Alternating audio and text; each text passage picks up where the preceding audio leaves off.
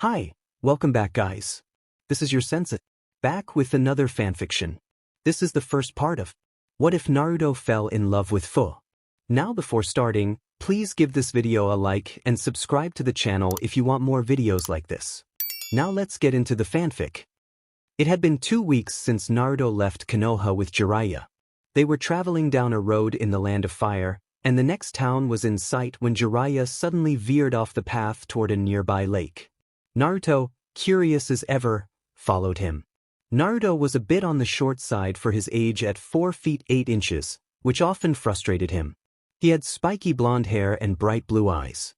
Clad in an orange tracksuit with blue shoulders, a white swirl with a tassel on the left side, and a red swirl on the back, the symbol of the destroyed Sunagakure, he also wore a blue forehead protector from Konoha and standard blue shinobi sandals. Jiraiya, on the other hand, towered at about 6 feet 3 inches. His long, spiky white hair was tied back in a ponytail, with 2 shoulder-length bangs framing his face. He sported a green kimono shirt over mesh armor, matching breathes, and a red cloak adorned with 2 yellow spots. His forehead protector bore the kanji for oil, and he carried a large scroll on his back. So, why are we going to this place, Pervy-Sage? When are you going to train me? All we've been doing is walking, Naruto asked, his impatience evident. He was eager to dive into real training and learn some exciting new techniques from the Sannin. "In it, brat, how many times have I told you not to call me that?" Jiraiya replied, exasperated. It was hard to tell if he was more annoyed at being called a pervert in public or at the fact that he had earned that title. "I call them as I see them," Naruto shot back, crossing his arms. "If you want me to stop, then stop spending all your time peeking at women. Hot kids these days. We'll get started as soon as I'm done with my contact in this town. You need to learn patience. Your lack of it and your hot-headedness could get you into trouble someday," Jiraiya said. "Anyway, for today, I want you to practice water walking and holding leaves to your body with your chakra. Your chakra control still needs work. You need to insert it to form the Rasengan perfectly." "That's exactly what I'm talking about. You haven't taught me anything since we left, and I already know the Rasengan." Naruto protested. "Would you listen to your teacher? While it's true you can use the Rasengan, you haven't mastered it. You still need a shadow clone to control the rotation and shape," Jiraiya explained, demonstrating a Rasengan in his palm. "A battle can turn chaotic in an instant, and your method takes more time you might not have. Plus, using shadow clones wastes chakra. Just because you have an abundance doesn't mean you should squander it." Naruto looked down, contemplating Jiraiya's words, before scoffing in frustration. Fine. Stay here and practice. Don't worry, I'll start teaching you soon enough," Jiraiya said as they reached the lake. "Good luck, kid." He waved at Naruto as he walked toward the town. "Lazy perv, can't even stay and help me for a while. Bet he'll go straight to a BRTL when he's done, if he even has a contact to meet," Naruto grumbled as he approached the lake to practice his chakra control. 3 hours later, Naruto stood by the lake, making hand signs to focus his chakra while holding 5 leaves against his body. A somewhat somber expression crossed his face as he struggled with the task. He had been moving and practicing taijutsu while keeping the leaves attached, but this was proving much more difficult, and he was now resting. Since beginning his training 2 weeks ago, his chakra control had improved slightly, but he still lacked the finesse to form a Rasengan without a clone to manage the chakra's rotation and shape. As he stood there, his mind wandered back to every fight he had faced. He realized that he had won his major battles either by relying on the QB or by sheer luck. His encounters with Haku, Orochimaru, Neji, Gaara, and Sasuke flashed through his mind. He had fought with everything he had, but when that wasn't enough, he had depended on the QB. Even his victories against Kiba and Kabuto were due to either luck or underestimation. "Damn it, what have I been doing all this time?" he thought, staring at his reflection in the water. He recalled his battle against Itachi and Kisame, where Kisame's sword had drained his chakra, rendering the QB's power useless. That experience had taught him that he couldn't rely on it all the time. He remembered the bloodlust he felt when using it against Haku, and how close he had come to losing control. That power was a last resort, fraught with risks. He thought of his senseis and the 5 Hokage, all of whom had achieved greatness without bloodlines. If he truly wanted to fulfill his dream of becoming the greatest Hokage, he needed to be strong enough to face opponents like the Akatsuki without relying on the Kyuubi. With newfound determination, he dashed toward the town, convinced that Jiraiya had finished his business and was likely enjoying himself at a bar. He created a dozen shadow clones to search for the Toad Sage while he did the same. 10 minutes later, he was leaping across the rooftops when he suddenly remembered seeing Jiraiya in a bar, surrounded by women. Why am I not surprised?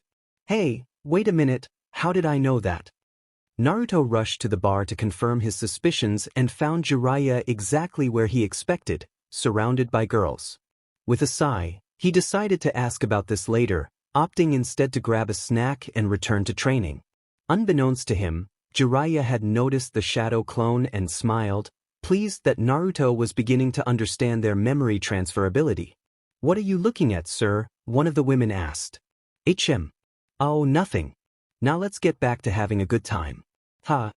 2 hours later, Jiraiya finally returned to the lake, where he found Naruto engaged in a sparring match with a shadow clone while still holding several leaves to his body. Just as Naruto blocked a high kick from his clone, they both noticed Jiraiya's presence and paused, the clone dispelling as Naruto rushed over. "Finally! I was wondering when you'd get out of that bar, Pervy-Sage," Naruto exclaimed. "Yeah, I noticed you saw me there. When you left, I thought you didn't mind me having a little fun," Jiraiya replied with a smirk. "Of course there's a problem. You're supposed to be training me, but you've been spending all your time peeking or at bars while I work by myself." "That's not true. I haven't spent all my time with the ladies. I just wanted to unwind a bit after finishing with my contacts." "Oh yeah. Then what was so important that you had to leave in the first place?" "Oh, nothing you need to worry about." In truth, Jiraiya had met a contact to gather information on the Akatsuki and other Jinchuriki, but he felt it was best to keep that from Naruto for now. "Anyway, it's getting late. Let's call it a night, and I can start your training tomorrow." "Alright," Naruto replied, still skeptical that he wouldn't be blown off again. "But first, I noticed something about my shadow clones. When I sent them to find you, I think I remembered what my clone saw when it found you and dispelled." "Huh, so you did finally notice," Jiraiya grinned. "I was wondering when you would." "Wait, you knew about this the whole time. Did Kakashi-sensei know? Why didn't anyone tell me?" Naruto asked, surprised. "I didn't tell you because I wanted you to discover it on your own. Like I said when you were learning the Rasengan, you need to learn to depend on yourself. As for Kakashi, he probably didn't tell you because he was focused on Sasuke." Jiraiya's tone turned serious, and Naruto looked down, feeling dejected at the mention of Kakashi's favoritism. Kakashi didn't favor Sasuke. He focused on him for 2 reasons. The first is a childhood friend who was an Uchiha, so he may have felt he owed the clan, Jiraiya explained, surprising Naruto with this glimpse into his sensei's past. "It's his story to tell, so I won't go into it further. The second reason is that he could tell Sasuke was heading down a dark path and was trying to save him. But as you can see, it didn't work." Naruto fell silent, deep in thought. Talking about Sasuke reminded him of something. "Hey, Pervy-Sage," Naruto said quietly. Why did you tell me to forget Sasuke just before we left?" "I didn't want you to end up like me," Jiraiya replied, a look of sorrow crossing his face. Naruto looked at him curiously, not fully understanding. "Believe it or not, when we were kids, Orochimaru and I had a similar relationship as you and Sasuke," Jiraiya revealed, shocking Naruto. "He was the genius of our generation, and I saw him as a rival and a friend. When he betrayed the village, I chased after him, but no matter how hard I tried to save him, I couldn't. After a few years, I realized the friend I once had was gone. Even if their reasons are different, Sasuke craves power, just like Orochimaru. I didn't want you to waste your time chasing after him, only to fail and realize years down the line that it was hopeless from the start. Some people just can't be helped." Naruto absorbed this, his expression thoughtful. "Anyway, let's head back. Tomorrow your training really begins, and you'll need all the sleep you can get." "Alright. Hey, Pervy-Sage, can the Shadow Clone Jutsu help my training?" Jiraiya mused, placing a hand on his chin. "Yeah, it could. With it, you could learn the different aspects of being a shinobi quickly, but there are risks. Risks? What risks? I'll explain tomorrow. Now come on, Jiraiya said, turning toward the town and gesturing for Naruto to follow him. The next day, Naruto and Jiraiya returned to a clearing. Okay, Naruto, listen up. When a shadow clone dispels, everything they experience and learn is transferred to the user. Because of this, the jutsu is ideal for spying. You could send a clone to infiltrate enemy lands, and all they learn will be transferred to you. But it can also be used for training. Experience gained is multiplied by the number of clones used. Got all that and how it's useful for training? Well, Naruto trailed off, and Jiraiya sighed. We're going to have to work on that. Okay, think of it this way. If a shadow clone were to learn a new jutsu, when it dispels, the knowledge will be transferred to you, and you will learn the jutsu. Any better? Yeah, I got it. With this, I can learn a lot of jutsu really fast. Naruto exclaimed, excitement bubbling over. That's right. But not only that, you could also have them work on chakra control and improving your taijutsu, or learn anything they read. If you train with 10 shadow clones in one subject, you'll reach your goal in 1/10 the time. However, you'll have to increase your physical strength yourself, and there are risks, Jiraiya explained.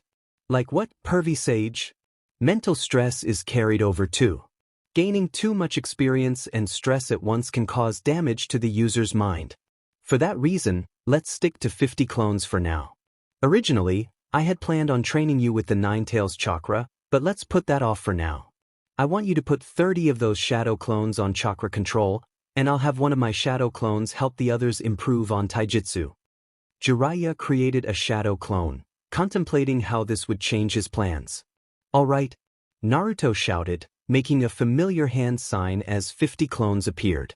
About a minute later, they were all following his instructions. Okay, now, what am I supposed to do? Well, I'm glad you asked, Naruto, Jiraiya said with a grin that made Naruto slightly uneasy. Here, put these on your wrists and ankles, Jiraiya said, reaching into his cloak and pulling out 4 sets of ordinary-looking prayer beads. Okay, Naruto replied, raising an eyebrow before putting them on as instructed. Like this? Perfect. Sealing technique, 4 limbs weighted seal. Jiraiya called out, and instantly, the beads turned white. White! Naruto exclaimed, looking at the beads before falling to the ground as their weight increased exponentially. What the heck, Pervy-Sage? What? I told you, didn't I? You have to increase your strength on your own.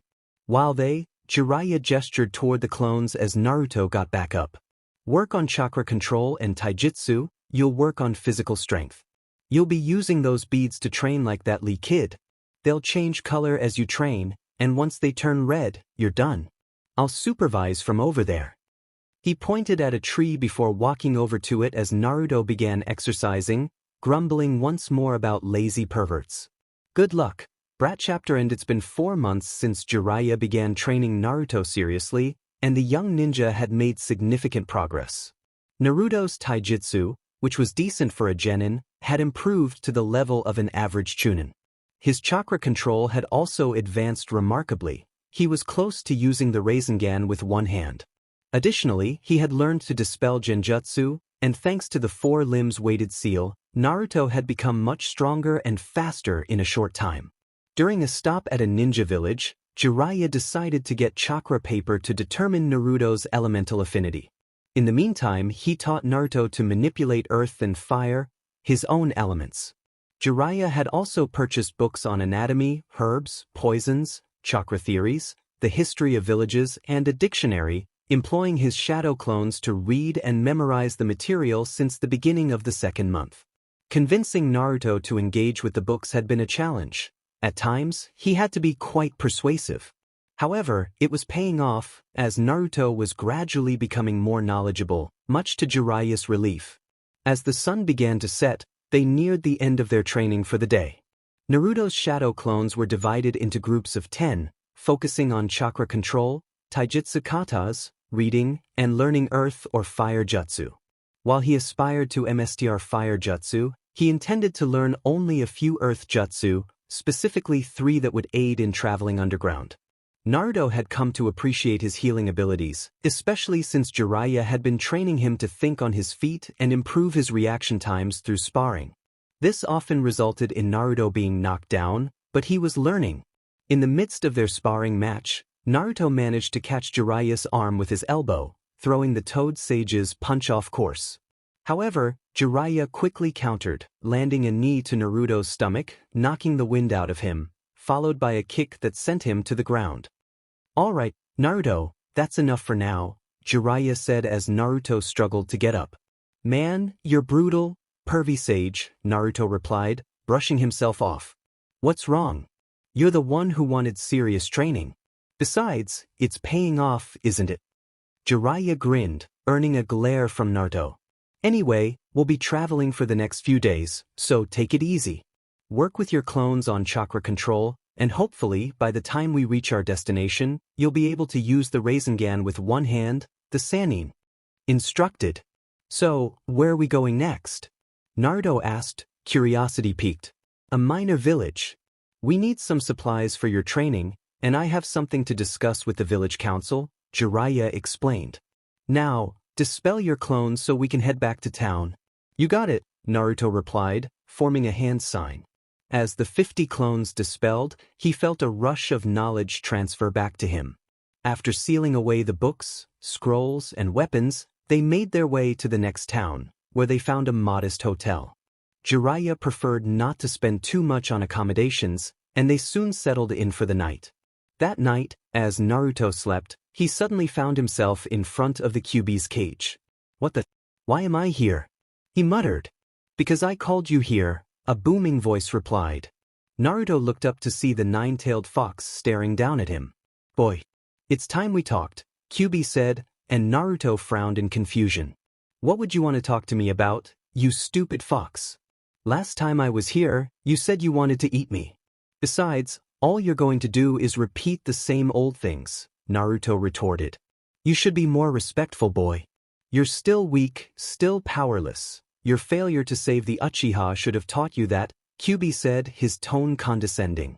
Naruto's eyes narrowed, ready to argue back. "Then again, considering your recent development, perhaps you have improved," Kyuubi continued, surprising Naruto slightly. "I suppose I should be thankful you're stronger than before." Naruto glared at the fox. For months ago, he wouldn't have recognized that backhanded compliment for the insult it was. "I see you're smarter than you were too. Did you call me here just to insult me?" Naruto shot back. "No, I called you here to offer you my aid, my power." "Like I'm going to fall for that," Naruto said, turning his back to the fox. "It seems you have wised up since we last talked, but I'm not trying to deceive you," Kyuubi insisted, lowering his head to look more closely at Naruto. "Make no mistake, I despise the idea of this and would like nothing more than to kill you. But I am willing to lend you my aid. You don't do anything for free. So what do you want in return?" Naruto asked, suspicion evident in his voice. "Smart boy. In return for my aid, there is someone I want you to eliminate. If you give me your word you will do this, I will help you control my power, as long as you do not squander it," Kyuubi explained. Naruto regarded the fox with curiosity. "Why would you need my help? Why not just try to break out and do it yourself, and why now?" Kyuubi's massive eyes narrowed. "I will tell you more about him later and my reasons for wanting him dead if you earn my respect.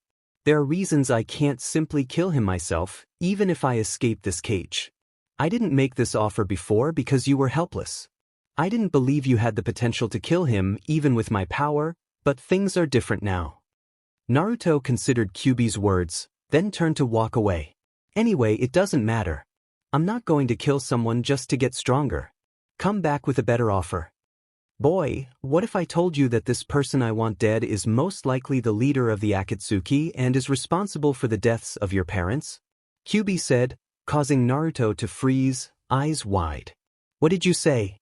Naruto asked, his voice barely above a whisper. Kyuubi chuckled, sensing the boy's rising anger.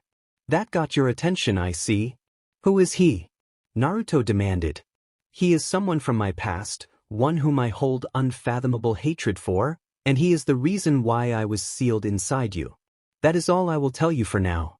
I will share more if you earn my respect and prove yourself worthy of this offer. Listen to me. Do you believe you can threaten me, whelp? Don't make me laugh.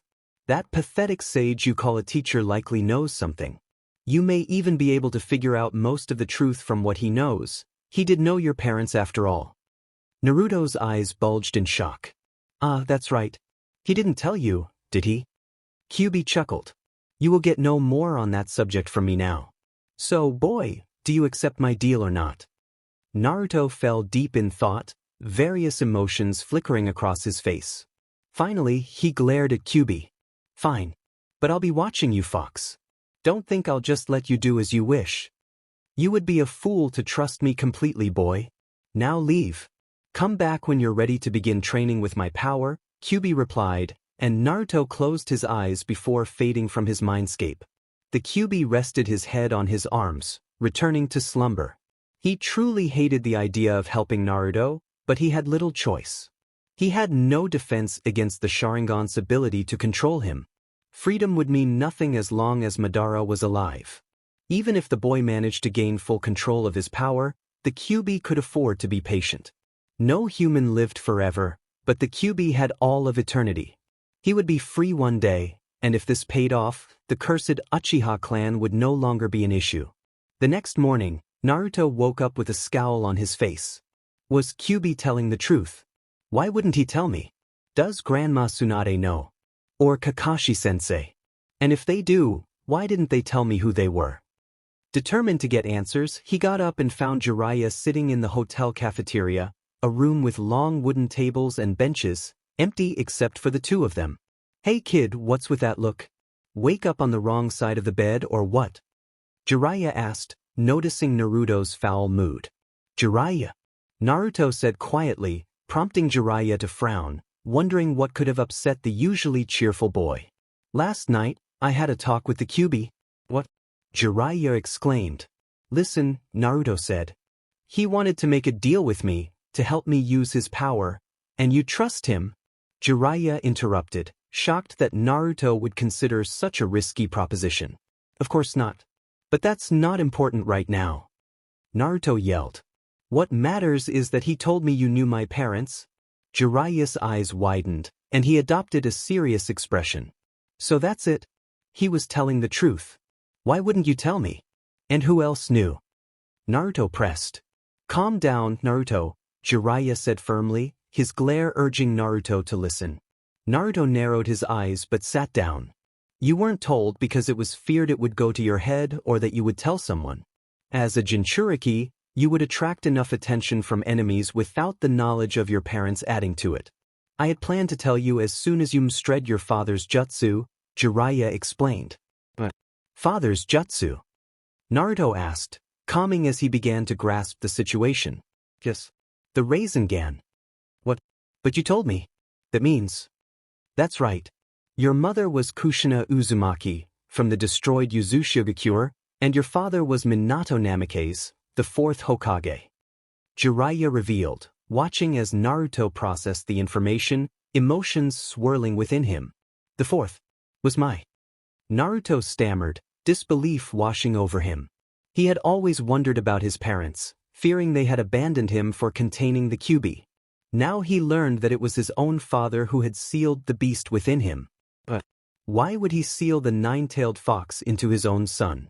Did he have any idea what I would go through? Did he even care? Naruto shouted, tears streaming down his face. Naruto! Jiraiya slammed his fist on the table, angered by Naruto's words. Don't ever say something like that again. I had never seen Minato happier than the day he found out he was going to be a father. He loved you very much, I have no doubt about that. I wasn't there, so I don't know what exactly happened that night, but let me ask you, could you ask someone to sacrifice their child when you aren't willing to do the same? Naruto looked down, avoiding Jiraiya's gaze. He thought of what he knew about the fourth and realized he was a man willing to make any personal sacrifice for the greater good. After a moment of silence, Jiraiya continued, I'm sorry I kept this from you, Naruto. I swear I'll make it up to you. I'll tell you everything about them. But tell me, what else did the Kyuubi talk about? You know how dangerous and persuasive he can be. Naruto paused, then looked up at Jiraiya. He told me he wanted me to kill someone in exchange for his power. Jiraiya's eyes widened. He said whoever it is was probably the leader of Akatsuki and responsible for my parents' deaths. But I thought the fourth. My dad died sealing the Kyuubi. He did.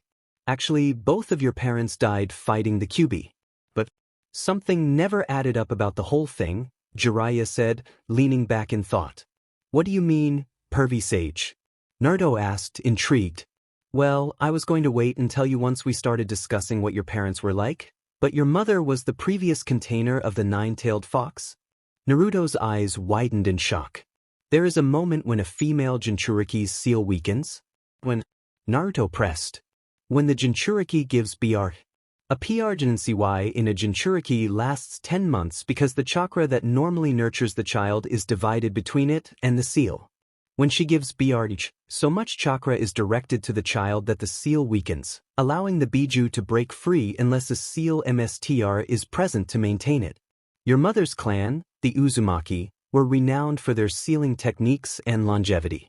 It was that life force that allowed Kushina to survive the Kyuubi's escape, but the damage was killing her. She likely wouldn't have survived the night. She used the last of her strength to hold down the Kyuubi while your father sealed it. But Dad was supposed to be one of the greatest seal MSTRs of all time. How could he have let that happen? Naruto questioned, beginning to piece together the truth. Exactly, and that is what doesn't add up. I know your father was there when you were born, and he would never have let that happen. So then this guy the Kyuubi wants me to kill. Naruto growled, anger bubbling within him as he began to understand the situation. Jiraiya's expression darkened. That's right, Naruto. Whoever this guy is, he must have attacked your parents when you were born, using you and Kushina's weakened state to his advantage. He separated Minato from Kushina and broke the seal, freeing the Kyuubi to attack Konoha. But all this doesn't explain why the Kyuubi couldn't just kill this guy himself or why he hates him so much, Jiraiya mused. Do you have any ideas, Pervy-Sage? Naruto asked. Just one. Did the Kyuubi say anything else about him? Just that it's someone from his past who he hates more than anything else, Naruto replied. Jiraiya frowned in thought. Well, there is only one person I can think of who could have gotten through all the precautions and defenses that would have been in place that night and done such a thing. Who? Naruto asked, leaning in. The person I'm thinking of should have been dead since the days of the first Hokage. I'll look into this, but I doubt I'll be able to find anything. But I will say this, if it's him and he is behind the Akatsuki, then they are far more dangerous than we could have imagined, Jiraiya said grimly. Anyway, the Kyuubi will eventually tell you anyway, right? Naruto nodded, and they sat in silence for a moment, contemplating everything they had learned. Jiraiya lamented not being there for his student when he needed him. He likely wouldn't have been a match for the attacker if it was who he suspected, but with him and Minato together, that night might have turned out differently. Pervy-Sage, Naruto said quietly. Jiraiya snapped out of his thoughts and looked at his apprentice. Could you tell me what they were like? Jiraiya smiled. Sure, They spent the rest of the morning and much of the first day of their journey discussing Minato and Kushina. A week had passed since Naruto's last conversation with the Kyuubi, and he and Jiraiya were slowly traveling north, using clones to train along the way. Naruto had come to respect, love, and idolize his parents even more, especially the fourth, after hearing Jiraiya's stories. He expressed a longing to follow in the footsteps of his parents and his mother's clan as a seal MSTR.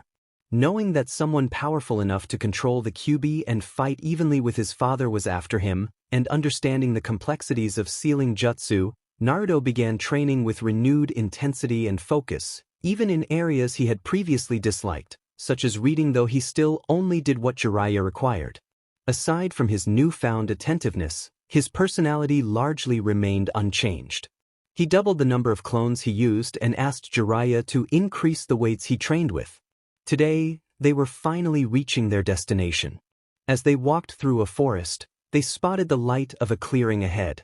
Hey, kid, feast your eyes on the sight before you because we have arrived, Jiraiya announced dramatically, striking a pose as they entered the clearing. Geez, Pervy-Sage, you still act Naruto trailed off as he stepped into the clearing and beheld an enormous waterfall. Yeah. Amazing sight, isn't it? Jiraiya said, grinning. Yeah, the view from here is better than last time. Wait, last time? When were you here? Jiraiya asked, surprised to hear that Naruto had visited before. It was with Kakashi-sensei, Sakura, and Sasuke, Naruto replied, looking down slightly. We came to do a cleanup job, but that changed when one of their jonin tried to use the hero's water to take over the village. But me and Sasuke stopped him. I see. Stop right there, a female voice called out. Both Jiraiya and Naruto looked up as a half-dozen shinobi, all wearing black clothing and gray flak jackets, landed in front of them. Please state your business with our village. Before Jiraiya could respond, one of the Taki ninja recognized Naruto and whispered to the woman beside him. After a few seconds, she lowered her weapon and smiled. I'm sorry for that. Security has to be tight. We don't want any unwanted visitors. It's a pleasure to see you again, Naruto. And you as well, Lord Jiraiya. Please follow me, she said, waving her hand as the other members of the patrol returned to their posts. The Teki Kunoichi turned and walked toward the waterfall, with Naruto and Jiraiya following closely behind. After a few minutes, Naruto decided to make idle conversation. So how's the village been since Suien was defeated, he asked. The village has been fine, thanks to you and your team, Naruto. A lot of the villagers think of you as a hero for what you did, she replied. Is that why you didn't BLNDFLD me, he asked. Yes.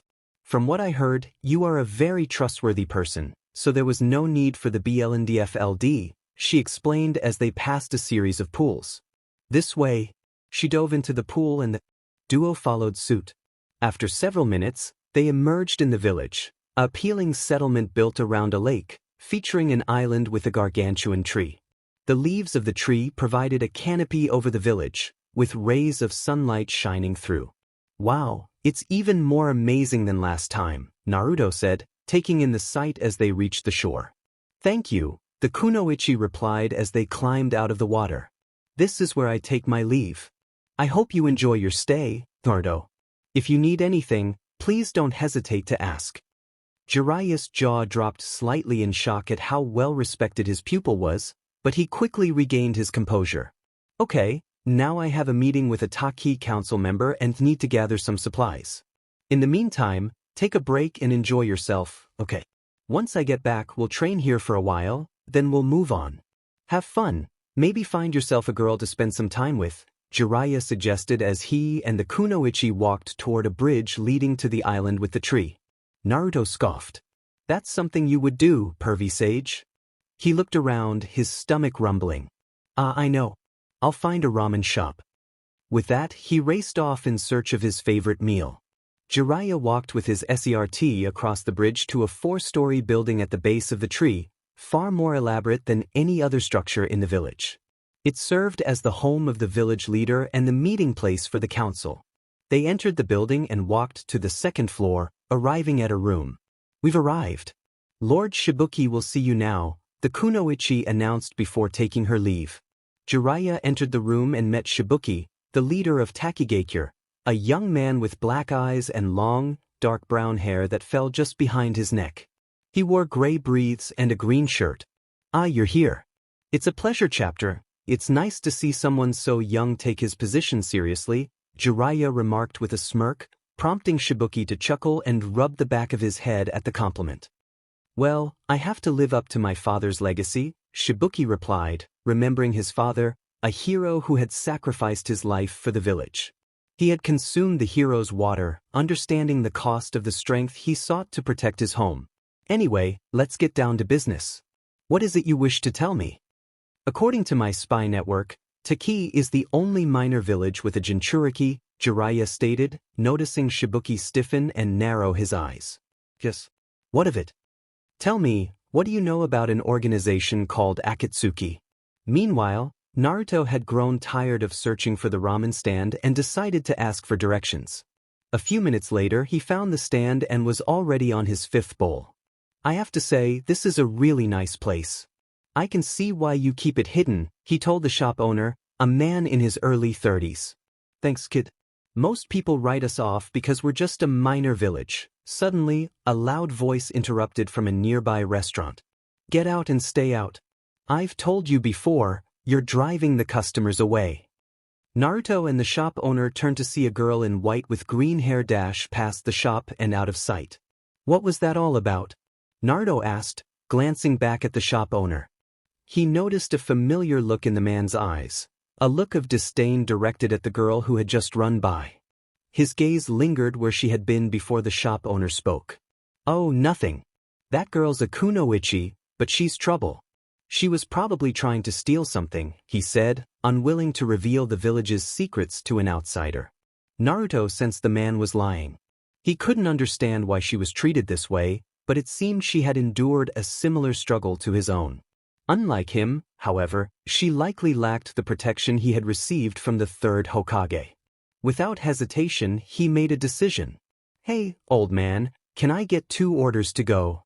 The young kunoichi raced through the village, eventually reaching the giant tree at its center.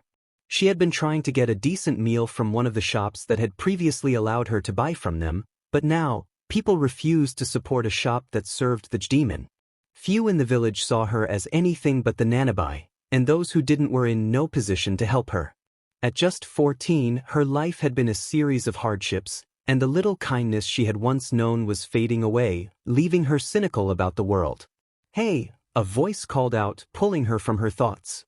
She turned to see a boy with yellow hair and whisker marks standing beside the tree. Naruto looked down at her, finally getting a good look.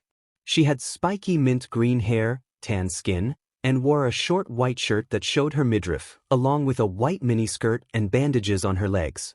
Her forehead protector was tied around her right arm, and she wore white shinobi sandals. What caught Naruto's attention were her eyes, orange, his favorite color, holding a look of sadness and distrust that mirrored his own past. What do you want? She asked, scanning him for any signs of hostility. Hi, I'm Naruto Uzumaki. I saw what happened and thought maybe you'd like some of this, he said, holding up a cup of ramen. The kunoichi raised an eyebrow. Naruto Uzumaki, you're the hero of our village. What is someone like you doing talking to me? Why would you give me this? She asked, glancing at the ramen. Well, like I said, I saw what happened, and I don't think you should be treated like that. I thought you might like some company. She hesitated, debating whether to trust him, but her hunger won out. Fine, she said, taking the cup. They sat together under the tree in silence until Naruto broke it. So, you never told me your name. It's Fuu, just Fuu, she replied. They shared a few more moments of silence before Fuu asked, so judging from your headband, you're from Konoha. What's it like? It's great. It's a lot bigger than Taki, and they have the best ramen stand in all the nations. There's also a huge monument to the Hokage, with their faces carved into a mountain. That's so. Yeah, and one day, I'll have my face on the monument. You want to be Hokage? What? Fuu asked, surprised when Naruto's expression briefly turned sad, a look she often saw in her own reflection. When I was young, I was an orphan and hated by everyone. People would glare at me and insult me, and I didn't know why until recently. I wanted to be Hokage so everyone would acknowledge me as the greatest ninja of the village. But some people did acknowledge me, and they rescued me from being alone. Now, I want to be Hokage to protect those who are precious to me. Fuu looked down, surprised by how similar their paths were. Well, I wish you luck, Naruto, and thank you for the ramen. Thanks, and you're welcome. Hey, anything exciting happened since you became a ninja? A few, what about you? I've got some good stories, like the time my team fought Zabuza-Momochi. They began trading stories about their experiences as ninjas. Jiraiya had finished his meeting with Shibuki and was now searching for his apprentice. After a few minutes, he spotted Naruto talking to a girl at the base of the sacred tree. And he said he wasn't like me, he thought with a chuckle, but then he recognized the girl. His spy network had informed him about Taki's Jinchuriki. After observing them for a moment, he jumped down, landing nearby. The girl reacted defensively, and Jiraiya noted the look in her eyes. Naruto, I see you took my advice on finding some company, he said as he landed. Pervy-Sage. Finished your meeting with Shibuki. Naruto asked. Pervy-Sage? Fuu echoed, raising an eyebrow. Don't be fooled by anything the brat might say. The man standing before you is none other than the Toad Sannin, the sage of MT Mayuboku, the gallant Jiraiya. He declared, striking a pose. Is he kidding? Fuu asked skeptically. I've seen him fight, he's as strong as he says he is, but he's just a bit eccentric otherwise, Naruto added. How many times do I have to tell you, brat? I'm not just a pervert, I'm a super pervert. Jiraiya proclaimed proudly. Naruto and Fuu exchanged incredulous glances. Is he really Jiraiya of the Sannin? Fuu asked, struggling to believe that such a renowned ninja would act this way. Yeah, just ignore him when he gets like this, Naruto advised, and Jiraiya sulked for a moment before becoming serious again. Ahem, anyway, I finished my business and got the chakra paper we needed, so we can start training. But, hey Pervy-Sage, can Fuu join us? Naruto asked, surprising Fuu. Sure, kid, if she wants to, I don't see why not, Jiraiya replied. Well, how about it? Naruto prompted. Sure, I would be happy to train under Jiraiya of the Sannin, and my team won't care, Fuu responded. Good thing they sell these cards in groups, Jiraiya said, pulling out small sheets of paper. Have you used these before? He asked Fuu, receiving a shake of her head in response. Okay, listen up. This paper reacts to your chakra. If you have a lightning affinity, it will crumble. For wind, it will split in half. For fire, it will burn. For water, it will get wet. And for earth, it will turn to dust. He handed Naruto and Fuu each a card. They channeled their chakra into the cards, and Naruto's split in half while Fuu's crumbled and then got wet. Naruto, you have a wind affinity, whereas you, Fuu, seem to have both water and lightning. Now, we can begin training you in nature transformation. Great. Can we get started? Fuu teased with a smirk. Ain't it, brat, look what you did. Jiraiya wailed, and Naruto and Fuu shared a laugh while Jiraiya grumbled about the lack of respect from the younger generation. Moments later, Naruto formed a familiar cross-shaped hand sign. Hold on, Naruto, Jiraiya called. What is it? Since your friend is joining us, maybe you should ease up and cut your clones back down to 50, at least until we leave. Okay, good. Now listen closely. Wind is the rarest of the 5 basic chakra natures. It can deal in blunt force or precise cutting and piercing attacks and is best suited for short to mid-range combat. To manipulate wind, you must imagine splitting your chakra in 2, making those pieces as thin and sharp as possible and compressing them together.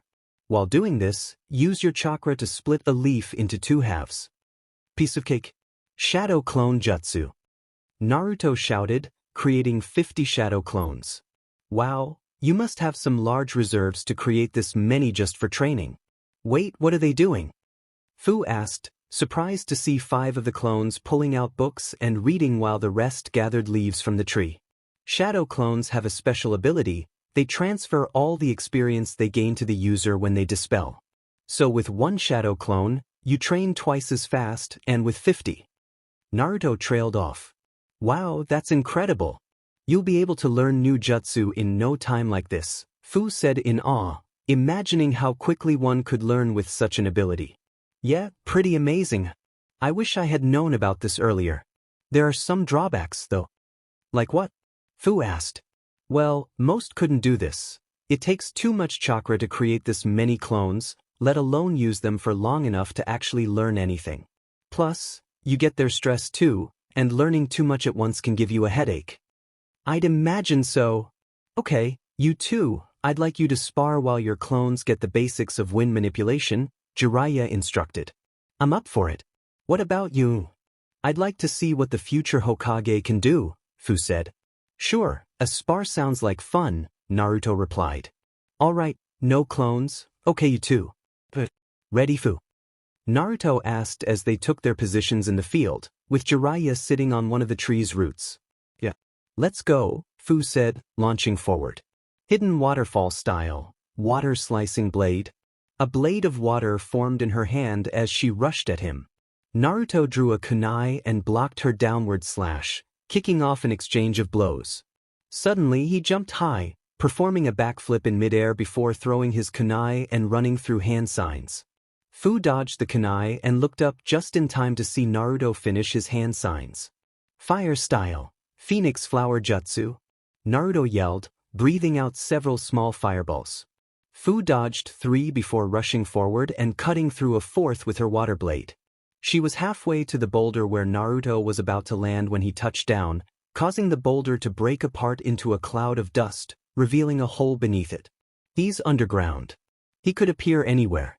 Fuu thought, closing her eyes to concentrate. To Jiraiya's surprise, insects began to crawl out from her back and cover the ground. Naruto popped out of the ground behind her, but the insects startled him, causing his attack to go off course. Fuu seized the opportunity and punched him in the stomach, only for him to be replaced with a log.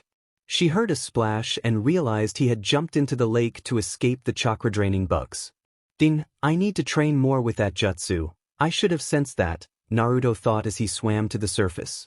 Fuu waited for him to resurface, and her insects returned, informing her of something shocking. They had sensed traces of Biju chakra in his chakra network. He's a Jinchuriki. He really is just like me, she thought, eyes wide and mouth agape, a realization Jiraiya didn't miss. Familiar with the Aburame clan's abilities, which seemed similar to hers, he had a good guess about what she just discovered. Naruto finally jumped out of the water and made hand signs. Fire style, flame bullet, he shouted, snapping Fuu out of her shock as she prepared a counter. Water style, violent water wave. A large amount of water gushed from Fuu's mouth, washing away the fireball. When the jutsu ended and the water cleared, Naruto was nowhere in sight. Suddenly, hands reached out of the ground and grabbed her ankles, pulling her down and burying her up to her neck. Just afterwards, Naruto jumped out of the ground in front of her. Looks like I win, Fuu, Naruto said with a smirk. Yeah. Now help me out, Fuu replied. That was pretty good, you too, Jiraiya said as Naruto helped Fuu out of the ground. I'd say you two could take on the average Chunin without much trouble. Now, Naruto, join your clones in learning wind manipulation. Fuu, since you've obviously got water down already, I'll help you start on lightning. Okay, what do I need to do? Fuu asked. The lightning element is used to electrocute, paralyze, and pierce its opponents, as well as increase the user's speed, though that's rare. It uses more chakra than the other elements, but it pays off with the amount of damage it can cause.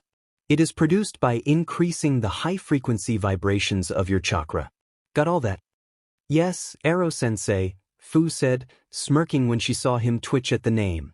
For the rest of the day, Fuu trained with Naruto and Jiraiya, gradually opening up to them. The next day, Jiraiya told Naruto to take the day off and enjoy himself with his new friend, hoping to gather some research material from his apprentice. As he walked through the village, Naruto was surprised to find that while he wasn't shunned, Taki was not as welcoming as it had been the day before. Unbeknownst to him, word had spread about his association with Fuu. He walked around the sacred tree, where Fuu had agreed to meet him before they resumed training. Hey Fuu, how are you? You all right? Naruto called as he approached her, noticing her melancholy expression as she gazed out at the lake. Sorry, Naruto, Fuu said quietly. Sorry. For what? The reason you're being treated differently, it's because of me. Because you've been talking to me. That's why they're giving me the cold shoulder all of a sudden. Don't worry about it, I don't care what they think. You must be used to it, right? You're a Jinchuriki, aren't you? Naruto stiffened. So, I was right? Fuu said sadly. How? My insects sensed a Biju's chakra in you when we sparred yesterday. I'm glad I met another Jinchuriki. Naruto's eyes widened. You're one too? Fuu nodded. My mom was the last Jinchuriki of the Kyuubi, the nine-tailed demon fox. You know a Jinchuriki's seal weakens when they give BR. When I was born, someone attacked and used that to break the seal, allowing the Kyuubi to wreak havoc on the village. My father sealed it into me to stop it. 12 years ago, the previous host of the Nanabai, the seven-tailed rhinoceros beetle, lost control and went berserk while trying to MSTR her power. She killed many of our shinobi and citizens before some of our ninjas sacrificed themselves to subdue her using the hero's water. But by then it was too late, The seal broke and it was sealed into me. And they blame you for the lives it took, don't they? They glare at you and whisper behind your back, treating you like a monster, even though you haven't done anything. You feel completely alone, Naruto said, having faced similar treatment in Konoha. We're all treated the same, aren't we? Fuu asked with a sad smile, recognizing Naruto's shared experience. Is there anyone who accepts you? No, Naruto. I'm not as lucky as you. There isn't anyone here who thinks of me as a person. If there is, they don't do anything to help. Some tolerate me, but that's it. I would leave this place if I could, but they would just drag me back. You don't have any friends. No one. Fuu shook her head. Well, you can count on me, Fuu. I'll be here for you. I'll help you whenever I can, and I never go back on my word, Naruto said with a toothy grin. Fuu looked up at him, a tear in her eye as she finally felt she had someone who understood her struggles. Thank you, she said. Later that day, the village council was meeting. Shibuki had just revealed everything he learned from Jiraiya the previous day, shocking the council members with the news of an organization hunting the Biju, especially when they heard the names of the 2 known members and 1 former member, who in the ninja world hadn't heard of Itachi Uchiha and Orochimaru.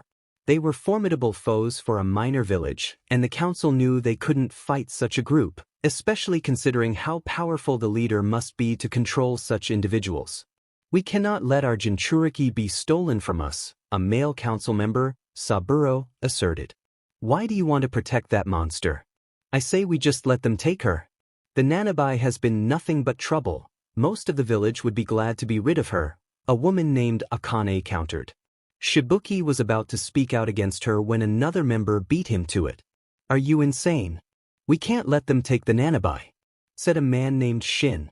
I'm surprised you would protect the demon after losing a son to it, Akane replied.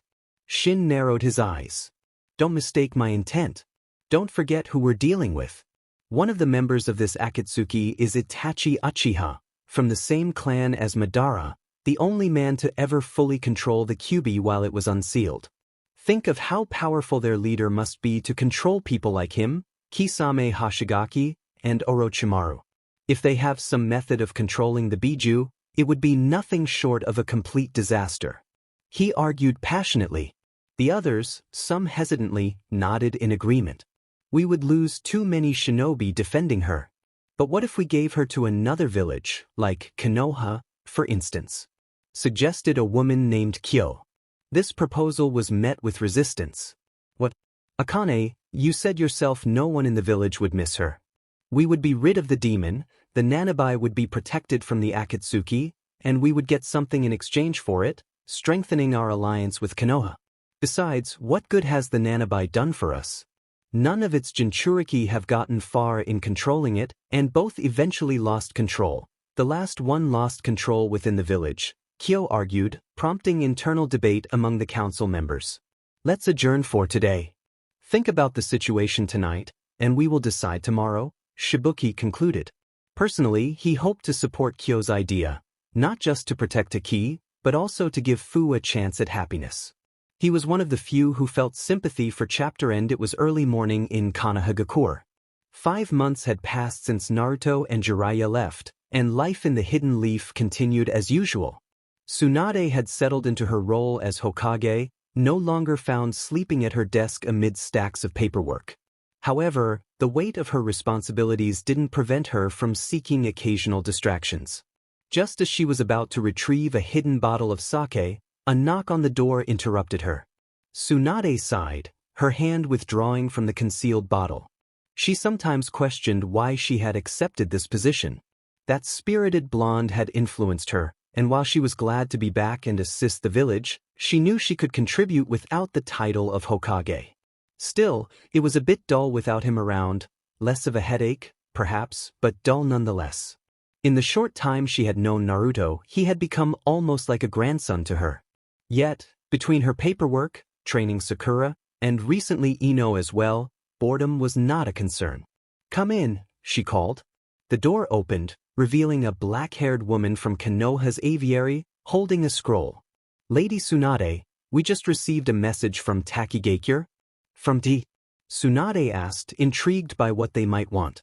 They're requesting a few amendments to the alliance between our villages, trades, and, well, see for yourself. The woman handed over the scroll. Sunade read it, her eyes widening in surprise, followed by a resigned sigh. A council meeting would be necessary to discuss this. An hour later, Sunade sat in the conference room at the end of a long, plain table with the village's clan heads and advisory council members. Let's begin, Sunade said seriously, a slight frown on her face.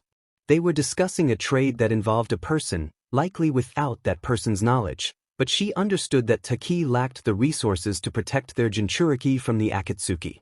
Earlier today, we received a messenger bird from Taki. From the... What do they want? Hamura asked, his brow furrowed. Does it have something to do with Uzumaki? They had all been surprised to learn of the boy's status as a hero. In the village? No, although Jiraiya and Naruto arrived in Taki 2 days ago, this has nothing to do with either of them. They made requests of us. They wish for funds, aid, and for us to funnel missions to them, among other things. I assume they've offered us something in return and are not merely wasting our time, Konoha remarked. In return, they're offering us the Nanabai Jinchuriki, Sunade stated, prompting looks of surprise from everyone in the room. Troublesome, Shikaku said, his strategic mind already piecing together Taki's intentions.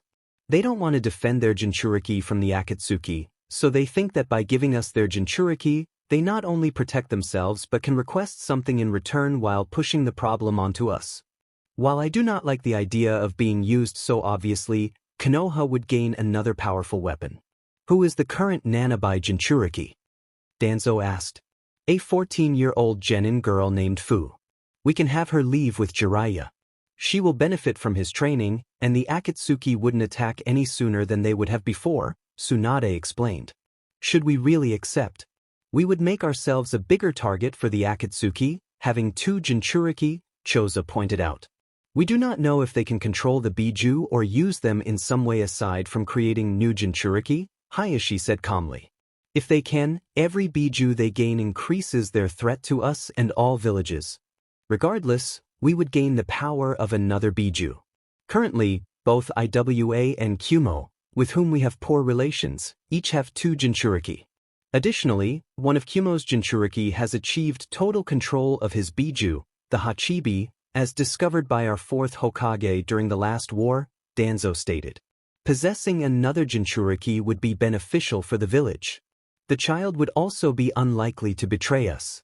Jinchuriki are often treated similarly, but thanks to Naruto, the current generation as well as many others, have seen that they are not the demons they contain.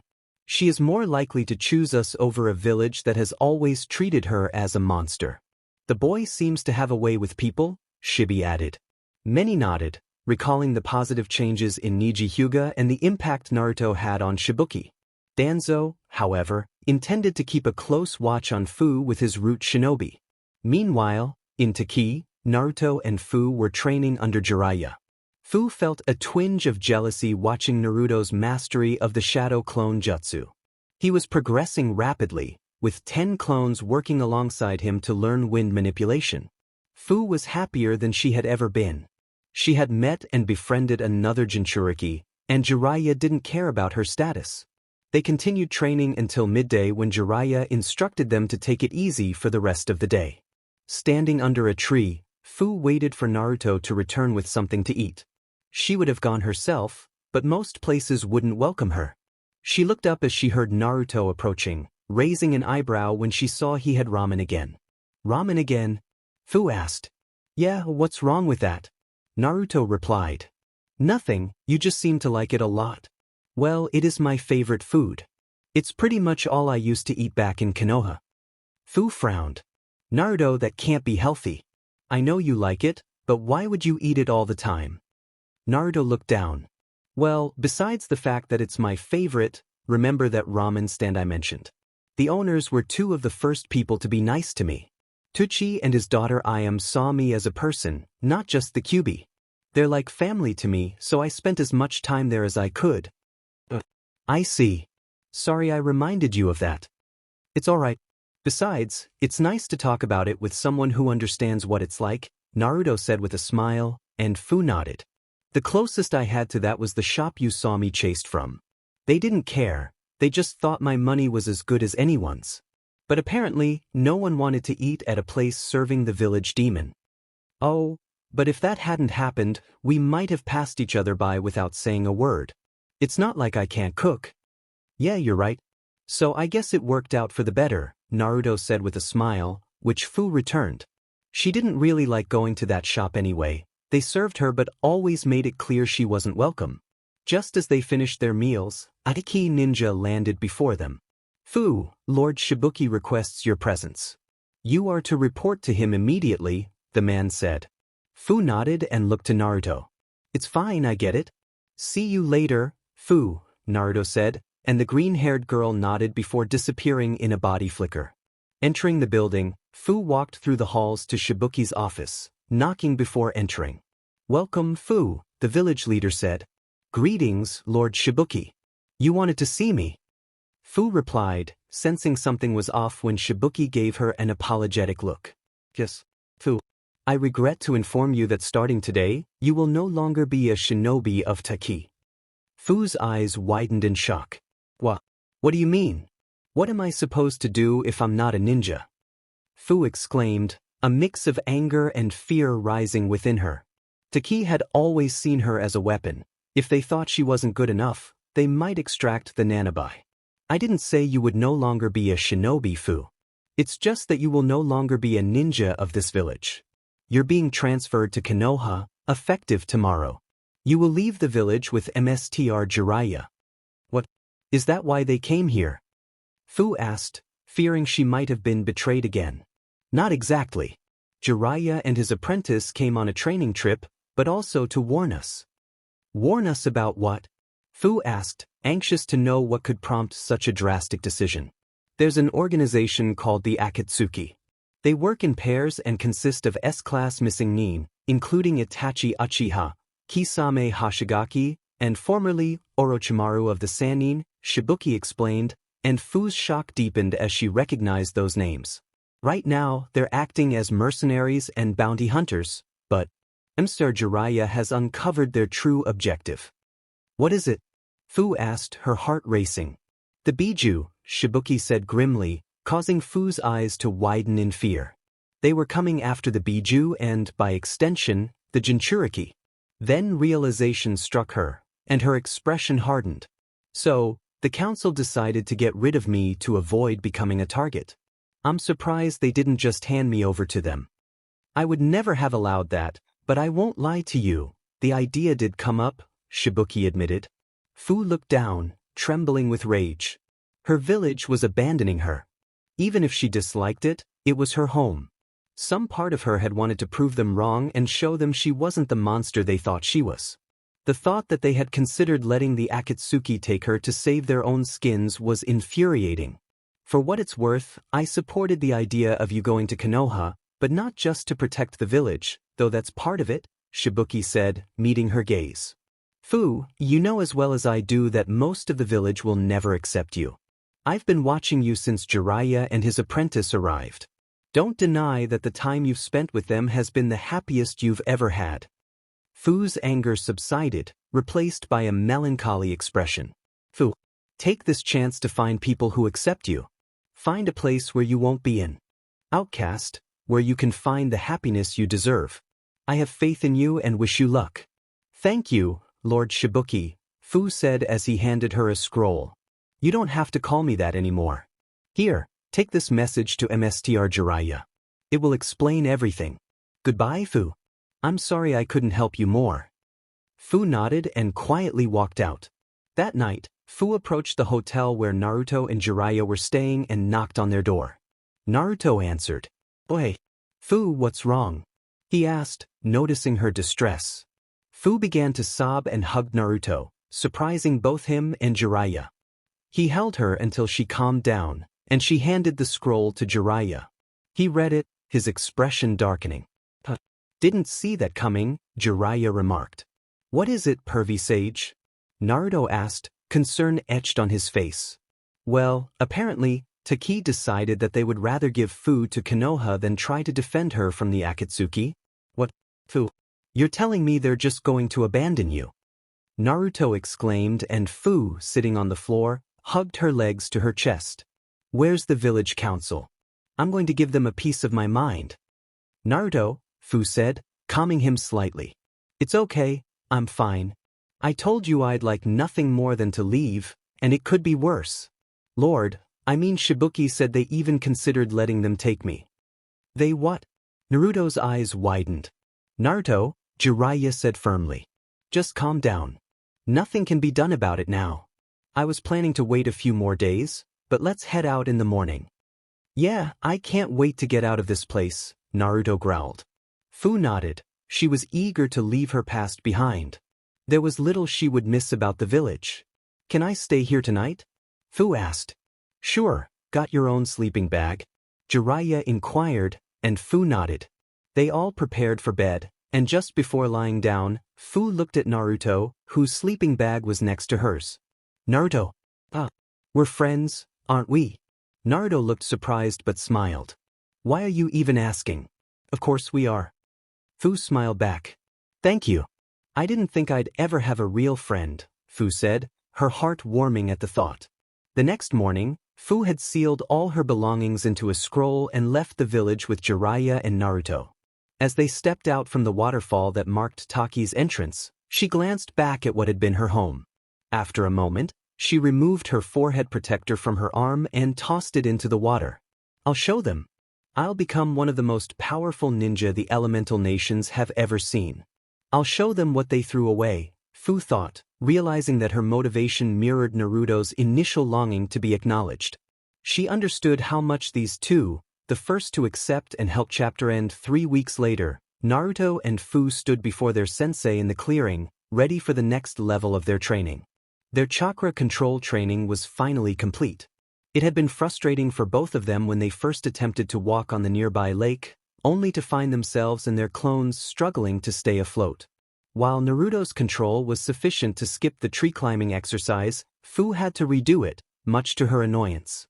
By the third day, they had improved enough to stand on the water's surface without issue, and soon after, they began to practice holding leaves to their bodies using chakra. In the final days of their 3-week training, they sparred while maintaining a dozen leaves attached to themselves, demonstrating their newfound control. By the end of the PRD, their chakra control had reached new heights, despite the seals Jiraiya had placed on them. During the second week, Jiraiya also applied 4 limb-weighted seals to both of them. Okay, Pervy-Sage, what's the next level of our training? Naruto asked confidently. For the next step, you're both going to use a dozen clones for a while. You'll be learning to control large amounts of your nature chakra. Naruto, Jiraiya pointed toward the waterfall behind him. You're going to use your chakra to split that waterfall in half with pure wind manipulation. Whoa, was all Naruto could manage as he gazed up at the majestic waterfall. As for you, Fuu, I want you to gather as much lightning as you can into an attack and slam it into the valley wall. I want you to cause as much damage with pure lightning chakra as you can. You got it, Taro-sensei? If you're ready, then get started. This is going to take you a while, and after you're done with that, I've got a few scrolls for you with jutsu in your elements. Ero-sensei, Fuu interjected. Think you could teach me that earth technique Naruto used when we sparred in Taki? That tunneling jutsu seemed useful. Sure, but for now, focus on your lightning manipulation. Fuu nodded and, along with Naruto, got to work. Naruto could barely part the water, and Fuu's lightning attack only left a small crack in the wall. Neither was surprised. They had anticipated this challenge after learning another element. A little over 5 months later, Jiraiya finally released the seals, and his apprentices beamed at their accomplishments. After completing their nature chakra exercises in 2 weeks, they returned to their usual training method. 100 clones divided into groups of 20. The shadow clones either read what Jiraiya instructed them to, which Naruto had come to accept despite his initial dislike, practiced chakra control, taijutsu katas, or kenjutsu, something Fuu had wanted to learn since mastering the water-slicing blade, and Naruto had taken an interest in after witnessing Fuu's skills and recalling Zabuza. They also learned jutsu related to their elements. After the first month, they had truly mastered the exercises. Naruto could easily manipulate the waterfall with chakra, and Fuu had developed a technique similar to Chidori, though more powerful and focused around her arm, making it less practical. Still, she could now manipulate large amounts of lightning chakra, which was what mattered. She had also gathered a few ideas from her training, saving them for later. Naruto learned several wind and fire jutsu, while Fuu focused on water and lightning jutsu, mastering mostly C ranks and a few B ranks. They both learned the same 3 tunneling jutsu, and they each picked up a 4th. They were now nearly even in terms of elemental jutsu, though Fuu had an advantage with her dual affinities, while Naruto struggled with fire jutsu due to his singular affinity for wind. The 5-pronged seal had made their training more challenging, but it ultimately paid off. Once they completed their training at the end of the 5 months, Jiraiya removed the seals, and they were astonished by the results of their hard work. Everything they had learned became almost effortless when manipulating their chakra. They decided to try the clone jutsu at Naruto's suggestion and succeeded. While learning the jutsu was not particularly impressive, being a low-rank technique, it had previously been impossible for them to perform due to their chakra overload. Now it was easy. With about a month and a half remaining until the end of their training trip, both Jinchuriki had grown significantly, though their clothing remained the same. Naruto was now 5 feet 0 inches, and Fuu was 4 feet 9 inches, both looking slightly older. Their taijutsu skills had reached high chunin to low jonin level, their kenjutsu was at high chunin level, and thanks to the 5-pronged seal, their chakra control was at kage level. Had mastered their elemental exercises but had yet to begin learning sealing arts, which were much more complex than anything else they had tackled thus far. Naruto wanted to learn them to follow in his parents' footsteps, while Fuu believed it would be useful for a Jinchuriki. They had also not yet explored Genjutsu, which proved challenging since it wasn't Jiraiya's strongest subject. As they improved, their progress slowed. Standing before their sensei, they listened as he spoke. "All right, you two, for the rest of the month, we're going to take a little break." "What? Are you kidding, Pervy-Sage? We were just about to start learning the strongest jutsu, and we haven't even begun on Genjutsu yet." Naruto exclaimed, excitement bubbling within him. "That's part of the reason we're going to town. Genjutsu isn't exactly my specialty, and I need to gather some scrolls if you want to learn it. Besides, if you keep pushing like this, you'll burn out. You need to learn to relax," Jiraiya replied. Naruto scoffed. "Sounds to me like you're just making excuses to go do some research, Pervy-Sage." "Well, of course. I've been stuck here with no young beauties aside from Fuu here for over 5 months. Flattery's not going to help you, Ero-sensei," Fuu deadpanned. "Anyway, I'm the teacher here, and I say you both need some rest and relaxation. We're headed to a nearby town and staying there for 2 weeks, like it or not. But maybe this will change your mind." Naruto conceded before forming a hand sign. "CC Jutsu?" With a puff of smoke, he transformed into a tall, appealing blonde girl. Jiraiya barely managed to suppress a nosebleed as he sensed Fuu's growing fury, clearly enraged by the degrading nature of the technique. "Oh brat, you have no idea how badly you just messed up." "What's wrong? Don't like what you see?" the blonde asked. Jiraiya pointed at Fuu with a smirk, noting her fists trembling and her eyes shadowed by her hair. Naruto, oblivious to the tension, asked, "Hey Fuu, what's wrong?"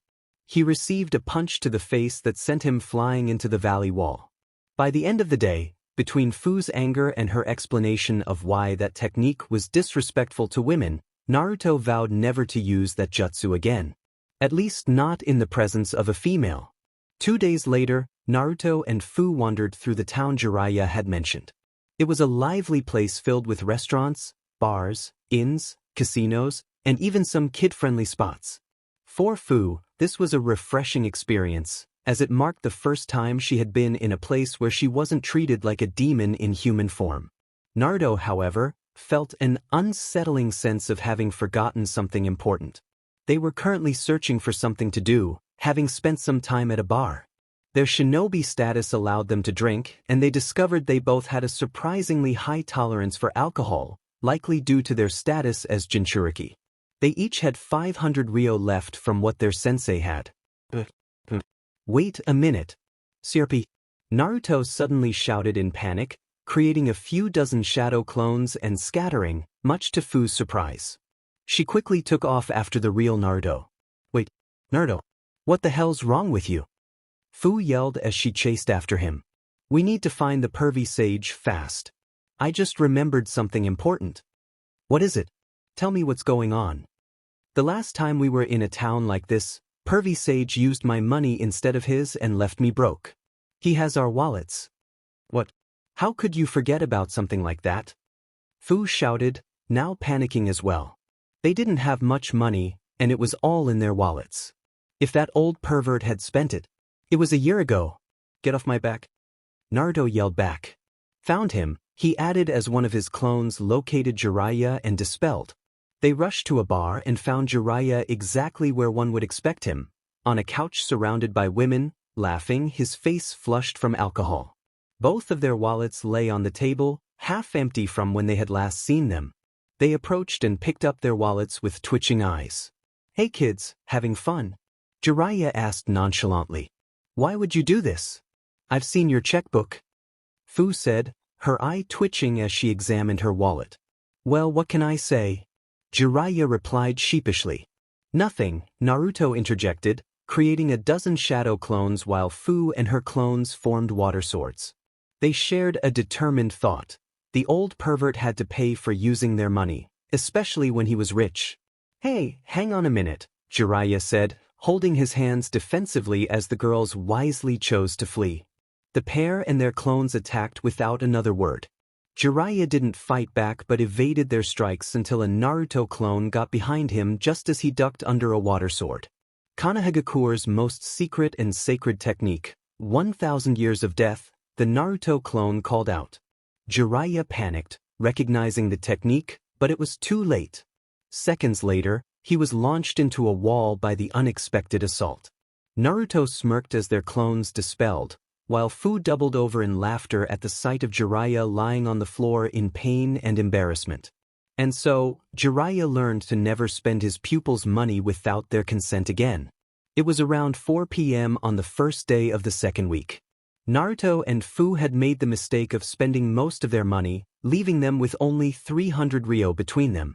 They wandered around aimlessly, considering training for the rest of the day despite Jiraiya's wishes. As they strolled, they passed a gambling parlor where several men were playing dice. Hey, wanna play Chohan?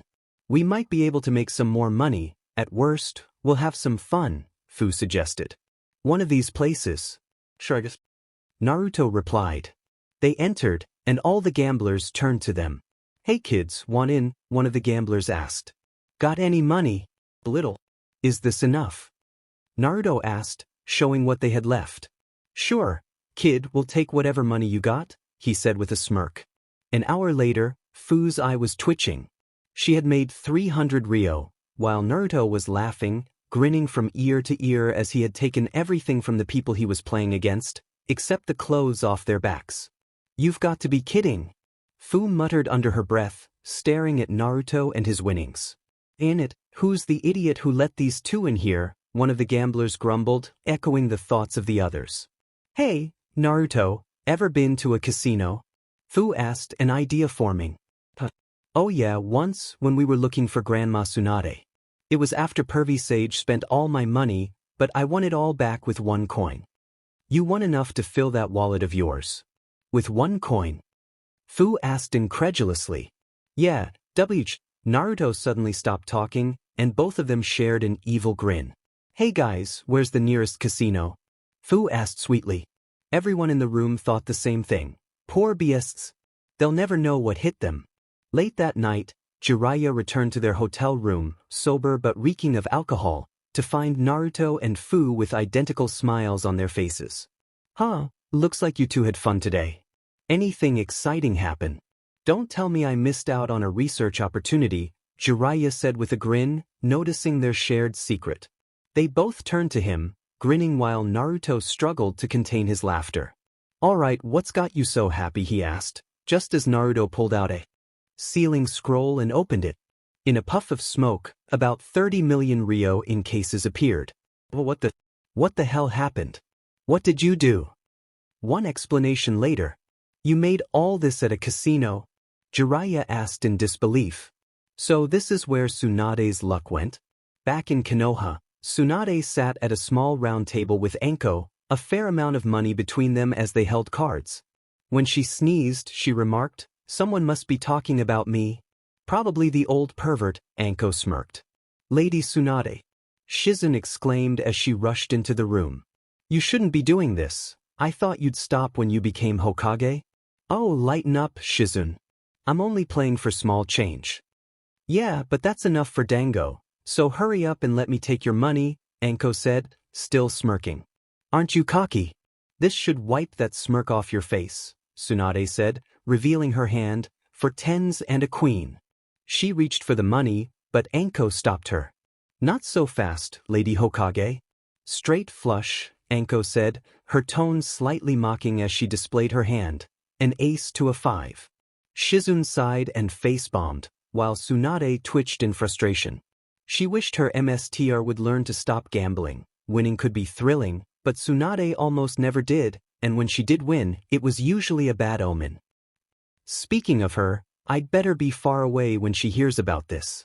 But I should send a shadow clone. She's bound to vent on the brat. That should be quite the show," Jiraiya thought to himself. "Wait, what did you mean just now?" Fuu asked. "About Sunade. Ever hear of the legendary sucker?" Jiraiya asked with a smirk, amused by his teammate's misfortune.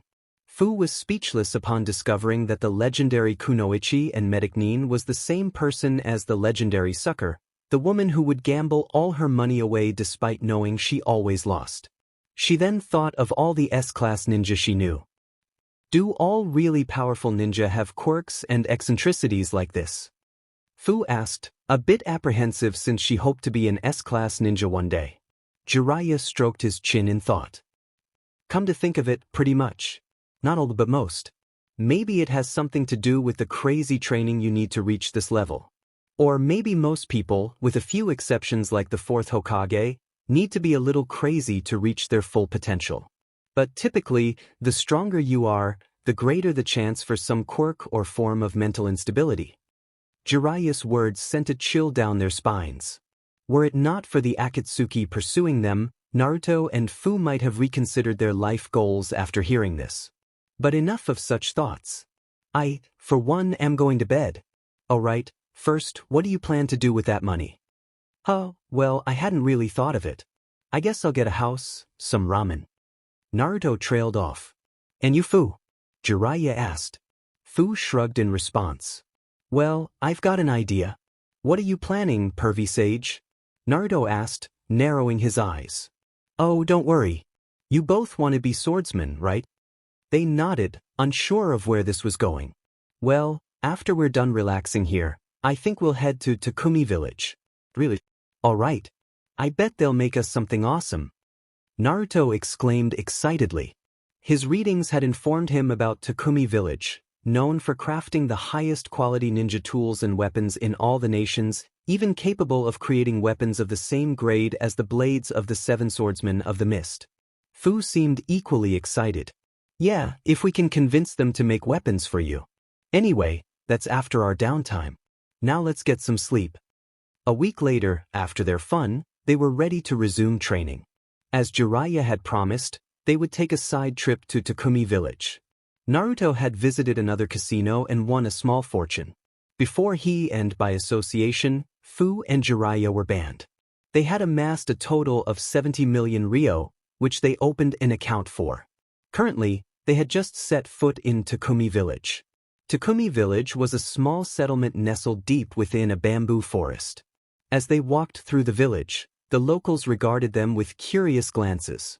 While the looks were not as hostile as the ones they had received in their old villages, it still affected them, reminding them of times they wished to forget. Ero-sensei, why are they looking at us like this? Fuu asked. Probably because the ninja villages have been nothing but trouble for them, Jiraiya replied. Naruto responded, confused. The people of Takumi are freelance weaponsmiths. They don't have any real alliances and few ninja. They sell their tools to anyone who can pay. What's wrong with that? Sounds like a good deal to me, Naruto said. It is. In times of peace, Jiraiya replied seriously. Before Naruto could ask for clarification, the old man stopped in front of a unique smithy, far more elaborate than its competitors. Alright, here we are. This is the smithy of Saimai, named after the man who founded this village, and the best weaponsmith alive, Jiraiya said. Why do I get the feeling there's a catch? Fuu asked. Good instincts. If he doesn't like you, he won't make you a weapon, Jiraiya warned as he knocked on the door. Come in, a gruff voice called from within.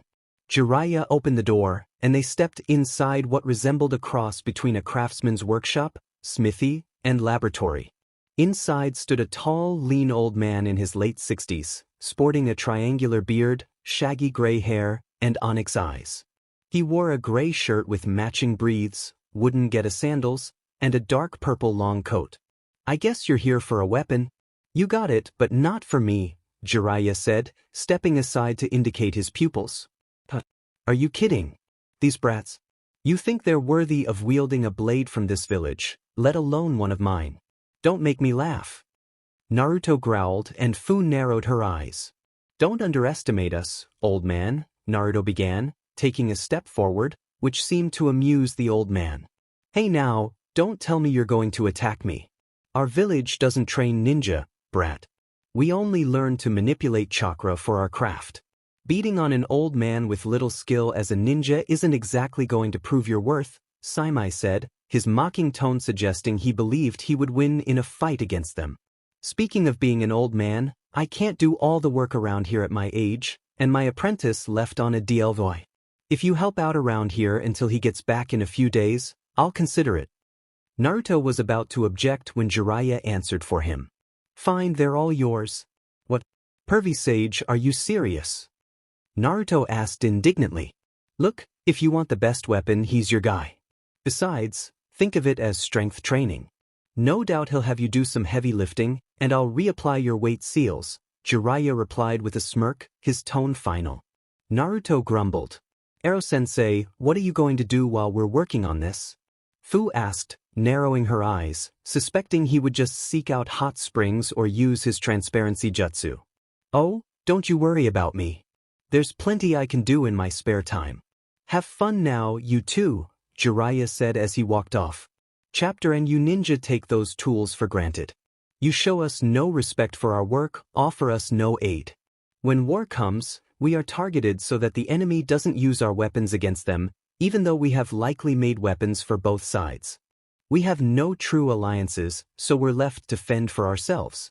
If we request aid from any village, we're reminded of our neutrality, regardless of what we've done for that village, Saimai explained, his words heavy with the weight of experience. Both Naruto and Fuu listened intently, their expressions turning somber. Our village has faced destruction many times, and when peace arrives, you ask us to make weapons for you, despite having attacked us unprovoked or denied us the help we needed. If we were to form an alliance, all of that village's enemies would make it a priority to destroy us. Your ninja villages have brought us nothing but trouble. With that, the old man began to walk away. I'll help, Naruto said quietly. I'll help your village whenever you need it. After I become Hokage.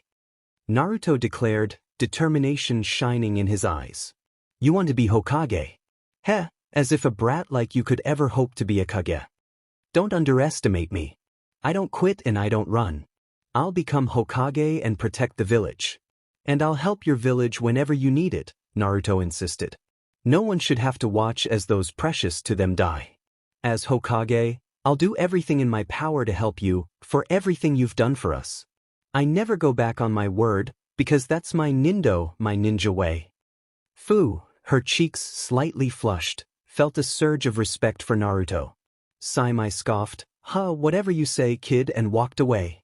Finish with that, you're done for the day, he called back over his shoulder. Just then, he turned a corner and found Jiraiya leaning against the wall. Interesting kid, Jiraiya remarked. Why'd you bring such a loudmouth brat with you? Like he'll actually follow through with any of that. Don't sell the kid short. Being Hokage is his life's dream. He lived a harsh life, an orphan shunned by everyone for something he had no control over. But no matter what happened, he never gave up. The kid's loyal to a fault and always keeps his word. He'll follow through, provided his hot-headedness doesn't get him killed, that is. Saimai remained silent for a moment before walking away. The next day, they were called to Saimai's workshop. A young man, dressed similarly to Saimai, joined them. He had brown eyes and hair. "Ah, you must be the ones who helped my emester while I was away. You have my thanks," he said sincerely, clearly loyal to his teacher. "You're welcome," Fuu replied respectfully. Yeah, now let's get out of here," Naruto said as he turned toward the door. "I thought you came here for weapons, kid," the old man said, surprising the two teens and his apprentice. "I've decided to forge weapons for you too, so tell me what you want already." After a brief moment of celebration from Naruto, Saimai threatened to change his mind, prompting them to quickly express their longing for swords.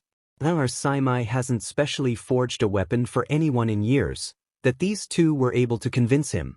The apprentice thought. "All right," Saimai said, bringing out two unique pieces of black metal. "Here, focus your chakra into these." Naruto and Fuu complied. "Good, now there's just the matter of payment. 10 million. "What?" Fuu exclaimed while Naruto shouted, "Are you serious?" "No way these things are." "Naruto, Fuu, stop complaining. Brat, remind me how much you won at the casinos." "Trust me, it'll be worth it," Jiraiya interjected. "It better be," Naruto grumbled as he pulled out his checkbook. "Yeah, or I'll do that 1,000 years of death thing. With my water sword," Fuu added. Even though it wasn't her money, she didn't want Naruto to waste it on her. Jiraiya paled slightly, knowing she would follow through, and Naruto would help her. If he knew it was coming, it wouldn't be too hard to avoid, but he had to sleep sometime. Saimai grinned as he received the check. "Wonderful, your swords will be ready in a month." For the rest of the month, they returned to the valley and trained. They learned new jutsu, and their kenjutsu skills improved. Jiraiya also began teaching them genjutsu, having bought some scrolls while they were with Saimai from the nearby Takigakure.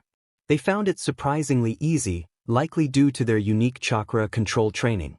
Upon their return to Takumi, they made their way to Saimai's smithy and knocked on the door. After receiving permission, they entered. "Well, it's about time you got back. I finished 3 days ago," Saimai said as he walked deeper into the workshop to retrieve their weapons. "I haven't forgotten my threat, Ero-sensei," Fuu said with a playful menace. Jiraiya put on a strong front, but he was genuinely wary of her words. "Here you go," the weapons maker said upon his return, carrying 2 swords. Both were jien, about 28 inches long, sheathed in brown scabbards. The first had black wrapping around the handle and a green circular gem in its gold guard. The second also had a gold guard, white wrapping, and a green gem in the same location as the first. "Oh," Naruto said in awe as he and Fuu took their swords. Fuu examined hers, the one with the black wrapping, speechless.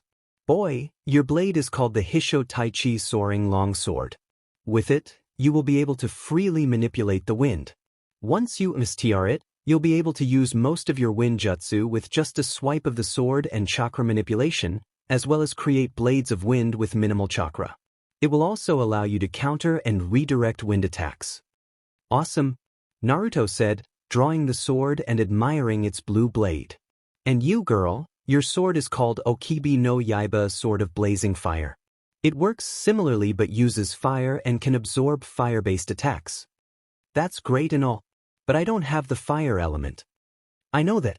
That's why I had you focus your chakra into that metal. The swords can convert normal chakra into their element. Just channel normal chakra through it, and it will produce fire as powerful as any ninjutsu. You can also channel other elements through the blade, like lightning, for normal effect."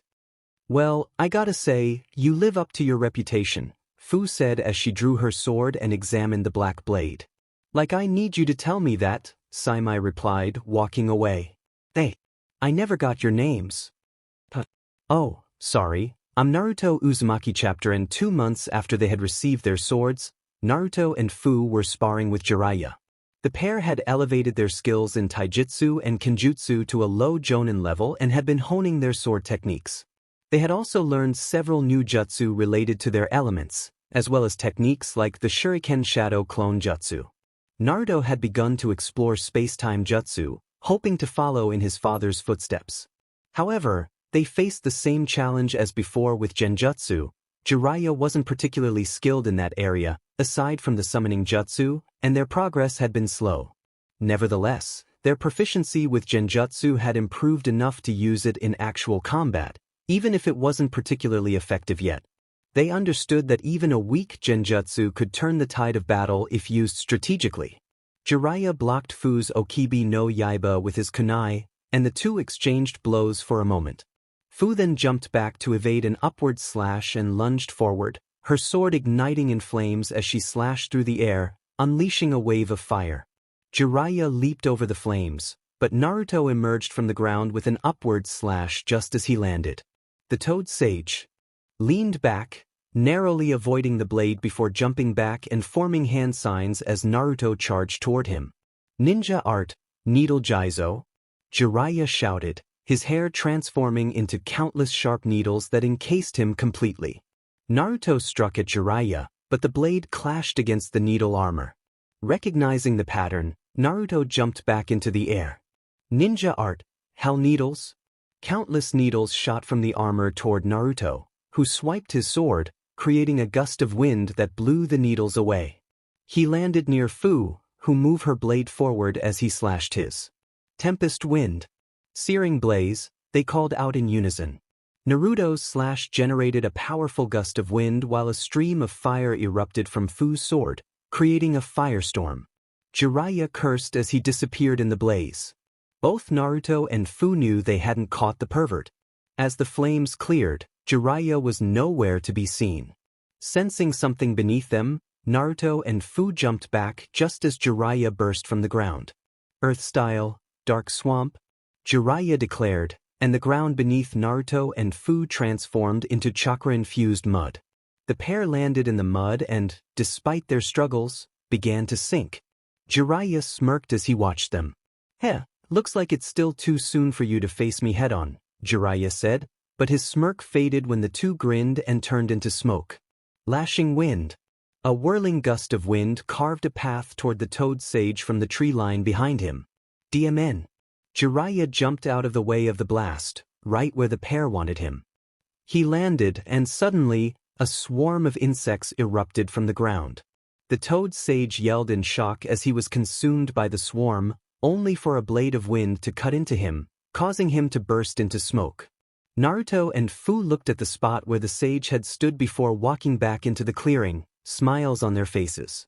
All right, you two, the real Jiraiya said as he approached them. You win, but don't get cocky just because you beat my shadow clone. Get some rest. Tomorrow, we'll start training you to draw on your Biju's chakra. Take the rest of the day off. That night, while sitting around a fire at their camp, Fuu noticed that Naruto had been unusually quiet, lost in thought. Naruto, what's wrong? Fuu asked, concern lacing her voice. What do you mean?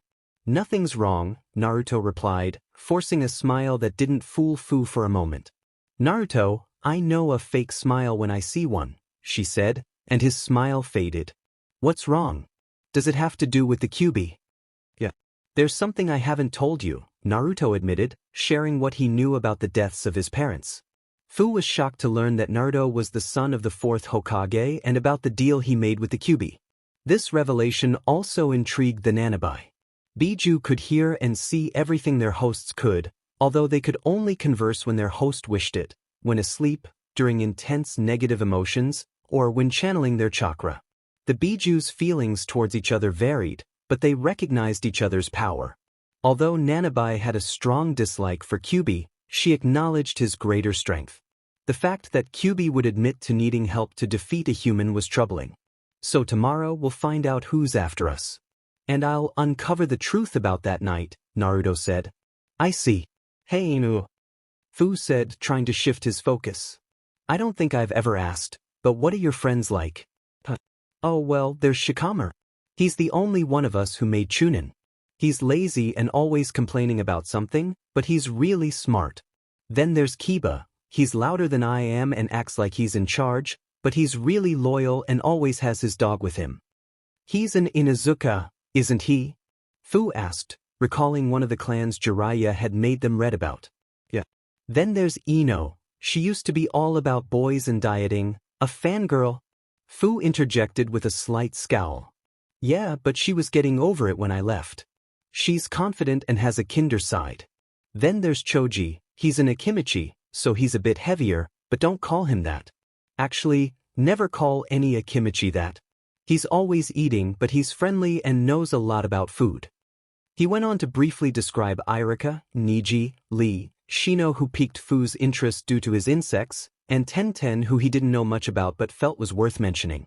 There's Hinata, she's kind and determined, but really quiet. She always turns away when I look at her. What do you mean? Fuu asked, narrowing her eyes slightly. Well, whenever I look at her, she turns away and blushes, Naruto explained. A look of realization crossed Fuu's face. What? Nothing, Fuu replied, feeling a twinge of jealousy. Anyway, then there's Sakura. Naruto said, looking down.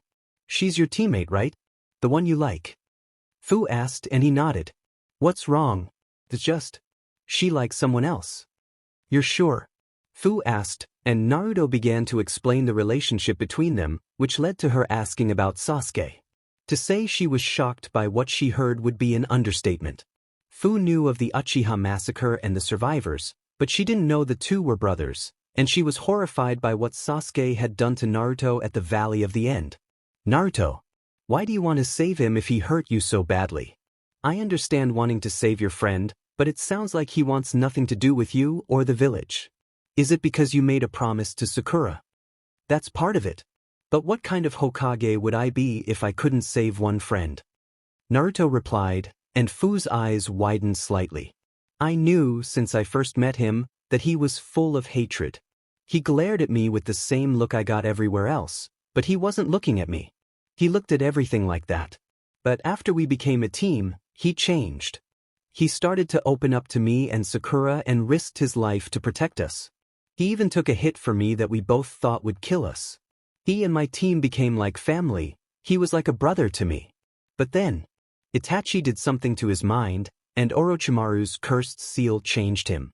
I don't care how hard it will be, I won't abandon my friend. Not only that, but... He paused, and Fuu listened intently.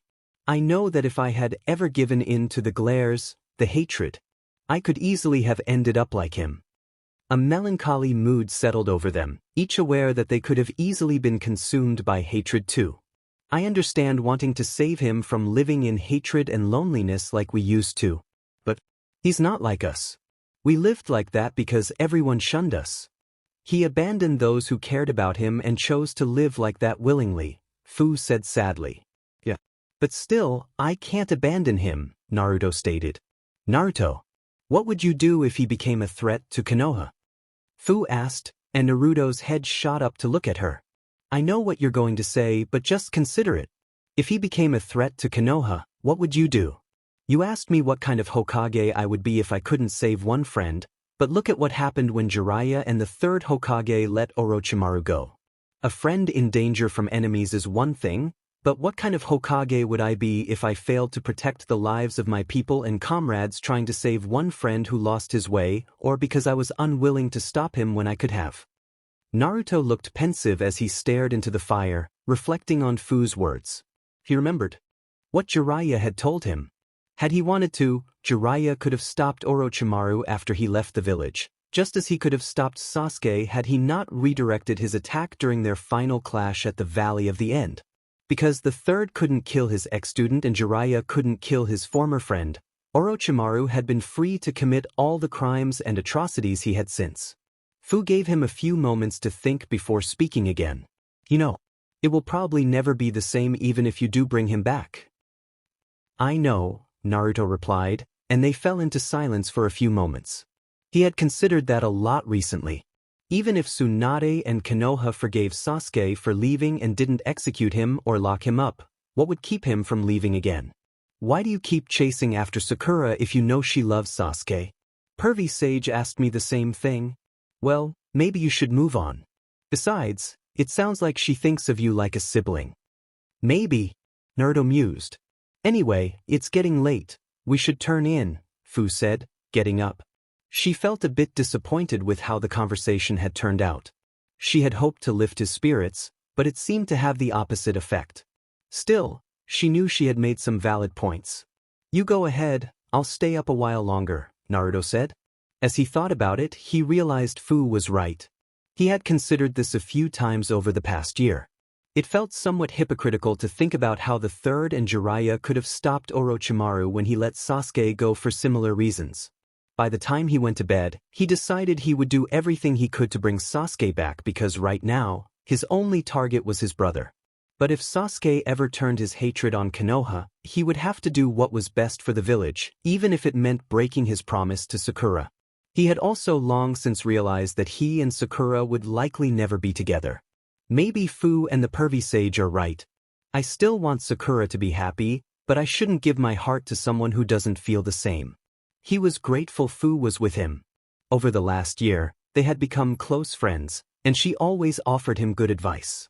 She rarely told him what to do. Instead, she presented facts, asked questions, and let him reach his own conclusions.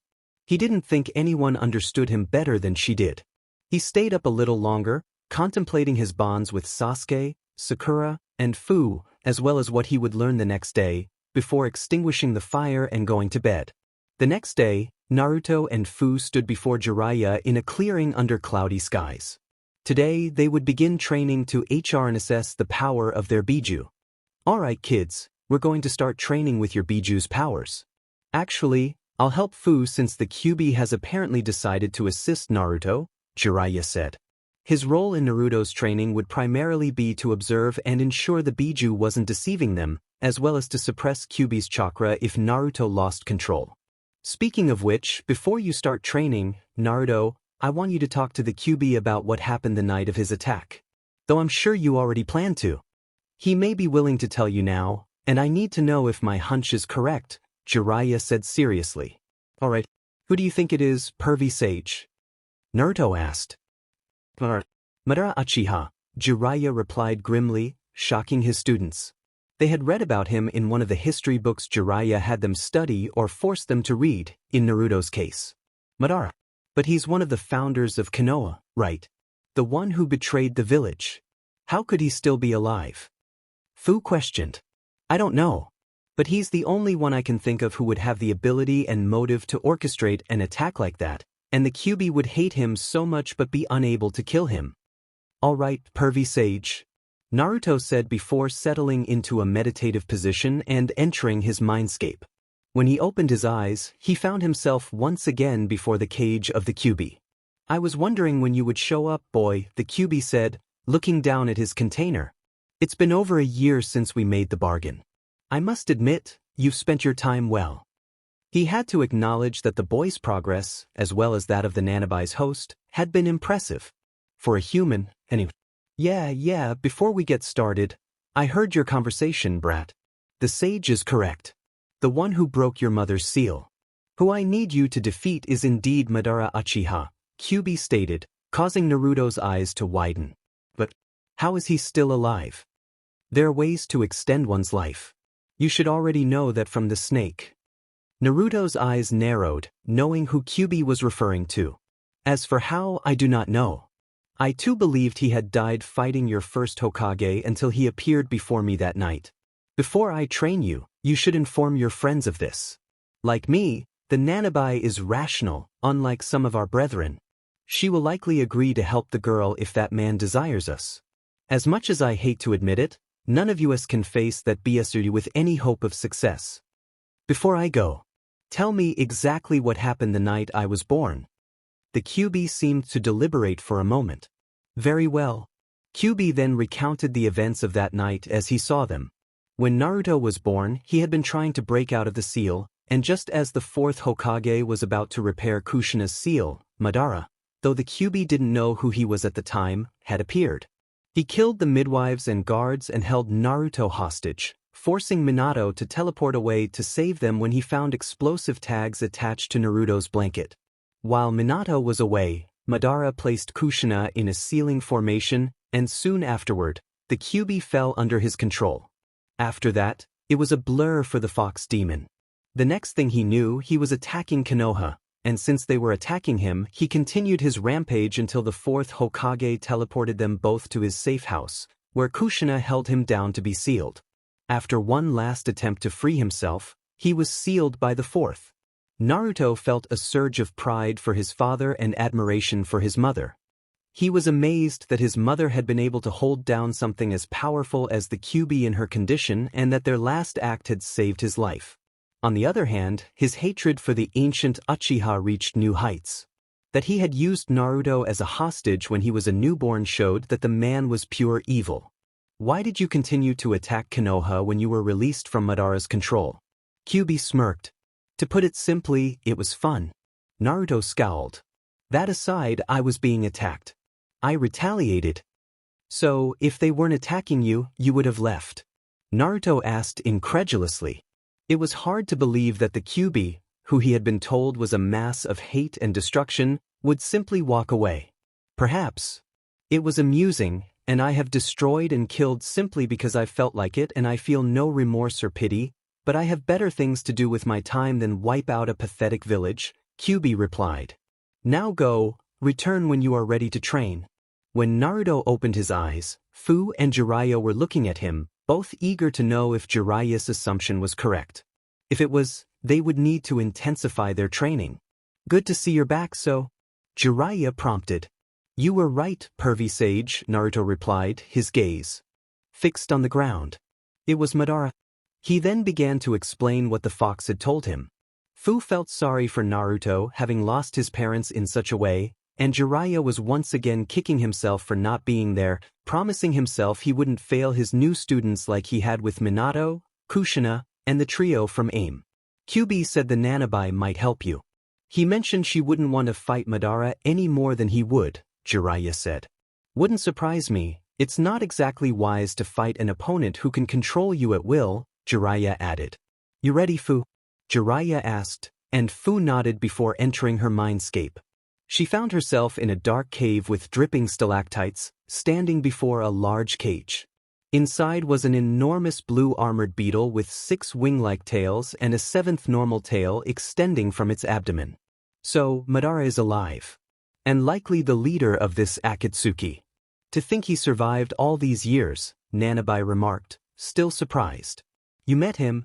Fuu asked. No, but I am aware of him and his abilities. Kyuubi is right, loath as I am to admit it and that I must do this, but I will help you. I can have no true freedom so long as Madara lives, and I cannot face him myself. Fuu looked surprised. She hadn't expected her to help. Return to your friends and inform them you have my aid, Nanabi instructed. After Fuu relayed the news to Naruto and Jiraiya, they found that training to use their chakra was much more challenging than anything they had done so far. Calling on the chakra wasn't particularly difficult, especially after Jiraiya loosened Naruto's seal. The real challenge lay in controlling themselves once they entered their tailed states. The less control they had, the more the chakra harmed them. Moreover, channeling large amounts of their Biju's chakra, enough to enter the one-tailed state, poisoned and crippled their clones, forcing them to focus exclusively on their tenant's chakra. Still, with their Biju's reluctant assistance, they made good progress. 2 months into their training, they could enter the 2-tailed state at will and maintain control, though they began to lose it at 3 tails and were warned they would lose control at 4 for now. Even with control, the chakra still poisoned their clones, dispelling them at higher levels. Their Biju informed them that unless they gained full control, which they were not yet ready for, this effect would persist. However, they could still use clones in their initial Jinchuriki forms. Jiraiya later informed them, much to their horror, that they would have to defeat their Biju within their mindscape to fully control their power, but there was something they needed to do beforehand if they hoped to succeed, though he didn't know what that requirement was. After another month, they improved their control to the 3rd tail and could remain somewhat in control in their 4-tailed state. Well, they could at least distinguish friend from foe, which was fortunate for Jiraiya, who knew that even he would struggle against those forms without Sage Mode. Their Biju had explained that their current 4-tailed states were actually 8-chapter and you ready? Naruto nodded. All right then, go ahead. Jiraiya instructed, and the two began forming hand signs. Summoning jutsu. They slammed their hands onto the ground, and in a puff of smoke, a large light green toad and a brown chameleon appeared. What's up? The chameleon asked. I need you two to contact the great toad sages and the head of the chameleons, Jiraiya explained. I want my 2 students to learn your abilities and train with you for the next 2 months. The summons nodded in agreement. Now, if I'm not mistaken, there should be a portal in the chameleon's forest that leads to the land of Nex, similar to the toad's portal to Konoha, right? Jiraiya asked the chameleon. Yes, that's correct. Since the country and the Kubasaki clan have been destroyed, we can connect it to your village later, but for now, the portal leads to the land of Nex. Good, that's all I needed, Jiraiya said, and the 2 summons vanished. Jiraiya then approached Fuu and handed her a scroll. Alright, Fuu, this scroll contains instructions on what I want you to do while you're with the chameleons, including some techniques, knowledge of sealing arts, and a map with the meeting place and time. Okay, so Fuu began before she disappeared in a puff of smoke. Naruto's eyes widened, but before he could say anything he and Jiraiya vanished as well. When Naruto opened his eyes, he found himself in a breathtaking mountain range filled with rich, appealing landscapes.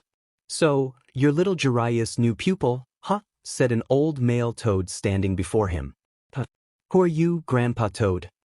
Naruto asked, and the toad chuckled at the name. And why are you calling Pervy-Sage little? Jiraiya grimaced at Naruto's words. The toad laughed heartily. Pervy-Sage. That fits him perfectly. Naruto, be mindful of who you're speaking to. This is Fukusaku, the head of the toads and the one who taught me the sage arts, Jiraiya scolded a shocked Naruto. He reminds me a lot of you when you were young, little Jiraiya, Fukusaku said with a smile. Though he lacks your more questionable tendencies. You're the one who taught Pervy-Sage, huh? Hey, what are sage arts anyway? Naruto asked. Well, it's a little early to teach you, and you don't quite fit the requirements yet, but there's no harm in explaining, Fukusaku replied, beginning to explain senjutsu to Naruto. Meanwhile, Fuu reappeared in a lush forest teeming with insect life, standing before Shiromari. It's been a long time, Fuu. So, Rika tells me you wish to train with us for a while, the chameleon boss said. Yeah, for the next 2 months. How have you been? Good, thank you for allowing me to return to my family, Fuu replied. So, what can you tell me about your abilities and what I can learn from you? Daichi didn't really know much. I've been told the 2 you've been traveling with have the Toad contract. While we don't have anything like their senjutsu, we can teach you some unique jutsu, how to imitate our camouflage abilities, and how to work with us, Shiromari explained. 3 days into his training, Naruto lay on his back, staring at the night sky. He was amazed by what he had learned about Sage Mode and Senjutsu, even though they hadn't started teaching him yet. Surprisingly, he understood the concepts without needing them to be simplified. Jiraiya's insistence on having his clones read and memorize all those books was paying off. He knew that before this, much of what Fukusaku said would have gone over his head. He had also thought of ways to use wind like Sage Mode manipulated natural energy, coming up with a few new techniques based on that idea, thanks to their training with the 5-prong seals. During this time, he had a reunion with Gamakichi, Gamatatsu, and Gamabunta, who shared stories about the Toad's other abilities. At the moment, he found himself wondering how Fuu was doing with the chameleons. He missed her more than he had anticipated, even more than he missed Sakura. Reflecting on it, he realized he enjoyed being around her more than he did with Sakura. Hey kid, what are you doing out here by yourself? Gamakichi asked, now about 4 feet tall since Naruto last saw him. Oh, nothing, just thinking, Naruto replied. About that girl you've been traveling with? Gamakichi teased with a smirk. What? Naruto stammered. But I thought that pink-haired girl was your main squeeze.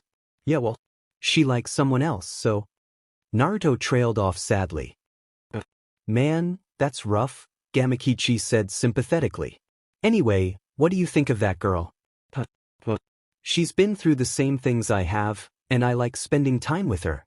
Actually, I think I might enjoy being around her more than Sakura, Naruto admitted. That's so. Gamakichi smirked.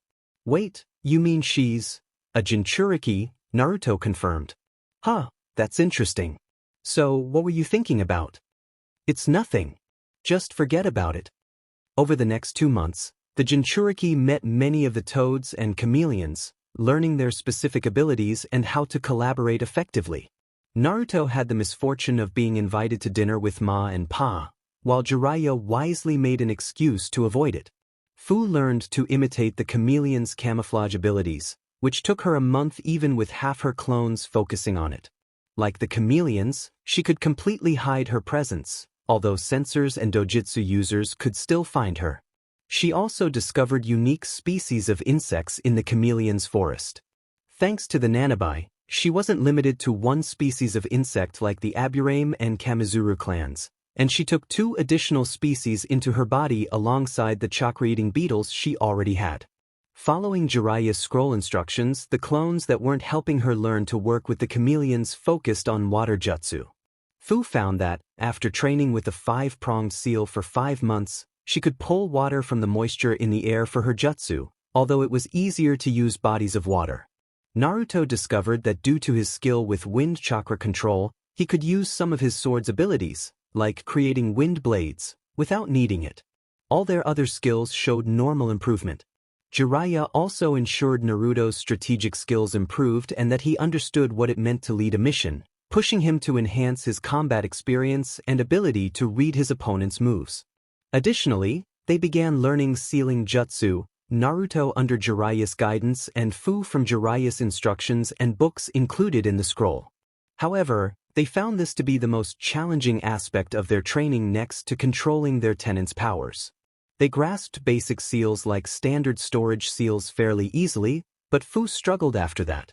Naruto had a natural talent for it, given his heritage, but it remained difficult for him even with his shadow clones. Today was the day they would reunite. Naruto and Jiraiya had been summoned by one of the stronger toads just outside Konoha about a week ago and made their way to a clearing in the Land of Fire, just outside the border of the Land of Rivers. As they entered the clearing, they found Fuu sitting on a stone, looking in their direction. Her insects had alerted her to their approach. "Took you long enough," Fuu said with a smirk as she got off the rock and walked toward them. "Good to see you. I missed you guys." "Same here, Fuu," Naruto replied with a smile. After their reunion, they shared what they had learned with each other.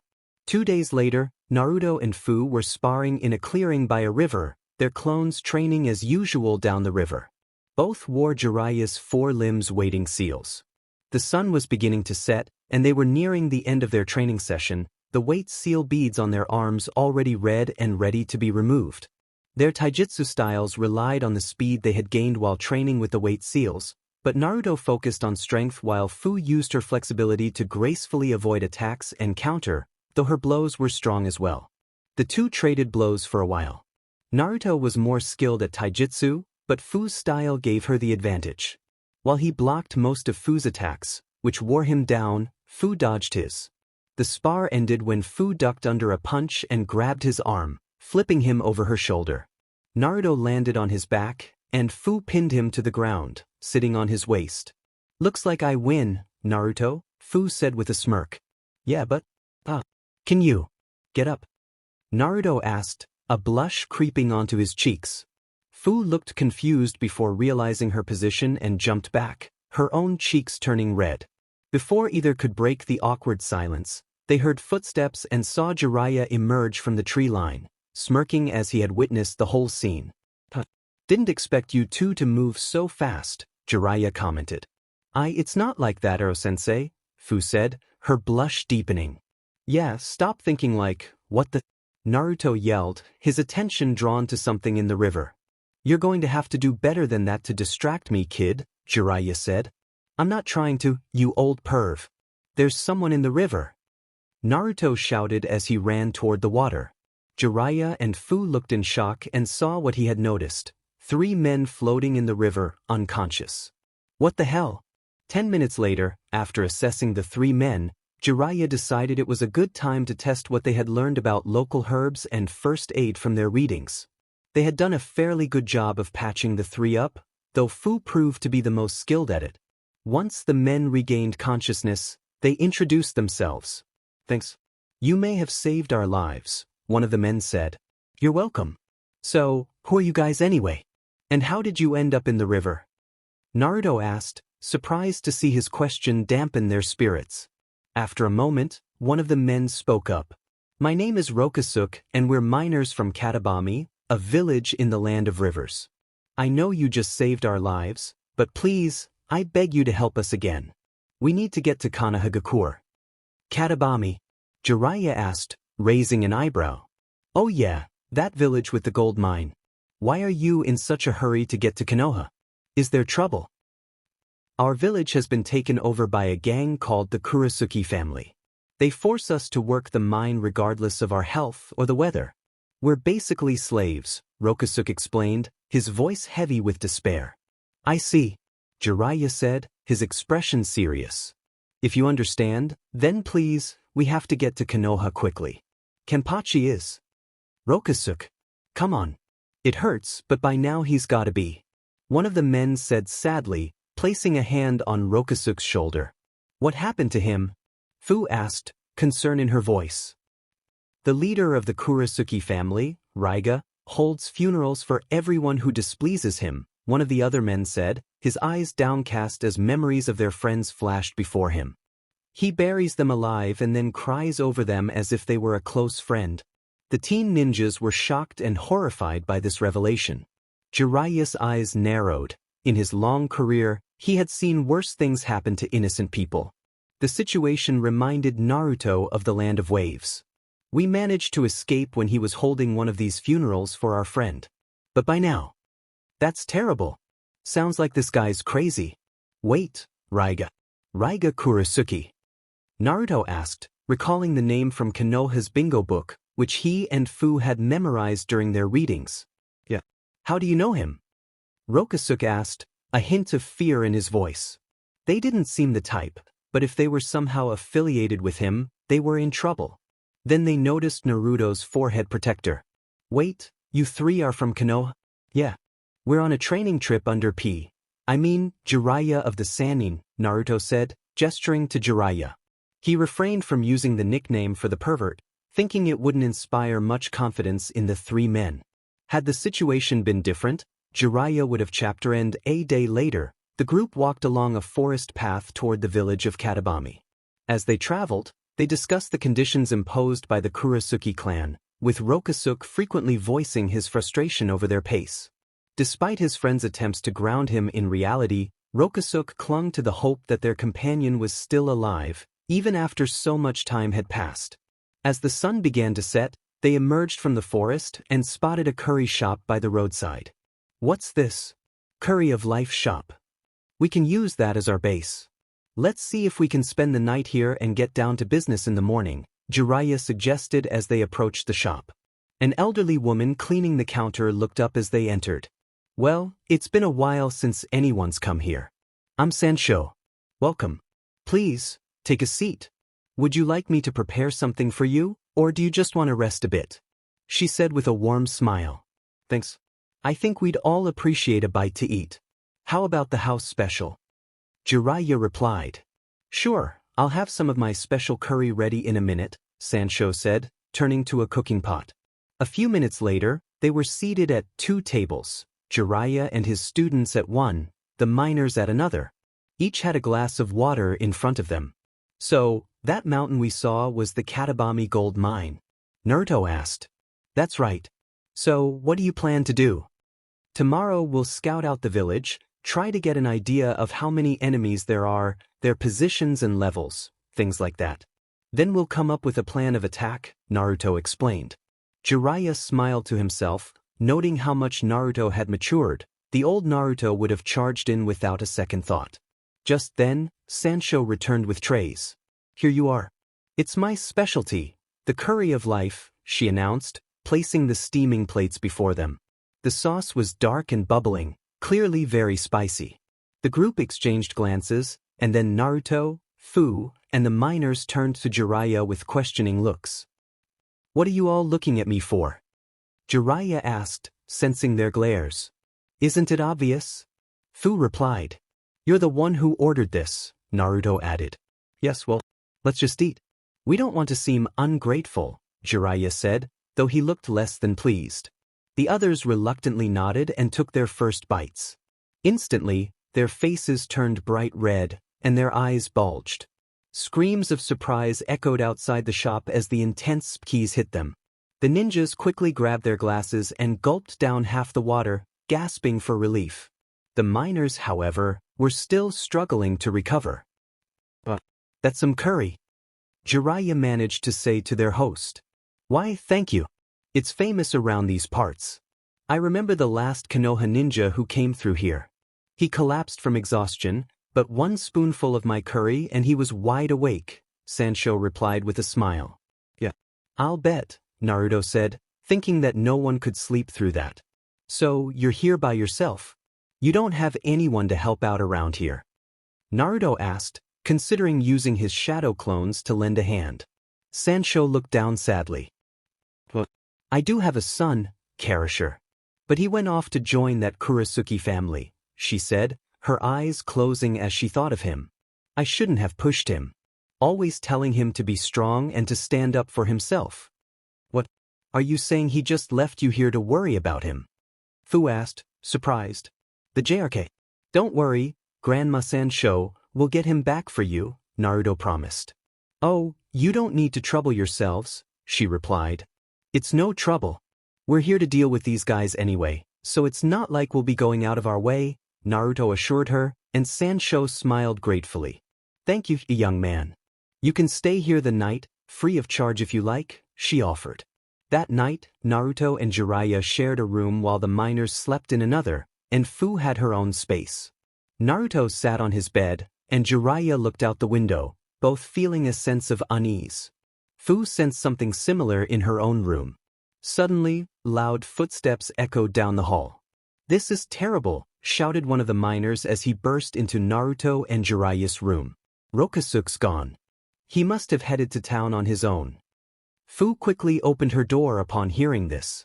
"DMN, at this rate he'll get himself killed. So much for strategy. If we take our time now, he's dead," Naruto said, standing up. "Let's go." "We need to hurry," Fuu urged. Meanwhile, Rokasuk raced toward the village, determined to dig up his friend, hoping against all odds that he had somehow survived. Unbeknownst to him, Ryuga's partner, Ranmaru, sensed his approach while Ryuga stood on a cliff overlooking the town. "Someone's coming, Ryuga," Ranmaru said. "A pity. It seems we'll have to hold another funeral," Ryuga replied sadly, sniffling slightly. It was early morning when Rokasuk finally reached his village, the sun just beginning to rise. He crept in quietly, desperate to dig his friend out. Kneeling at the grave, his hands bruised from digging, he muttered, "Hang on, Kenpachi, I'll get you out." "Need a hand?" a voice asked. Rokasuk looked up to find himself surrounded by 7 cloaked figures. Shocked, he fell back, realizing there was no escape.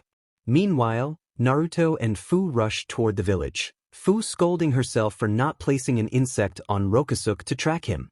They had seen how he had been acting, and she regretted not taking precautions. As they ran through the forest, Fuu sent out a wave of insects ahead to gather information. They reached the village a few minutes later and saw villagers being forced into hard LBR while 4 cloaked men, members of the Kuruki family, watched over them. Their eyes narrowed at the sight. Just as the miner had described, the villagers were essentially slaves, stripped of their rights. Fuu's insects returned, landing on her arm. "How many are there?" Naruto asked.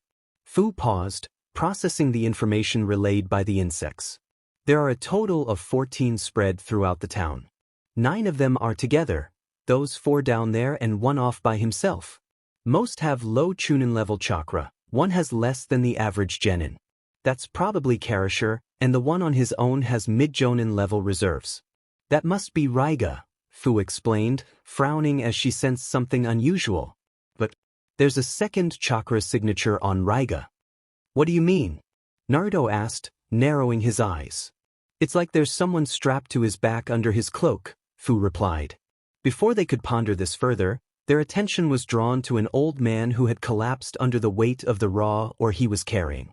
The 4 thugs surrounded him, threatening him with dire consequences if he didn't pick up the ore and get back to work. "Alright, looks like that's our cue. Let's try to take these 4 out as quietly as we can," Naruto said. Fuu nodded, and they each made a hand sign, creating a single shadow clone. The now 4 teens then traveled underground with a jutsu. The thugs smirked, laughing as the old man frantically gathered the spilled ore, but their expressions changed when 4 pairs of hands shot out of the ground and grabbed their ankles. They didn't have time to react before being pulled deep underground, where Fuu's insects drained them of chakra, muffling their cries.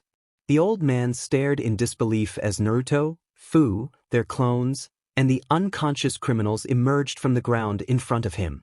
Okay, tie these guys up and cover their mouths, Naruto ordered the clones, tossing them some rope. You alright, old man? What have you done? The man asked fearfully. They'll give me a funeral for sure. Don't worry, we'll take care of them, Fuu reassured him. They all looked up as they heard a gong. What's that?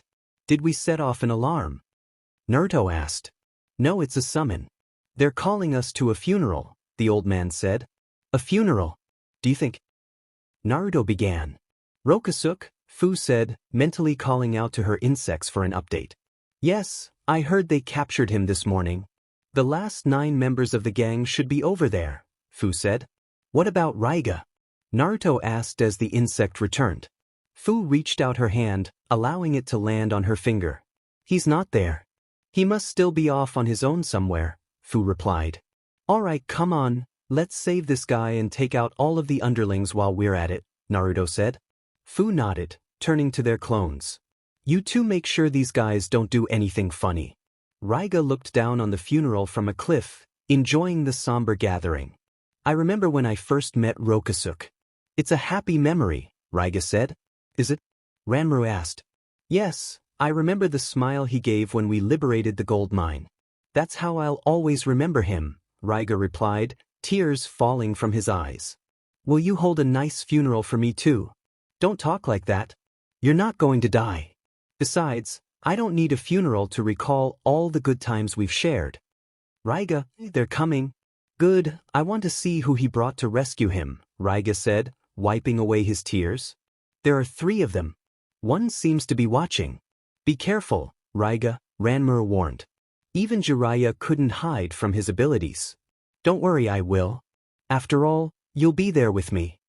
Naruto and Fuu arrived to see the thugs digging a grave for Rokusuk. They frowned at the sight, knowing that all these graves marked where someone had suffered the same fate. Having a plan, the 2 created 4 shadow clones each. The Jinchuriki and 3 of their clones spread out silently using Earth-style, underground move jutsu. As they moved into position, they waited a few moments before making their move. Several thugs chuckled as they dug the newest grave, but their laughter faded when they sensed something. They turned to see a pair of teens rushing them. Shocked, they charged to meet them, only to be defeated in seconds. Though weak by ninja standards, the thugs were still more than enough to subdue a village of civilians. One thug jumped to the side to avoid a kick from Fuu, only to find a WHP of water wrapped around his waist. He barely had time to voice his surprise before electricity coursed through the water, knocking him unconscious. Another thug was blasted away by a powerful ball of wind. 2 more clones emerged from the ground, separating the remaining criminals. In under a minute, they were all on the ground, unconscious. Huh, that was easy, Naruto said. They had decent reserves, but they were poorly trained, Fuu observed. Alright, you guys get Rokusuk out of there, Naruto instructed, as the clones ran toward the coffin. Naruto glanced at the last remaining gang member, who was using a grave marker as a shield. So, I'm guessing you're Sancho's son, Kakashi? Yeah, what of it? Kakashi replied, crossing his arms defiantly. How can you just leave that nice old lady alone like that? Do you know how much she's worried about you? Naruto frowned. So what? Besides, their leader is a great man. He liberated this village. What's your definition of liberating? Fuu challenged. This is basically slavery. How can you work for these people? Because now I'm part of something powerful. Really? So are you strong now? You hid behind your allies and let them do all the fighting for you, Naruto said. Either you're still weak, or deep down you know this is wrong. Kakashi looked up at him, conflicted. Besides, if you really want to be strong, then you need to stand up for yourself. And what do you plan to do with that strength? Do you really want to be strong at a cost like this? What if your mother did something to anger Ryuga? Would you just stand by and let them bury her too? Karasher knew they were right, but fear held him back. He decided to feign remorse, hoping to gauge their reaction. You're right, I've been a fool. Please, forgive me. Fine, Naruto said as his and Fuu's clones returned with Rasuk. Are you alright? Naruto asked. Yeah. Thanks for saving my life again. I'm sorry, but I just couldn't leave my friend buried alive like that, Rasuk replied. I understand. For what it's worth, I'm sorry we couldn't save him, Fuu said, and Rasuk nodded. I shouldn't have to tell you to stay here, Fuu said, looking around before glancing up at a cliff. That's all of them. All that's left is Ryuga. Good, then let's finish this, Naruto said as they moved at ninja speed up the cliff, leaving behind the miner, the thugs, and their clones. Naruto and Fuu reached the top of the cliff and scanned the rocky plateau, finding it empty. Do you know where he is? Not yet, Fuu replied, sending a command to her insects for an update on Ryuga's position. Suddenly, a thick mist enveloped the area. I know this. It's the hidden mist jutsu, Naruto said, looking around. Fuu nodded, having read about the technique, and sent out a swarm of her insects. Ryuga observed them from a ledge, noting the two teens who had decimated his gang. What do you think, Ranmaru? It's incredible. They have enormous chakra reserves. One of them seems to be manipulating insects. My illusions won't work on them, Ranmaru said. I see. Are you ready, Ranmaru? Yes, Ryuga. Fuu had called back one of the insects that had managed to land on Ryuga when she sent them out. Up there, she pointed to the cliff. Got it. Wind style, great breakthrough. Naruto shouted, unleashing a gust of wind that blew away the mist and tore across the plateau toward Ryuga. Ryuga skipped backward, anchoring himself to the ground with chakra. He held up his arms to shield his face as the blast hit, grunting with effort to remain steady. While he and Ranmaru had been discussing Rasuk's funeral, the insects Fuu had tagged him with had been draining his chakra. Naruto and Fuu kicked off as fast as they could toward the cliff, drawing their swords. Naruto reached the top first, leaping into the air and coming down with a downward slash aimed at Ryuga. Ryuga crossed his bandaged blades in an X formation to block and channeled lightning through them as Naruto infused his attack with wind. The blades clashed, and the two stood their ground. You seem strong. And your eyes show such determination, Ryuga remarked. I may hold a funeral for you after this is over.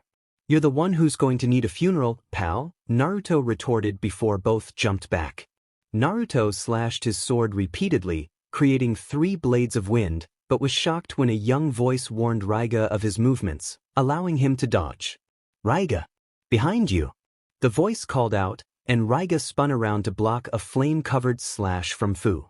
Fuu summoned a water blade to her left hand while holding Okibi no Yaiba in her right, mirroring Ryuga's stance as they clashed in a fierce exchange of swordplay. Fuu had a speed advantage, but Ryuga's ally predicted her every move, allowing him to evade each strike until Naruto joined the fray. Ryuga found himself outmatched, struggling to fend off the pair.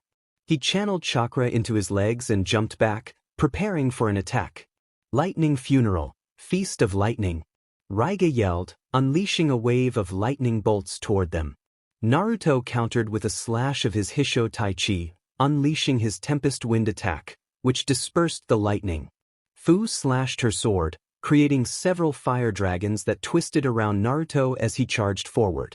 As Ryuga dodged the first 2 dragons, the third dove at him, forcing him to leap back. Ryuga, he's right in front of you using the flames as cover, Ranmaru warned. Ryuga threw a ball of pure lightning at Naruto, who emerged from the remnants of the fire, but it struck only a clone.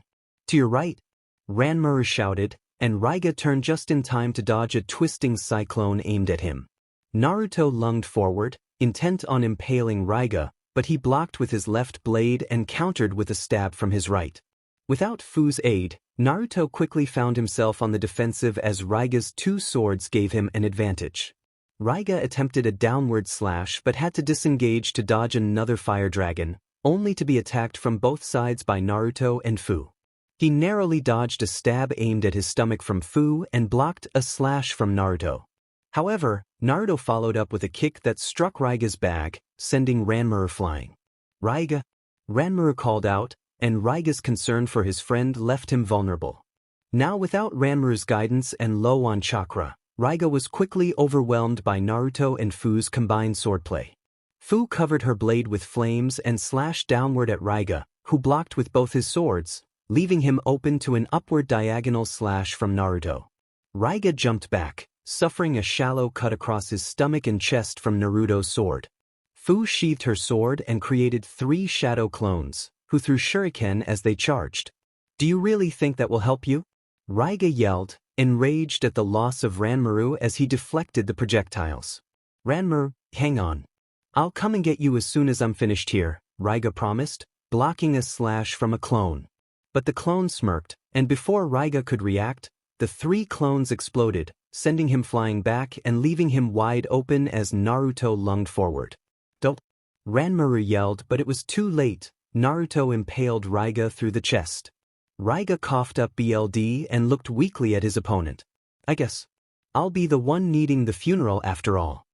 Hey, please, take care of Ranmaru." These were Ryuga's last words as his body went limp, his swords falling to the ground. Naruto and Fuu exchanged glances, feeling a pang of remorse. They realized that whoever had been helping Ryuga was likely a close friend. Naruto created a clone and ordered it to seal Ryuga's body and swords in 2 separate scrolls before he and Fuu approached the bag where Ranmaru lay. Fuu's insects swarmed around the bag, ready to attack if the occupant proved hostile. "So, this is who was helping Ryuga. He must have a dojutsu," Naruto said as he walked over. Fuu nodded, unzipping the bag to reveal the boy inside. "You're the one who was helping him?" she asked, surprised to see how young he was. What truly surprised them was the look in his eyes, a look they had seen in their own, one of someone who felt lost and without purpose. "Yes, we were together. Since that day." Chapter End. Ranmaru began to share his story about how he had met Ryuga. "That day?" Naruto asked, intrigued. "I lived in a village, in a shabby cabin. I've always been frail and have no memory of my parents. I survived only because the other villagers took pity on me and left me food. But even though I was weak, I had a power no one else had. My eyes allowed me to see the outside world. But when they discovered my ability, they stopped helping me. I would have starved to death if it weren't for Ryuga. One day, he and a group of ANBU came to the village in search of a traitor. With my eyes, I saw him crying. He, too, had no purpose in his life. He took pity on me and brought me with him. From that day forward, I was his eyes and he was my arms and legs. We've always been together since then. But now that he's gone, my life feels meaningless." The Jinchuriki listened intently, their expressions reflecting their understanding. Naruto was reminded of Haku, the boy who had set him on his path and taught him what was truly important. "You have a job, don't you? Please, finish it," he urged. "You can't be serious," Fuu interjected. "Ranmaru, I knew someone just like you once," Naruto said, his tone somber. Ironically enough, he also helped one of the 7 swordsmen. Fuu recalled hearing this before. He was Zabuza's apprentice, Haku. He saw himself as nothing but a tool and thought that once his usefulness to Zabuza was over, his life would lose all meaning. When I defeated him, he believed he wasn't strong enough to remain Zabuza's tool and asked me to end his life. "Then you've already heard this before. I can't go on alone without a purpose," Ranmaru said, gazing up at the sky. "Is that what Ryuga would want?" Naruto asked, turning to Ranmaru. "Ranmaru, we both know what that's like," Fuu said gently. "We were shunned in our villages for reasons beyond our control. Almost no one cared about us. Most people just wanted us gone. We had nothing to live for until we found people who understood and accepted us. Ranmaru, Ryuga's last words were to ask us to ensure you lived on. If you don't want to continue living for yourself, do it for him. But I can't go on alone like this." "Then find new people who accept you," Naruto encouraged. "There are many here who would help you. I'm sure the old woman at the curry shop outside of town would treat you like family. And you could always come to Konoha. Unlike Kiri, they embrace bloodline holders, and I'm sure Grandma Sunade could help you with your illness." Ranmaru remained silent for a moment. "Well, at least give it a shot." "But Ryuga wanted me to, so I guess I'll try." Naruto had a clone pick the boy up, and the group returned to town. The clones they left behind had finished dealing with the remaining gang members and tied up the other members of the Kuruki family. Kakashi hadn't tried anything either. After being thanked by the townspeople, the Jinchuriki, along with Ranmaru and Kakashi, returned to the Curry of Life shop, where Kakashi was given Sancho's infamous spicy punishment curry. Ranmaru decided to stay at the shop, welcomed by Grandma Sancho and the now reformed Kakashi. Jiraiya, Naruto, and Fuu quickly made an excuse to leave when Sancho offered them extra spicy curry as a reward. "So, how did we do, Aro-sensei?" Fuu asked, curious about his evaluation of their mission. "Well, you did a pretty good job. You planned ahead and gathered intel on the enemy forces before making your move. You took out the first group quietly and avoided detection as you moved through the village but had to act quickly due to Rasuk. You saved him, had backup and escape plans ready, and took no chances with your safety or that of the villagers. You ensured Ranmaru wasn't a threat before trusting him, and you managed to take down a member of the Seven Swordsmen. I'd say you handled it like a chunin. Speaking of Ryuga, what do you plan to do with his swords? His bounty doubles if they're included, and you already have a sword." "I think I'll keep them. I might find a use for them later," Naruto replied. "Fuu should take the bounty. I don't really need it. I have more than enough from my casino winnings." It was true, he still had about 60 million Ryo left, and with his luck at gambling he would have no trouble making more, aside from being banned from casinos in one town in the Land of Rivers. "No, Naruto. It was a joint effort, so let's split it." "You could have taken him alone," Naruto pointed out. It was true. Alone, Fuu might have been forced to go 3 tails, but that would have been more than enough. "Fuu, just keep it. Like he said, he can easily make money with his luck. Now come on, after we collect Ryuga's bounty, we're heading back to that clearing where we found those 3 miners." Though it took some convincing, Fuu eventually agreed to keep the bounty. Jiraiya also decided to send them after a few more bounties for practice and real combat experience before they returned to Konoha. After reaching the clearing, they focused on learning new jutsu and perfecting their skills. 4 months later, they had become fairly skilled with seals, reaching high chunin to low jonin level with genjutsu, and Naruto's space-time jutsu abilities had improved. Their other skills showed normal improvement, always enhanced by Jiraiya's weight seals, which further improved their physical abilities. Naruto also learned to use the Kiba blades and their lightning powers. They completed 3 bounty hunting missions for experience, the first being a low jonin with a bounty of 10 million Ryo, the second worth 7 million, and the third involving a group of 8 chunin level missing nin and bandits led by a low jonin, together worth 14 million. This particular job showcased their planning skills as the group had taken many civilians hostage to use as slaves, and they managed to save them all. Naruto couldn't convince Fuu to keep all of it, so the 31 million was split between them. There was still a little over half a year left before it was time to return to Konoha, and Jiraiya decided it was time for a week-long break, this time in a resort town with hot springs on the outskirts of the Land of Fire. The two had grown a bit. Naruto now stood at 5 feet 3 inches and Fuu at 5 feet 2 inches. Fuu's clothing style was mostly unchanged, aside from her bandages being replaced with fishnet armor that didn't cover her midriff. Naruto's tracksuit had been updated to black instead of blue, with a new zipper design. Naruto walked through the town alone. Jiraiya was off at a hot spring, and Fuu was relaxing in another, which Jiraiya made sure was far away from his own because she had threatened to use a water sword enhanced technique if she caught him peeping. The last time she caught him, she had called for help, resulting in Jiraiya being overwhelmed by a horde of angry women while Naruto and Fuu laughed at the spectacle. As Naruto wandered, he found himself thinking about Fuu. He had never connected with anyone as well as he had with her, and he couldn't deny he found her attractive. They had grown very close over the past 2 years since leaving Taki, sharing experiences, likes, dislikes, and various troubles and laughs. As he was lost in thought, he passed by a stand filled with decorations, ornaments, and masks. An orange hair clip caught his eye, and he thought it would match Fuu's green hair perfectly. The stand owner, a middle-aged man, noticed Naruto's interest and asked, "Hey, kid, see anything you like?" Naruto snapped back to reality. "Oh yeah, I guess, that hair clip." The man looked at the orange hair clip and smirked. Ah, got yourself a girlfriend? What? No, I mean she, Naruto sputtered. I just thought it would look nice on a girl I know.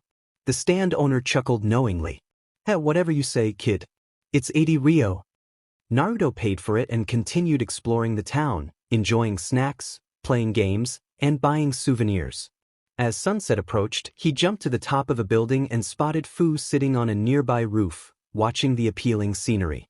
Hey Fuu, what are you doing up here? Naruto asked as he landed nearby. Fuu turned to him. Oh, hey Naruto, just watching the sunset, she replied, gazing back at the sun. It's appealing, isn't it? Naruto responded, looking at the sky. Yeah, it is. I'm surprised I never noticed it before. In Taki, I would almost always climb to the top of the sacred tree to watch the sunset. It helped that I didn't have to worry about the glares up there, Fuu said, and Naruto nodded. Oh yeah, I got you this. He reached into his pocket and pulled out the hair clip he had bought. Fuu's eyes widened in surprise. You got this for me, she asked, taking it and examining it in her hand. Why? I thought it would look good on you. It matches your eyes? My eyes? Fuu raised an eyebrow. Yeah, when we first met, I was drawn to them. You have appealing eyes, Fuu. Naruto's smile made Fuu blush, and she gave him a slightly annoyed look. You're just saying that because they're your favorite color, she said. Naruto shook his head. It's not just that.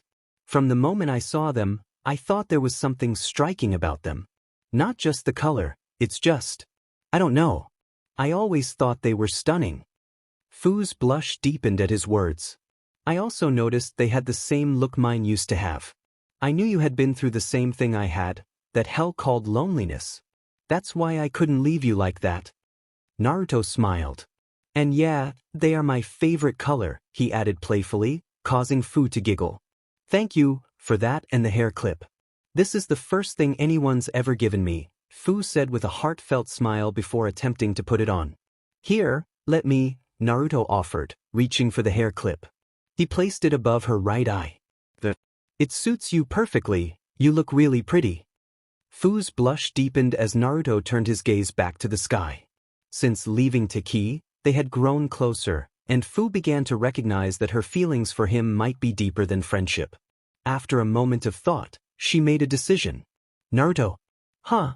He turned to face her, only to be met with her soft lips in a gentle kiss. It was brief, yet it left both of them blushing deeply. They pulled back, startled. Fuu turned away, embarrassed. Naruto opened his mouth to speak, but his mind was so disjointed that he couldn't form a proper sentence. Fuu. What? Fuu faced him again, unease coursing through her as she struggled to express her feelings. Naruto. I like you.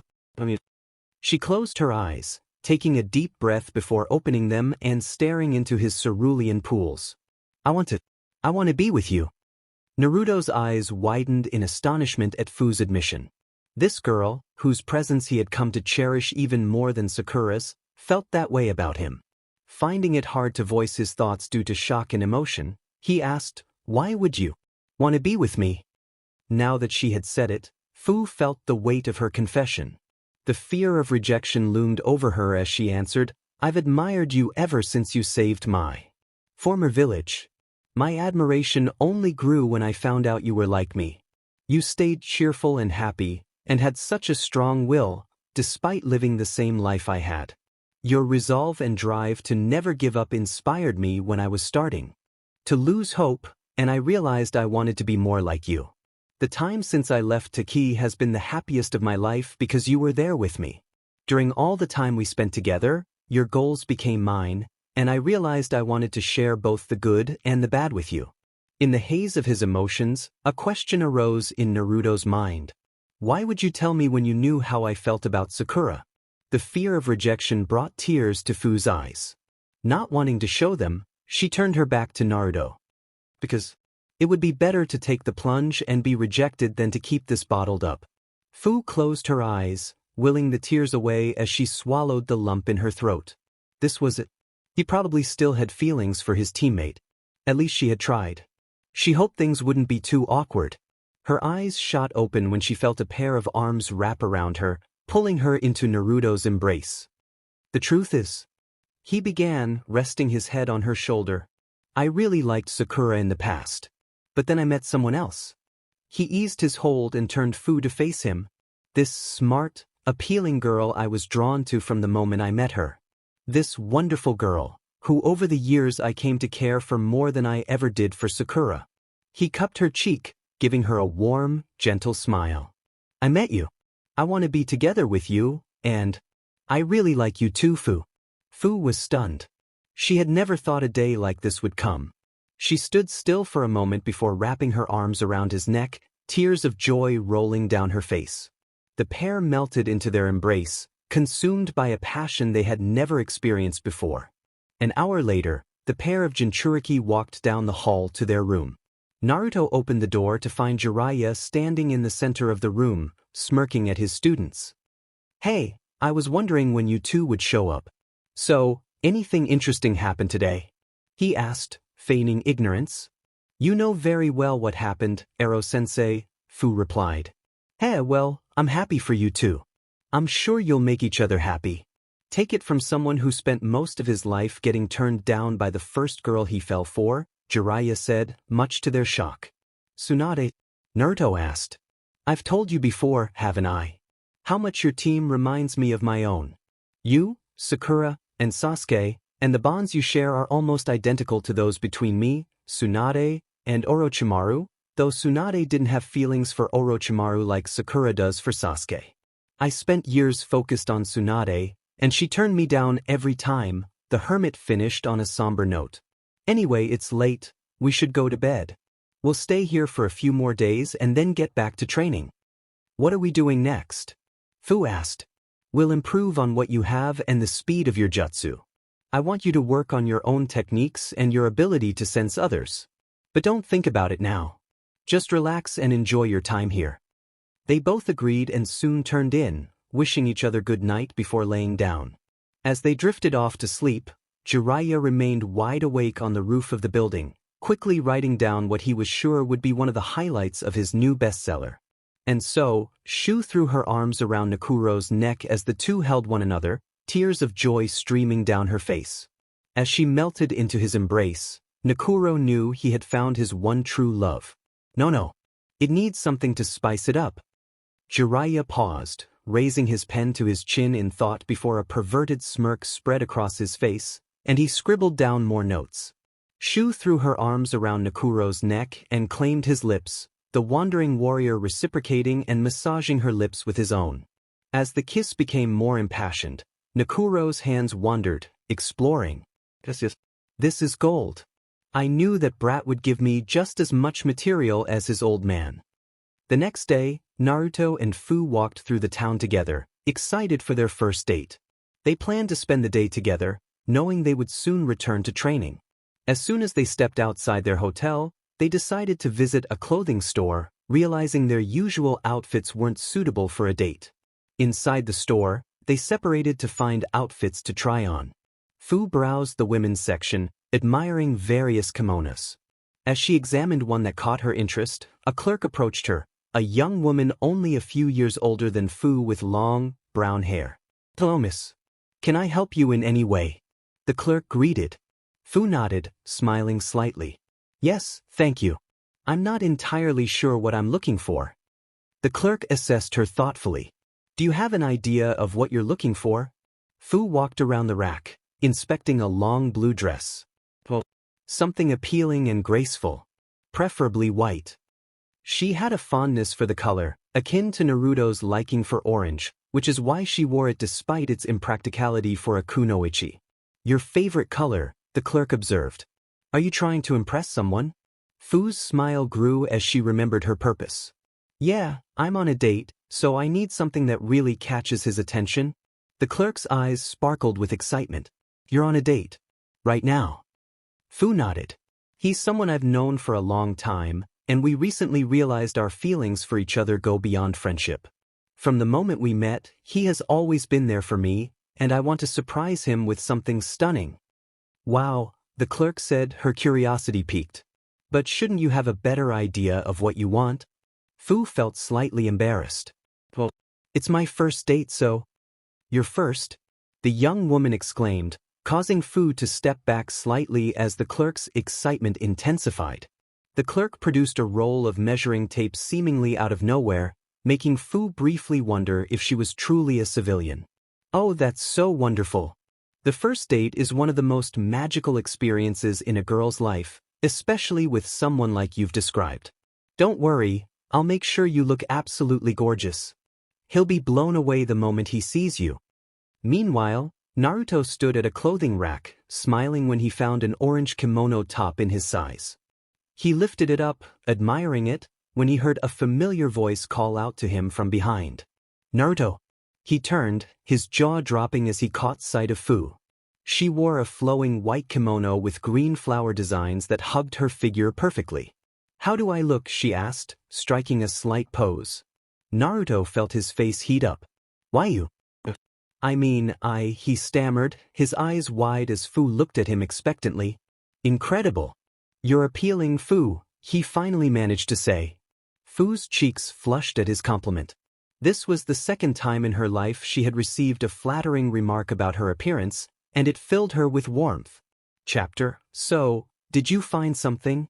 Fuu asked, averting her gaze and scratching her cheek. Naruto nodded, shaking off the nervousness that had gripped him at the sight of his fellow Jinchuriki. Just gotta try it on. Minutes later, they rang up their purchases and exited the store, Fuu wearing a white kimono and Naruto sporting an orange kimono top with black breathes. So, what should we do now? Fuu asked, feeling a bit unsure about how to proceed. It was still too early for a meal. I don't know.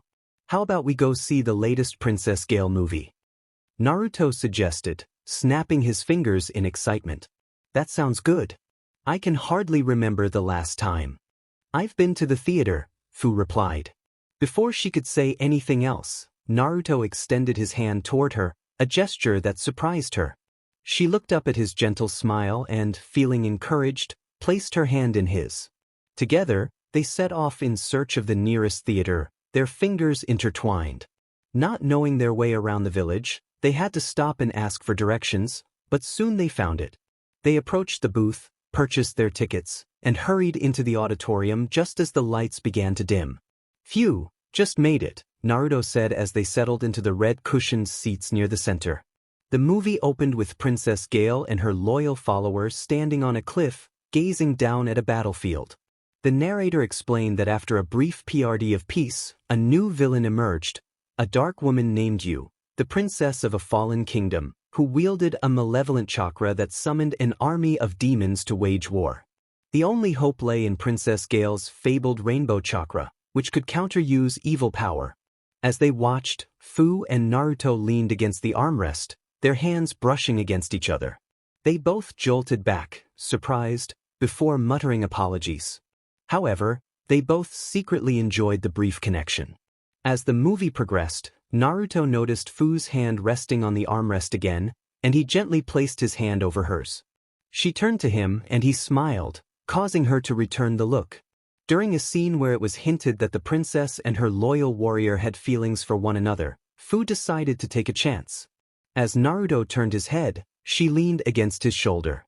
She glanced up at him, her expression shy yet hopeful, as if to say, "If I'm making you uncomfortable, I can move." To her delight, Naruto wrapped an arm around her shoulders, pulling her closer. Content, she rested her head against him, both enjoying the warmth of their connection as the movie continued.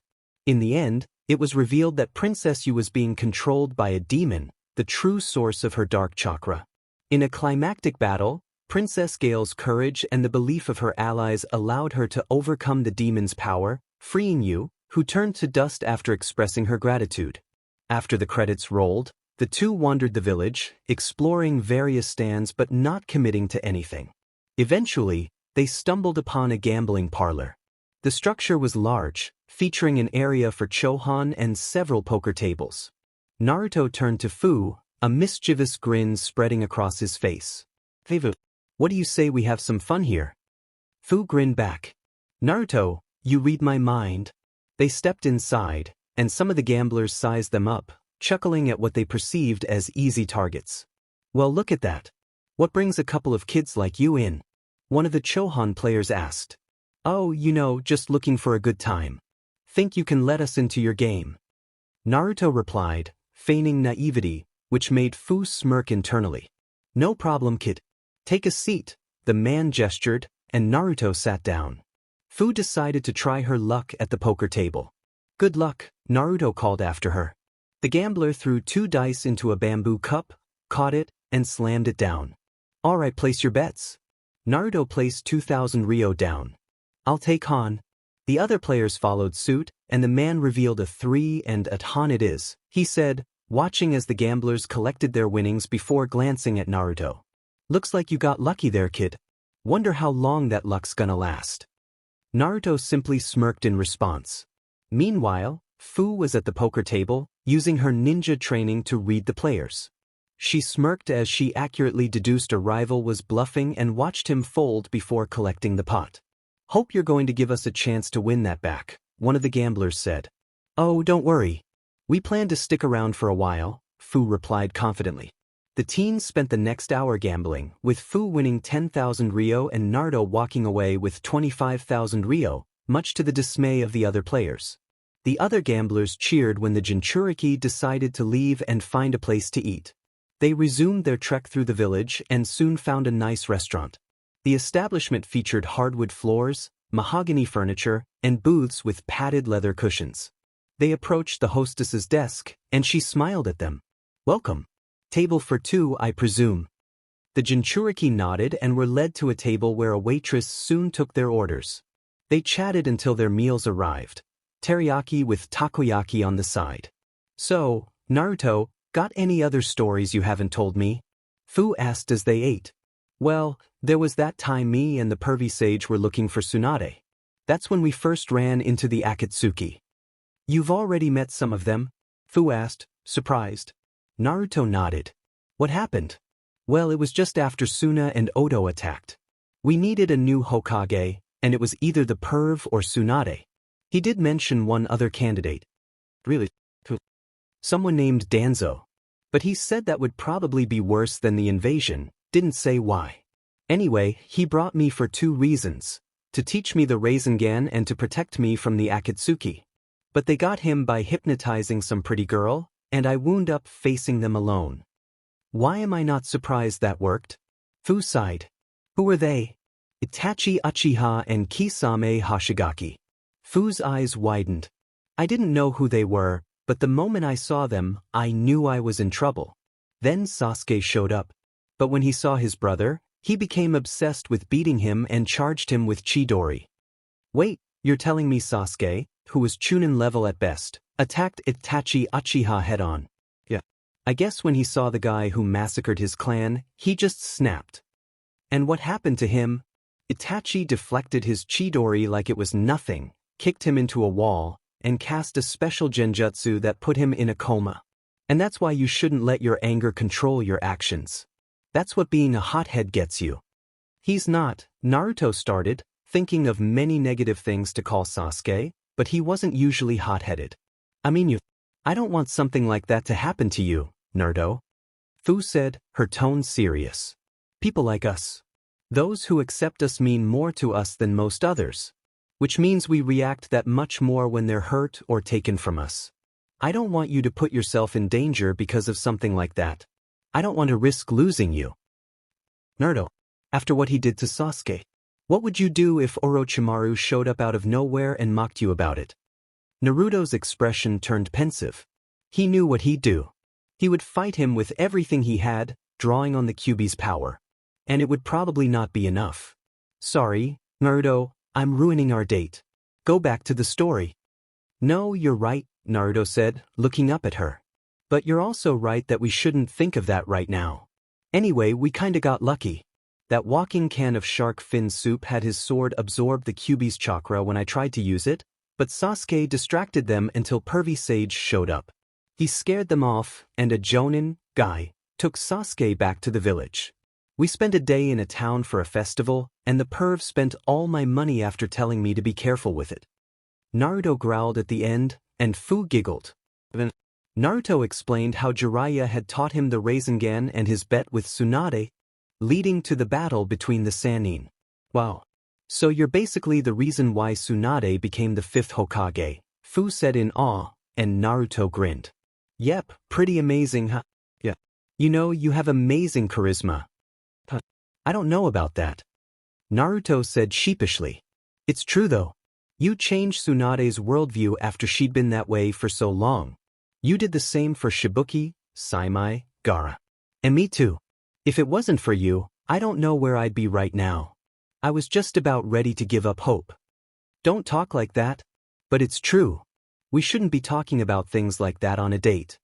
Fuu said. They soon finished their meal and left after Naruto paid the bill. As they walked down the streets, Fuu turned to the blonde. This has been great, Naruto. So far, today has been the second best day of my life. Naruto seemed slightly surprised. Really? When was the first? Fuu giggled. Yesterday. The blonde smiled. Thanks, Fuu, I've had fun too. So, what do you want to do next? Fuu hummed as she looked to the sky before turning to her boyfriend. Have you been to the hot springs around here? No, want to go to one? Yeah, let's go for it. The two explored the village until they found a hot spring that allowed mixed bathing. They entered through the large double doors and were relieved to find that no one but the attendant was there. After paying the entrance fee, they received towels and walked down the hall together before separating at the changing rooms. Naruto quickly got undressed, placing his clothes in a cubbyhole while wrapping a towel around his waist. Once he finished and entered the hot spring, he found Fuu had yet to come in. He walked to the water's edge just as she stepped through the door. Fuu caught sight of her new boyfriend standing at the edge of the spring, and her cheeks flushed as she took in his well-defined muscles. She gulped, feeling a rush of warmth as she noticed the sweat glistening on his skin. Naruto, in turn, admired Fuu's beauty. Though her towel concealed most of her body, it hugged her curves, accentuating her slender waist and well-proportioned hips. The towel didn't completely cover her chest, allowing a glimpse of her figure. The blue-eyed Jinchuriki was briefly mesmerized by her form, feeling his own cheeks heat up as he took in her caramel-colored skin and the orange eyes that had captivated him from the start. You haven't gotten in yet? Fuu asked, her eyes darting away in nervousness. I was just about to, Naruto replied, joining her at the water's edge. They exchanged glances, both feeling butterflies in their stomachs as they took a moment before easing into the water, careful not to look at each other too directly. Naruto noticed the water go still, indicating Fuu had stopped moving. He glanced at her, keeping his gaze above the waterline, focusing on her face. Their eyes met, and he quickly looked away again. He wanted to look, but his concern for Fuu's feelings held him back. He tried to distract himself by observing the surroundings, but the more he attempted to ignore the situation, the more his mind wandered. Sweat began to bead on his forehead as he felt restless. Maybe just a quick glance, so he could remember her form without feeling guilty. Meanwhile, Fuu was curiously watching him. Despite her embarrassment, she found amusement in Naruto's struggle between his willpower and temptation. His consideration for her feelings was endearing, and she felt grateful to have such a thoughtful boyfriend. Of course, she had looked at him too. The situation made it hard not to.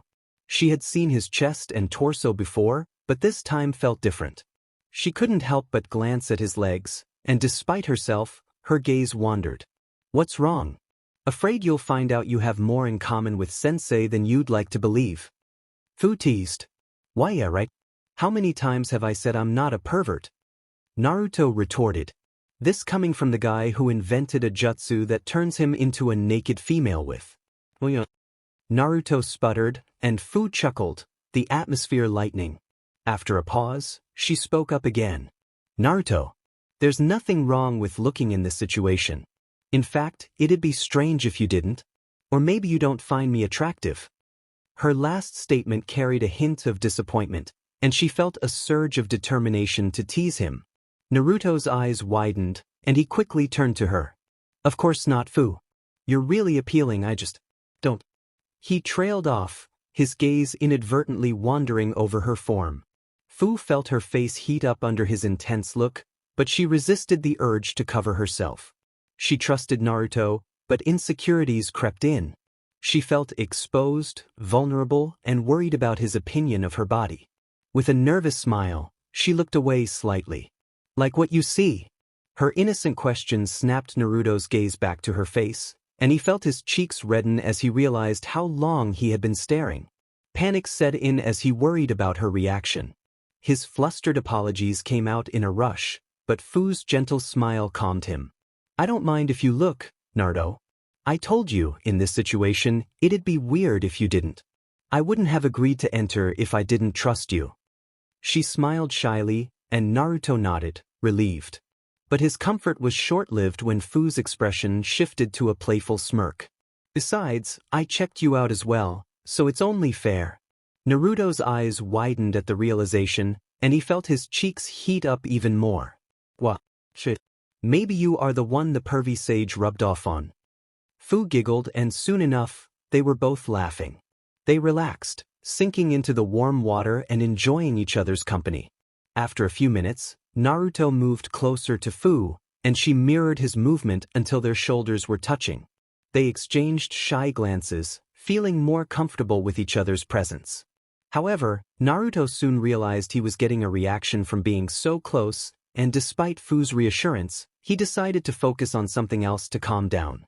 Fuu noticed his sudden change in demeanor and felt a pang of insecurity. She bit her lip before letting out a sigh.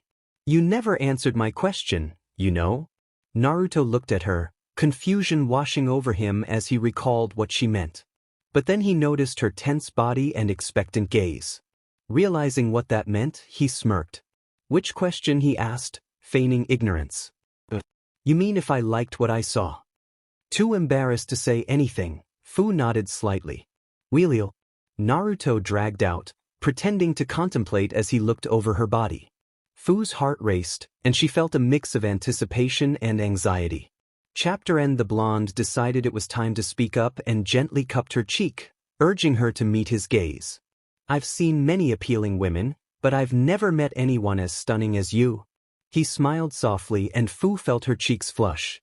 It was the kindest thing anyone had ever said to her. She realized he had drawn it out on purpose, but the happiness it brought her was too great to hold a grudge. Just as she was about to leap forward and kiss him, she noticed something. Averting her gaze, Fuu saw Naruto was saluting. Caught up in his teasing, his earlier admiration had backfired. The mint-haired girl smirked. Well, it seems you've really taken Sensei's teachings to heart? She giggled, pointing down. Naruto's face flushed as he realized what she meant, and he was about to sputter when he yelped, jumping slightly from a poke to his ribs. Oh, just relax and enjoy the hot springs, Fuu chided, leaning her head on his shoulder and closing her eyes slightly. He gulped, resting his head over hers and letting out a sigh. As the tension left him, he moved his arm over her leg. She tensed at the sudden motion, but before she could react, he took her hand and intertwined their fingers. Fuu relaxed and smiled, understanding his intentions. As they sat together, Fuu thought about their future, recalling that in about 6 months, they would be heading to Naruto's home village. The thought of being surrounded by people who knew her past caused a flicker of worry in her heart. Naruto, she said, drawing his attention. The blue-eyed Jinchuriki turned to see her staring into the water, uncertainty etched on her features. Do you think they'll accept me in Konoha? I don't want to go back to being hated after all this time. Naruto offered her a reassuring smile. I'm sure they will, Fuu. She turned to meet his gaze, but her expression remained troubled. Naruto, you had to save the entire village before they accepted you, and no one in your generation knew you were a Jinchuriki. Her eyes fell back to the water. They've probably heard about me, but they don't know me like you do. What if they think? Fuu, Naruto interrupted gently, cupping her chin to lift her face so he could look into her orange orbs. He understood her fears. She had grown accustomed to being around people since leaving Taki, even coming to enjoy it. This would be the first time she'd be surrounded by those who knew her past. The thought of being glared at, of seeing those eyes that made him feel less than human, would terrify him if he hadn't already realized what truly mattered. Don't worry about what they think. I spent years trying to get my village to see me for who I am, but you know what? I realized it didn't matter. Fuu looked surprised as he continued. Whether they hate me or not, as long as I have my precious people, it doesn't matter what anyone else thinks. And out of everyone I care for, you're the most precious to me. Her eyes widened, warmth spreading across her face as he moved his hand to her cheek. As long as you're with me, nothing anyone says or does really matters. Don't forget the promise I made to you. I never go back on my word. You'll never be alone again, because I'll always be here for you.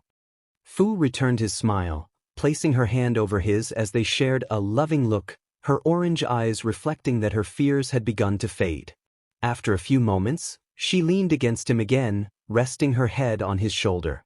They enjoyed the peaceful silence until Fuu looked up at the sky, which was beginning to change to orange as the sun approached the horizon. Look at the sky. Let's go, I want to watch the sunset again. Naruto agreed, and a short while later, they had changed back into their kimono, left the spring, and were quickly making their way to the top of the highest building in town for the best view, stopping briefly for ice cream. They silently watched the sunset paint the horizon orange, enjoying each other's company atop the building, sharing their frozen treat. Afterwards, they walked home under the light of a crescent moon and paused at the door of their hotel. Tonight was great, Naruto. I had a lot of fun. Was this your first date too? Fuu asked with a smile. Not exactly. I went on a date with Sakura once, but it was more about talking about Sasuke, Naruto replied, a hint of sadness in his voice. Then he perked up. But I think I'll consider this one my first date, along with my kiss with you. After all, you're the first girl I've felt so strongly for. With Sakura, it was just a crush, but with you. Before he could finish, Fuu surprised him with a kiss. His surprise was brief as he closed his eyes and reciprocated, savoring the warmth and softness of her lips. They wrapped their arms around each other, feeling a rush of emotion and passion that neither had experienced before. When they finally separated, they looked at each other, their faces flushed. Wow, Fuu said, astonished. Yeah. Naruto began, but was interrupted. Hey, you too, Jiraiya said, appearing behind them with a smirk, startling the young couple. Sorry to interrupt, but Sunade would kill me if you brought Fuu to Konoha carrying a child. Their faces turned crimson with embarrassment. Pervy-Sage / Ero-sensei? Relax, I'm just kidding. So, how'd it go? A mischievous grin spread across his face, immediately raising alarms in both students' minds before his next question confirmed their fears. How was the hot spring? Fuu paled slightly. You were spying on us? Come on, you didn't think I'd let my students go on their first date without making sure they had fun, did you? So, Fuu, was it harder than a kunai? And Naruto, I'm sure you finally see why I find the female form so irresistible, am I right? The two Jinchuriki turned matching shades of scarlet as the toad Sannin chuckled. I knew I'd rub off on both of you. It's only a matter of time before you can't keep your hands off each other. Naruto finally found his voice and began to protest, while Fuu lowered her head, her hair covering her eyes. Unfortunately for Jiraiya, he had forgotten about Fuu's earlier warning regarding his spying. He remembered just in time to see her head shoot up, outrage blazing in her orange orbs as she formed a water sword in her hand. The pervert spent the next 3 hours dodging Fuu's water sword while Naruto enjoyed the spectacle. Eventually, Fuu gave up, promising to remember what he had done. Jiraiya made a mental note not to mention anything that might reveal his spying to the young couple, as it could jeopardize his latest masterpiece. As the excitement died down, the group prepared for sleep. While tying the sash on his sleepwear, Naruto reflected on their conversation. He knew Fuu had made a valid point. Jiraiya had warned him that his hot-headedness could lead to trouble, and considering what had happened to Sasuke, he realized he needed to learn to control his emotions. With only about 6 months until they returned to Konoha, he still had time to grow. The two enjoyed the rest of their time in the town, growing closer over the next few days before they were on the move again. 3 days later, the trio arrived at a rocky clearing with a river in the shadow of a mountain, far enough from Konoha to be out of their range. Alright kids, since we're coming down to the wire here, I want you to increase your clones to after you take control of your Biju to the next level. We'll focus on mastering what you know and increasing your speed and that of your jutsu until the final 3 months. Then, I want you to concentrate on creating your own techniques. Sounds good. Oh, Fuu, I want to teach you something, Naruto said, surprising the others. Fuu replied, intrigued as Naruto opened a scroll revealing water balloons. Water balloons. What could you teach me with these? She asked, puzzled. Naruto held out his hand, creating an orb of chakra. This is the Rasengan. It's a jutsu created by my father and an A-rank technique. I want to teach it to you. Fuu was taken aback that he wanted her to learn a jutsu passed down from his father. It was a significant gesture, reserved for a student or someone close enough to be considered family. She smiled and thanked Naruto, and they began preparing for training. It would take them another 2 months to control their fourth tails. Deep in an unknown cave, 9 figures gathered, their features obscured except for their eyes. Well, we're all together again. How long has it been? About 2 years. One silhouette with shark-like eyes asked. So, I guess it's time we finally got started. Yeah. Another replied. Yes. Have any of you located your targets? The apparent leader, with purple eyes and concentric rings in his pupils, inquired. My target managed to become Kazekage. So I know where to find him, one shadow said. The Kyuubi Jinchuriki is still with Jiraiya of the Sannin, a red-eyed figure stated emotionlessly. Heh, I know where the Yanbi is. I hear he's skilled with lava style. It should be a challenge, the shark-like silhouette remarked. I can't focus on this. It goes against my beliefs to take someone alive. Maybe Kakazu and I would be better off bounty hunting. I can't stand his obsession with money, but I get to kill, and he gets what he wants, another figure said. That's not an option, fool. Each of us has one target, Kakuzu replied. Hey, I'm just saying, the first figure retorted. Kakuzu is correct, Haiden. Speaking of which, have you located the Nanabai? The leader asked. There was a surprise. The Nanabai was given to my old village.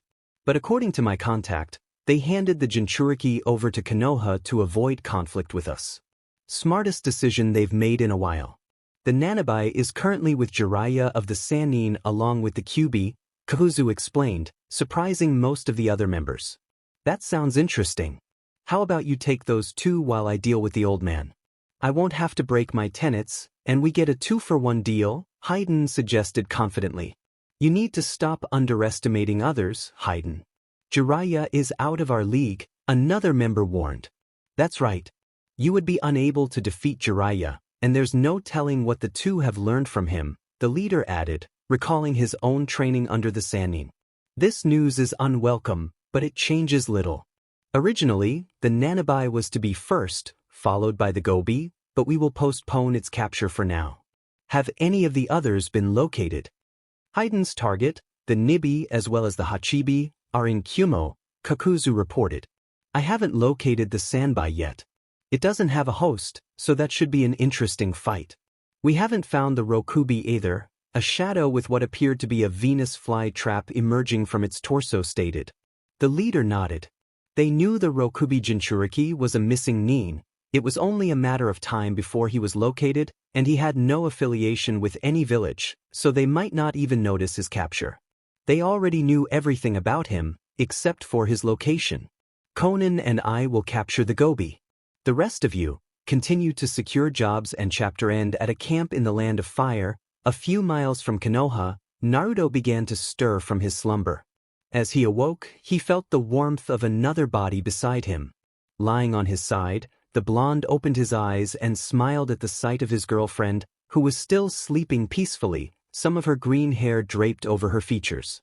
They had started sleeping together a month into their training with their fourth tails. The intensity of their training often forced them into their version 2 forms, which caused significant strain on their bodies. To comfort each other after these grueling sessions, they found solace in each other's presence, experiencing the most restful sleep they had ever known. With their mastery of the four-tailed state, they could now enter that form without losing control. While using version 1 was manageable, version 2 remained taxing and could leave them drained. Their five-tailed forms, however, were still uncontrollable, and they would automatically revert to version 2 if they pushed themselves too far.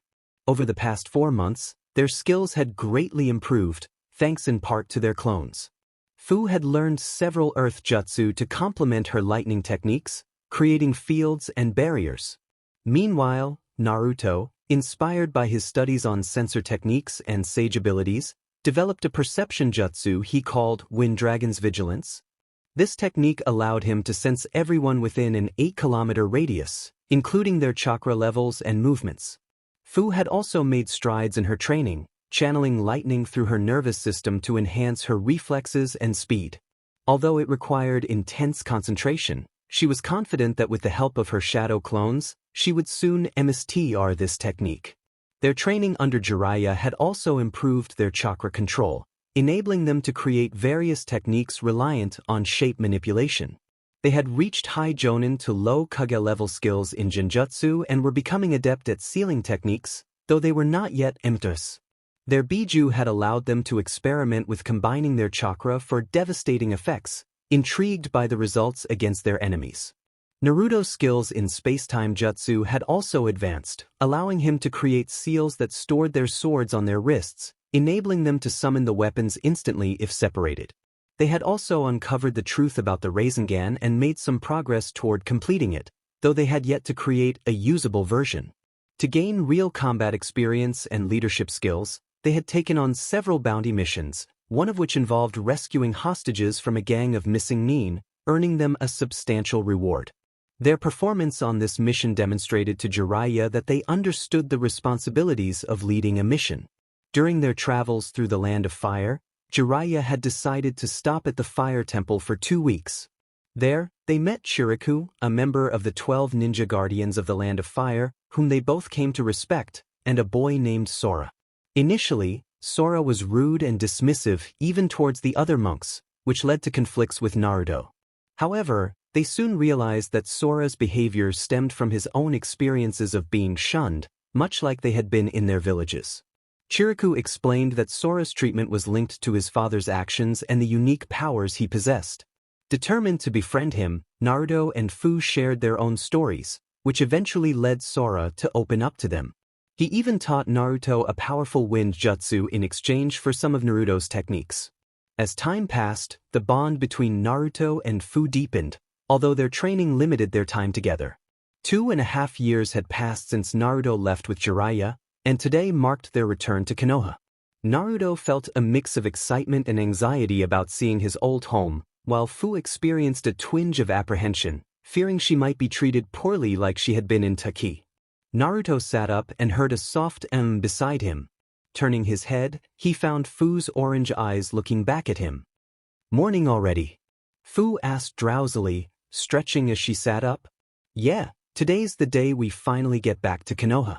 Ready, Fuu?" "I guess," she replied, her voice tinged with uncertainty. "You're still worried, aren't you?" he asked gently. "Sorry, it's just, after all this time, I don't want to go back to what it was like in Taki. Say, we talked about this. It won't be the same because I'll be with you," Naruto reassured her, wrapping his arms around her. She smiled and returned the embrace. "Thank you, Naru, for everything." "Hey, you too," Jiraiya interrupted. "It's about time we head out." "Get ready." "You got it, Pervy-Sage," Naruto replied as he and Fuu got up. Jiraiya sighed. "Are you two ever going to stop calling me that?" "Only if you stop peeking on women, Aro-sensei," Fuu said with a smirk. "Whatever, just get ready," Jiraiya grumbled. As they approached Konoha, the sun shone brightly over the village. Naruto stood at 5 feet 5 inches, and Fuu was at 5 feet 4 inches. In addition to his black and orange tracksuit, Naruto now wore a black forehead protector and a red, short-sleeved coat with black flame designs, a gift from Jiraiya. "So, this is Konoha." "You were right, the Hokage monument is something else," Fuu remarked, glancing around. While she preferred the look of Taki, Konoha still seemed like a nice place to live. "You nervous, Fuu?" Naruto asked. "A little. It's my first day in my new home." "Don't worry, everything will be fine," he assured her. "I can't believe it's been 2.5 years." Naruto jumped up and ran up the side of a power pole, standing at the top with his arms spread wide, taking in the sight of his home for the first time in almost 3 years. "I miss this place. It hasn't changed a bit." Fuu smiled as she watched him. "He sure is excited, isn't he?" she asked Jiraiya. "Heh, tell me about it," Jiraiya replied with a smirk. "Just shows how much he loves this village." Fuu nodded. Naruto noticed Tsunade's face on the Hokage monument. So, they added Tsunade's face to the mountain. He chuckled. You've grown a lot, haven't you, Naruto? A calm voice called out. They turned to see Kakashi Hatake sitting on a nearby roof, reading his favorite book. Yo, Kakashi waved to his student. Naruto felt a mix of resentment and willingness to give Kakashi a second chance, realizing how little he had taught him and Sakura over the years. Hey, Kakashi-sensei, you haven't changed a bit, Naruto said, jumping down to join him. Oh yeah. I have a present for you, Kakashi said, looking curious. Sakura, a woman's voice said as she entered the room. It was Sunade, the fifth Hokage. Yes, replied a pink-haired teenager, Sakura Haruno, turning to face her. It seems Naruto's returned, Sunade said with a smile. What? This is... Kakashi stammered, his visible eye wide as he held Naruto's present, the latest book in the Ikaika series. Yeah, the latest in the Ikaika series. Jiraiya gave it to me, but I don't really like that kind of thing, so you can have it.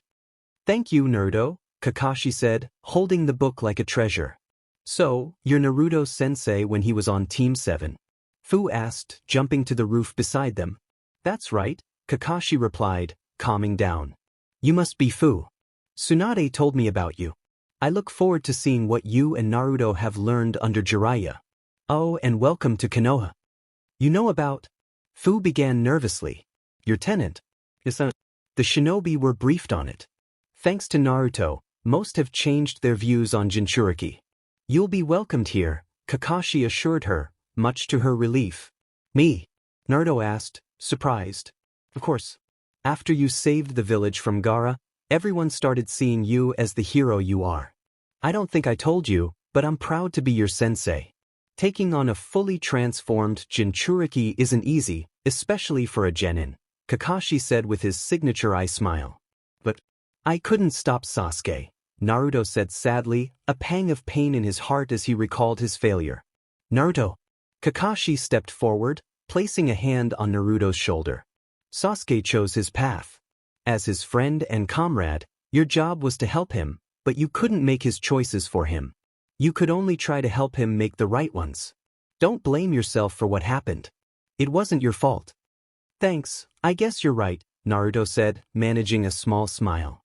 Kakashi's words meant a lot to him, especially since he often felt he had let his team down. Giving his old sensei a second chance felt like the right decision. Hey, Kakashi-sensei.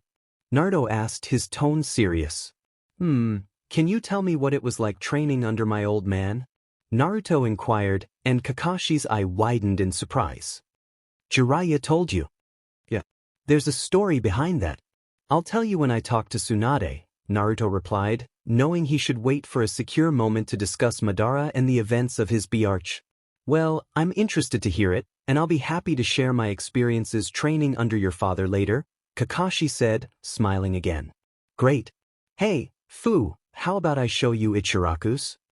Naruto suggested, turning to her. Sure, I want to see if it lives up to everything you've said about it, Fuu replied. You'll see, it's the best ramen in the elemental nations. Naruto exclaimed, taking her hand. Hey, hang on, Kakashi said, causing them to pause just as they were about to jump off the roof. Are you too? He trailed off, noticing their blushes. Huh, so you've given up on Sakura, he remarked. Yeah. What I felt for Sakura was just a crush compared to what I have with Fuu, Naruto admitted, wrapping an arm around Fuu's waist and pulling her close. She smiled at him, and he returned the gesture. Well, I'm glad for you. I know you've both had your share of pain, Kakashi said. Thanks, Kakashi-sensei, Naruto replied, smiling at him. Oh, by the way, could you help me with the lightning element later? I've heard a lot about your Chidori, Fuu asked. You're a lightning element too. Lightning and water, actually. Well, what do you know? Though lightning is my affinity, I'm good with water jutsu too. I'll help with both however I can, just ask. Thanks. See you later, Mr. Hatake, Fuu said. No need for that. Kakashi or Kakashi-sensei is fine. He waved her off, making her smile. Thanks, Kakashi, she replied before she and Naruto were on their way. Jiraiya watched them go, slightly annoyed that Naruto had given away his book as Kakashi jumped down beside him. So, how good are they? Kakashi asked the Sannin. Well, Naruto figured out how the shadow clones worked. And he taught it to Fuu, Jiraiya said with a smirk, causing Kakashi's eye to widen slightly. I'd say they're strong enough to take on most of the Akatsuki, and they have a wide variety of jutsu. But they're still perfecting their own techniques and have more to learn. There's always room for improvement, and they're going to need it, Jiraiya said, his expression turning serious. The Akatsuki is beginning to move. According to my intel, they may already have one of the Biju. Like I said, I'm confident they could take most of them, but neither is ready to face the likes of Itachi Uchiha alone yet. Just then they heard a yell. Down the street, Naruto and Fuu had stopped as Naruto ran into familiar faces, Sakura and Sunade. Sakura turned to the Jinchuriki, visibly surprised to see Naruto in the middle of the street. Sakura, he exclaimed. But Naruto. She responded, equally stunned. She noticed how much he had changed since their last encounter, and her gaze shifted to the green-haired girl beside him, surprised to see their hands intertwined. It is you. Long time no see, Sakura. How've you been? Naruto greeted with a smile. Good, Lady Tsunade's taught me a lot over the years, Sakura replied before turning back to Fuu. So, who's your new friend? Glad you asked. Sakura, meet my girlfriend, Naruto said, grinning. Sakura's eyes widened in shock, her expression a mix of disbelief and curiosity. Fuu stepped forward, offering her hand. I'm Fuu, formerly of Taki. Nice to meet you. Naruto said a lot about you and the rest of your graduating class. Sakura took her hand, still a little stunned. Fuu. Right, you're the one Lady Tsunade told us about. It's nice to meet you too. So, are you two really? Fuu smiled and nodded. Sakura felt a slight pang of jealousy, realizing that Fuu now held Naruto's heart. Yet, she was genuinely happy for them, knowing that Naruto cared for her helped her cope with her own feelings for Sasuke. Well, I'm happy for you, Sakura said, her smile returning. I guess you've grown up in more ways than one, huh, Naruto? Naruto chuckled. Yep. Wait until you see how much I've learned. I'm well on my way to becoming the next Hokage. I'll be the judge of that, brat, Sunade interjected, stepping forward. I was wondering when you were going to speak up. Good to see you, Grandma Sunade. Sunade's eye twitched. Since this is your first time back in the village in almost 3 years, I'm going to let that slide. She turned to Fuu. So you're Fuu. I'm surprised to hear you're together with this knucklehead. He certainly needs someone to keep him in check. She smirked at Naruto's indignant expression. I trust Jiraiya trained you well and that you were able to keep the pervert in line. Yes, Lady Hokage. And let me say it's an honor to meet one of the most renowned kunoichi in the elemental nations. I've looked up to you for a long time, Fuu said with a slight bow. Well, it's nice to see you know how to show some respect, unlike the brat, Sunade replied with a smile. Ah, here's your forehead protector. You're already registered as a shinobi of the leaf. She reached into her robe, pulling out a forehead protector and handing it to Fuu. Hey, why do you show her respect and not me? I'm the one who trained you for the past 2.5 years, Jiraiya complained as Fuu accepted the forehead protector. Because she's the Hokage while you're a dirty old man who peeks on girls in hot springs and often acts like a child, Fuu said flatly, causing Jiraiya to cross his arms and grumble about disrespectful brats. You're really not helping yourself by acting like that, Ero-sensei, Fuu said, and everyone except Jiraiya and Kakashi chuckled. Yo boss, a young voice called out. The group turned to see Konohamaru standing in the middle of the road. He made a hand sign, and in a poof of smoke, he transformed into a buxom woman, her figure barely concealed by the smoke. "Sisi Jutsu," he exclaimed. Jiraiya reacted predictably, yelling out in joy with a perverted grin on his face as his nose bled. Sunade and Fuu looked annoyed, Sakura appeared shocked and offended, while Naruto regarded his younger brother figure calmly, and Kakashi continued reading his new book. How was that? Not too bad. Konohamaru asked excitedly. Sorry, Konohamaru, but I'm not a kid anymore, and you shouldn't be using jutsu like that either, Naruto said, watching as Konohamaru's excitement faded. Don't worry, I'll teach you a really cool jutsu later, okay? And maybe even an improved version of the other one. He whispered the last part with a wink, indicating it was a secret. Konohamaru's face lit up with a brief mischievous grin before he composed himself. Really? Thanks, boss. Fuu turned to Jiraiya with a playful smirk. You know, Ero-sensei, the entire time you were looking at that girl, you were actually ogling a 12-year-old boy, she teased, causing Jiraiya to jerk in surprise, his face turning a shade of green. The Hokage grinned at the discomfort of her teammate. I think we're going to get along just fine, Fuu. Must you always spoil my fun? Jiraiya lamented. Of course not. So long as A, it's not perverted, and B, you're not using our money, I'll be happy to leave you to your fun, Fuu replied sweetly. Wait, he used your money. Doesn't he make enough from his books? Kakashi asked, surprised. He regarded Jiraiya's works as literary art, wondering how the author could be poor enough to rely on a couple of kids. Yes, he does. He's rich, we've seen his checkbook. But he's also stingy, Fuu said, recalling how Jiraiya had spent her money. We caught him paying for women and sake with our money. He avoided most of our attacks until one of my clones got behind him and used 1,000 years of death. He never tried again after that. Naruto laughed at the memory, and everyone present, familiar with the joke technique, joined in, even Kakashi chuckling this time. DMN brats, Jiraiya thought, slightly panicked. I'm losing face here, I need to change the subject? So, Sunade, what have you taught Sakura? He asked, trying to redirect the conversation. Trying to change the subject to save face, huh? Sunade noted with a smirk. Anyway, it's about time to get serious. My original plan was for Kakashi to face the three of you in a bell test, but if what Jiraiya wrote to me is true, that's probably a bad idea. Naruto, you'll be going one-on-one against Kakashi, and Fuu, you'll be taking on another jonin of Konoha, Asuma Sarutobi. Asuma Sarutobi? Of the 12 Guardian Ninja? Fuu asked, surprised. You've heard of him. Just the same. Asuma and his team are waiting at the third training ground. Your performance will determine your future status. Chapter end. Naruto, Fuu, Sakura, and Kakashi made their way to the third training ground, sharing stories from their time under the Sannin. Upon arrival, they found Asuma, Shikamaru, Ino, and Choji waiting for them.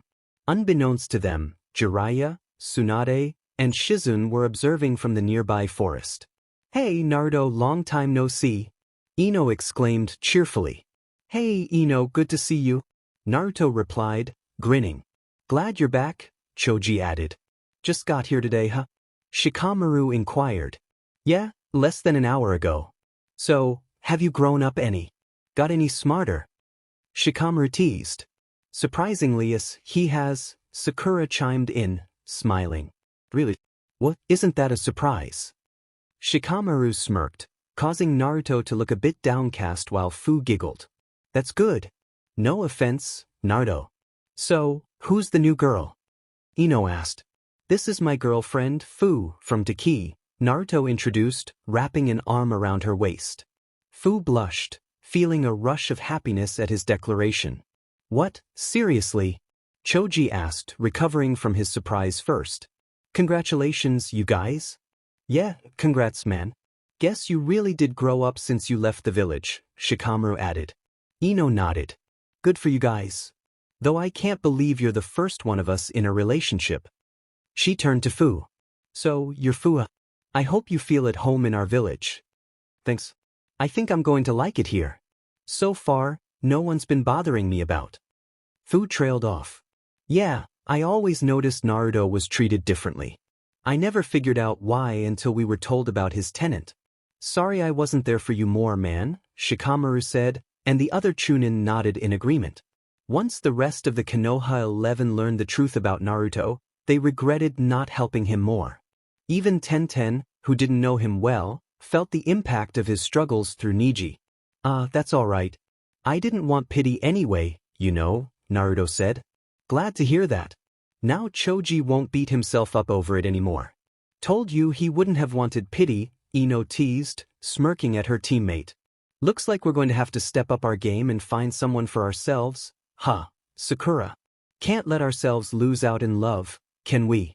So, what's it like having a boyfriend and being a student of the infamous pervert of the Sannin? Ino asked Fuu. As the two girls began to chat, Shikamaru pulled Naruto aside. Hey Ino, this girl of yours, is she troublesome in any way? Hope you're not whipped like my old man. Naruto snorted. She's my partner as well as my girlfriend. Things are pretty even between us. Shikamaru raised an eyebrow. That's so. Most of the girls I've met tend to boss people around, like Sakura and Ino.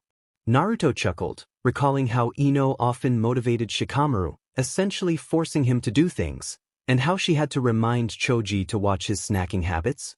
Actually, she doesn't boss me around. We talk a lot, you know. She's helped me realize a lot of things I've been doing wrong, like always rushing into battle. Anyway, how about you? Got your eye on anyone? Maybe a certain blonde? He teased, gesturing toward Ino. What? Shikamaru was taken aback. Just then, Ino called out, Hey, what are you guys talking about over there? The two boys rejoined the group. Nothing, just catching up on old times, Naruto said. Well, good to see you guys are getting along already, Asuma said, stepping forward. Nice to meet you, Fuu. And welcome back, Naro. I'm looking forward to seeing how you've grown since you left the village. Hey, Asuma-sensei, how's Kurinai? Naruto asked with his trademark smile. Asuma sighed. Was it that obvious? Did everyone know? He asked, prompting laughter from the group. He realized that Naruto had just returned and likely hadn't heard about his relationship with Kurinai. This place sure brings back memories. This was where our genin exam took place, Naruto said, reminiscing. Yeah. And back then? Sakura began. That's right. Back then. Sasuke was around too. Kakashi stated, and suddenly, the atmosphere shifted as thoughts turned to the absent Uchiha. Naruto's expression darkened at the memory of his friend, whom he felt he had failed to help. Fuu comforted him, while Shikamaru and Choji offered their support to their blonde teammate, who stared at the ground, troubled. Sakura, however, curled up in a ball, a cloud of gloom hanging over her as she muttered, Sasuke. Looks like Sasuke's a taboo subject for Sakura, Kakashi thought to himself. Anyway, it's about time we got started, Kakashi said, stepping forward. Naruto and I will go first, then Fuu and Asuma. We can all catch up more later. He walked into the clearing, away from the others. All right, Naruto said, moving to stand across from Kakashi. You gonna start off reading that book this time, Kakashi-sensei? Oh, I think I should save the pleasure of memorizing it for later, Kakashi replied, revealing his Sharingan. I think I'd better take this seriously, considering Lady Hokage wanted you to fight me one-on-one. Naruto smirked in response as both tensed, preparing themselves. Shikamaru, will you do the honors? Sure, it's not too troublesome, Shikamaru said, stepping forward. Okay, start. Naruto poofed into smoke, surprising almost everyone present. A clone. When did he? Kakashi wondered before sensing something. He turned to see Naruto beside a tree, throwing a shuriken. Curious about the purpose, he watched as Naruto quickly ran through hand signs, the speed of which impressed him. Shuriken Shadow Clone Jutsu? Naruto shouted, and the single shuriken multiplied into 100. Before they even reached Kakashi, Naruto completed another technique. Wind style, great breakthrough. A powerful gust of wind slammed into the shuriken, accelerating them and increasing their force. Just as they reached Kakashi, he was replaced with a log, which was shredded in seconds. Huh, a wind user. Who'd have thought? Asuma remarked absently. Wow, that was a pretty good combination, Ino noted. Kakashi appeared behind Naruto, a kunai at his throat. Well, that was unexpected, but I'm afraid you'll have to do better than that, he said, but Naruto smirked. Suddenly, the blonde exploded, sending Kakashi flying. Until he poofed into smoke. A shadow clone explosion. Interesting, Asuma observed, recalling seeing a similar technique from Itachi. You really have grown now. I really will have to take this seriously, Kakashi thought as he hid behind a tree. Naruto decided to activate his Wind Dragon's vigilance technique and made the necessary hand sign. Kakashi's eyes widened as his Sharingan detected chakra saturating the air. It wasn't enough to obscure his vision, but it was there. What is this? This chakra is, he thought before dodging as his instincts warned him of impending danger. A kunai with an explosive note lodged into the tree where he had just been hiding exploded. Naruto appeared behind Kakashi and threw a punch, but Kakashi blocked the attack and jumped back to avoid a follow-up kick. Okay, you have ninjutsu down. Let's see your taijutsu, Kakashi said, preparing himself. Just like last time, right, Kakashi-sensei? Naruto charged forward, engaging the Jonin in a taijutsu battle. Kakashi was shocked. He could barely keep up with Naruto, even with the Sharingan, finding himself on the defensive. Naruto ducked under a kick and attempted a leg sweep, which Kakashi jumped over. Naruto then launched himself toward Kakashi, aiming a punch at his face. Kakashi blocked with both arms but was kneed in the stomach and then kicked by Naruto, sending him crashing into a tree, the bark cracking on impact. Wow, he nailed him, Sakura said. What did you expect? You know what we're going to have to deal with, Fuu noted, reminding them that the pair had been training to fight the Akatsuki. True. But I wonder how he found Kakashi so fast, Shikamaru pondered. It's a technique that uses the wind to mimic the abilities of sensors. He calls it the Wind Dragon's Vigilance, Fuu explained. That's incredible, Asuma remarked. It was thought possible to do something like that, but it's been pure theory for years. What's his range? 8 kilometers, Fuu replied, shocking the group. Despite being nearly on the other side of the training ground, Naruto crossed the distance in an instant, forcing Kakashi to block a kick that nearly uprooted a tree. Kakashi used the body flicker technique to increase the distance between them, but was stunned when Naruto proved faster with the jutsu, forcing him to block another kick. Naruto leaped high into the air to avoid a sweeping kick and attempted an axe kick, but Kakashi rolled out of the way, the ground fracturing on impact. Kakashi tried to counter, but Naruto jumped back, and Kakashi ran through hand signs. Okay, that's taijutsu, time for the next lesson, genjutsu? Kakashi vanished. Naruto, a voice growled. Naruto turned to see Sasuke standing there in his level 2 form, glaring menacingly. Hey, you're going to have to do better than that, Kakashi-sensei, release? Naruto declared, and the illusion shattered. Let's see how you like it. Naruto cast an illusion of his own, causing a tree to grow out of the ground behind him, wrapping its bark around him. Demonic illusion. Tree binding death. I'm surprised you can use genjutsu, Naruto, but you're going to have to do better too. Release. Kakashi said, breaking the illusion, only to suddenly feel the wind knocked out of him. Another illusion shattered, and he found Naruto before him, his fist buried in his gut. This is demonic illusion, double false surroundings. I underestimated him, Kakashi thought, helpless as Naruto punched him 3 times before kicking him halfway. Across the battlefield, Naruto created a single clone before holding out his hand, a visible flare of chakra summoning his sword, Hisho Taichi. Where'd he get that sword? Choji asked. It's called Hisho Taichi. It's a sword made for him in Takumi Village, Fuu explained. Asuma whistled. You got a sword made from the village of artisans. That's lucky. Those are the finest weapons on the continent. You have no idea, Fuu smirked. Naruto swept his blade sideways and called out, Tempest Wind. A powerful whirlwind erupted from the blade as his clone performed hand signs. Fire style, Dragon Flame Bomb. The clone breathed out a stream of fire that combined with the wind to create a firestorm of white-hot flames. Kakashi cursed as he quickly body flickered out of the way. Whoa, he's really not kidding around, is he? Shikamaru remarked. Naruto. Sakura said, dumbfounded. She couldn't believe he had come this far. Naruto scanned the area for Kakashi before he was suddenly pulled underground. Kakashi popped up and threw a kunai at the clone at near point-blank range, destroying it. Kakashi hadn't heard Fuu's explanation of Naruto's sensing jutsu and didn't realize Naruto knew where he was all along. Looks like I got you, Naruto, Kakashi noted, surprised when Naruto turned out to be a clone. 2 Narutos then jumped into the air, one used wind style, great breakthrough, while the other unleashed fire style, Phoenix Flower, raining enhanced fireballs down on Kakashi.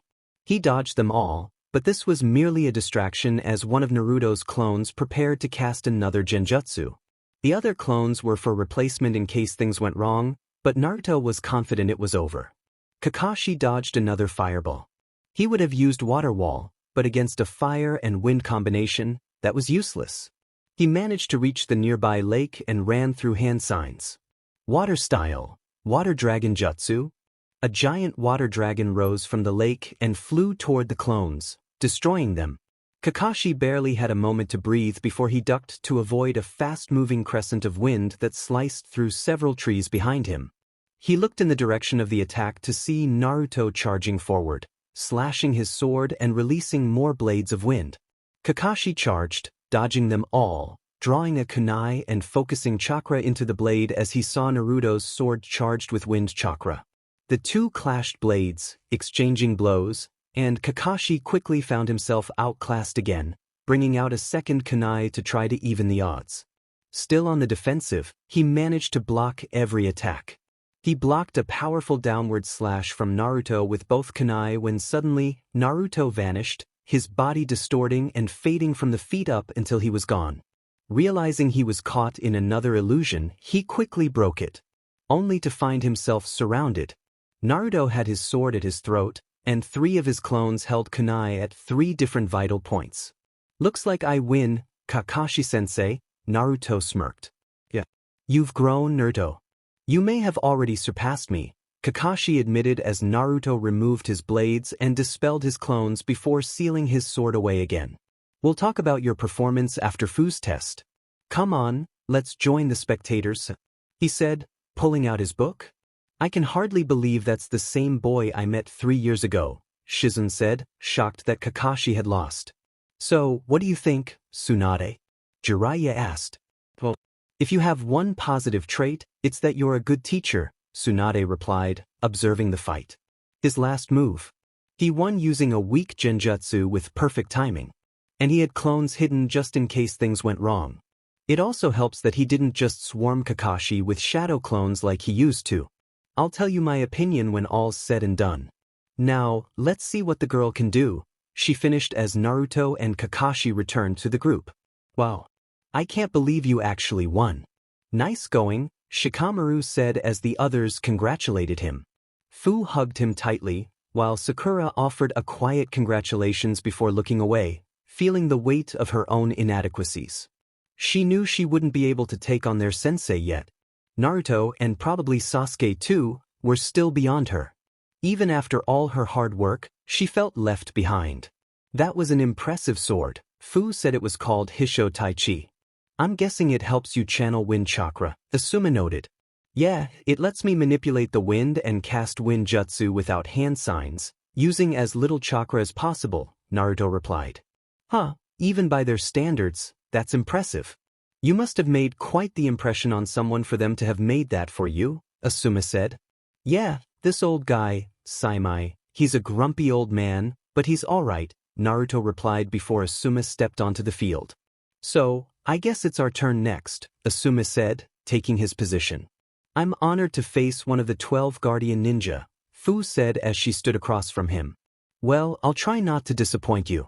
Shikamaru, whenever you're ready, Asuma said, drawing his trench knives and channeling chakra through them. Alright, begin. Shikamaru called. Asuma and Fuu charged at each other. Fuu swept her hands back, summoning her own blade, Okibi no Yaiba, in her right hand, while a water sword formed in her left. She channeled raw chakra into both, strengthening them and igniting Okibi no Yaiba in flames, much to the spectators' shock. So, she's got one too, Asuma noted as the two clashed. He quickly found himself overwhelmed. Fuu's dual blade style relied not only on precision but also on overwhelming speed, which, combined with the flames, put Asuma on the defensive, barely able to protect himself. Asuma parried a slash from Fuu's water sword and leaned back to avoid a sweeping kick. Thinking he saw an opening, he slashed, but Fuu skipped back and threw her water blade. Asuma dodged to the side and charged as Fuu dismissed her sword, running through hand signs. Water style, water wall. Fuu expelled a massive amount of water from her mouth, forming a protective wall. Asuma found himself caught in the wall of water as Fuu quickly continued her hand signs. Lightning style, earth flash. Fuu thought, unable to speak due to the water, and released a massive wave of electricity from her hands, which traveled through the water and electrocuted Asuma. DMN. Asuma cursed mentally, gritting his teeth against the pain as the lightning coursed through his body. He channeled wind chakra to nullify the lightning as best he could. After a few moments, Fuu released her jutsu, and Asuma jumped back out of the collapsing wall, twitching slightly. Fuu then made the snake hand sign. Water style, exploding water shockwave. She expelled an enormous wave of water that surged toward Asuma, electrified once more. Asuma's eyes widened, and he quickly jumped into the trees, navigating through the branches to stay above the lightning-infused water as it followed him, knocking down several trees along the way. Soon, the water level fell beneath the branches, leaving only puddles on the ground, but Fuu had vanished. Oh. You two didn't waste any time over the past 2 years, did you? Choji remarked, staring at the destruction caused by the attack. Naruto chuckled in response. Great. She's this good at water jutsu, and now the ground's covered. As Shikamaru would say, troublesome, Asuma smirked at his own predicament. A moment later, a wave of fire rushed at him, forcing him to leap from the tree. The instant he landed, 3 water clones of Fuu emerged from nearby puddles and attacked with taijutsu. The clones, being only 1/10 of the real Fuu's power, lasted only a short time, but they showcased impressive taijutsu skills before being defeated. As the final clones dispersed, a swarm of insects burst from the ground. Asuma cried out in shock before he was replaced with a log. The swarm abandoned the wooden decoy and surged toward Asuma's hiding place. Turning to the swarm, he tossed his trench knives into the air and made 4 hand signs, catching the blades when he finished before breathing out a cloud of gunpowder that the insects flew into.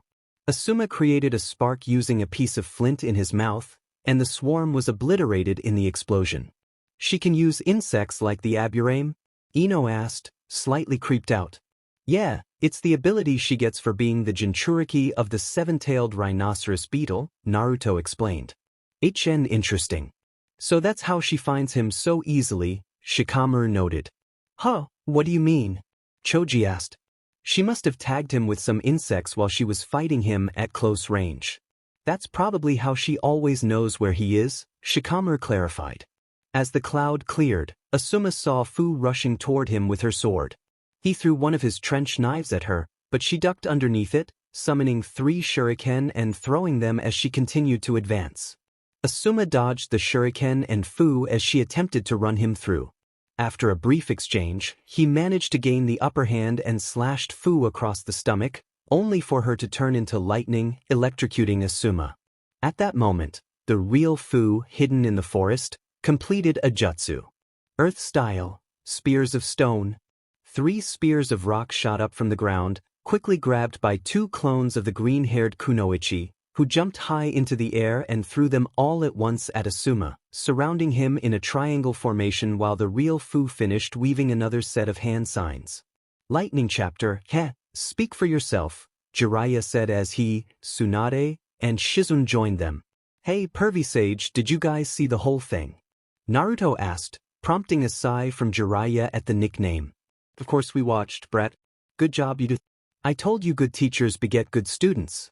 Yeah, go ahead and pat yourself on the back, Fuu said, rolling her eyes. Seriously, thanks for teaching us, Jiraiya-sensei. Oh, finally showing me the respect I deserve, he replied with a grin. Don't get used to it, Fuu smirked. Okay, I've gotta admit, you two did pretty well, Sunade said. You not only won, but you showed good planning and always kept a few aces ready in case things got tough. I think you're ready for the rank of Special Jonin, thanks to Jiraiya's recommendations, until you have enough experience leading missions to make Jonin. Provided the promotion was endorsed by a powerful and respected shinobi of the village, like Jiraiya or the Hokage, there were documented examples of why the promotion was deserved, allowing a ninja to be promoted up to Special Jonin without going through exams. Those present congratulated the two, while Sakura remained quiet. Knowing that not only was Naruto stronger than her, but the new girl was too, made her feel inadequate. She remembered when they first became a team, believing Naruto was useless and that she and Sasuke would have to carry the team. It took a wake-up call for her to realize she was the one who needed to improve. Naruto and Sasuke were growing stronger every day, while she felt like a burden, a mere fangirl. Even after 2.5 years of training, she still wasn't as strong as her teachers, and Naruto was surpassing even Kakashi. She was almost certain Sasuke would have similar power. After all her hard work, she felt left behind. "What's the matter, Sakura?"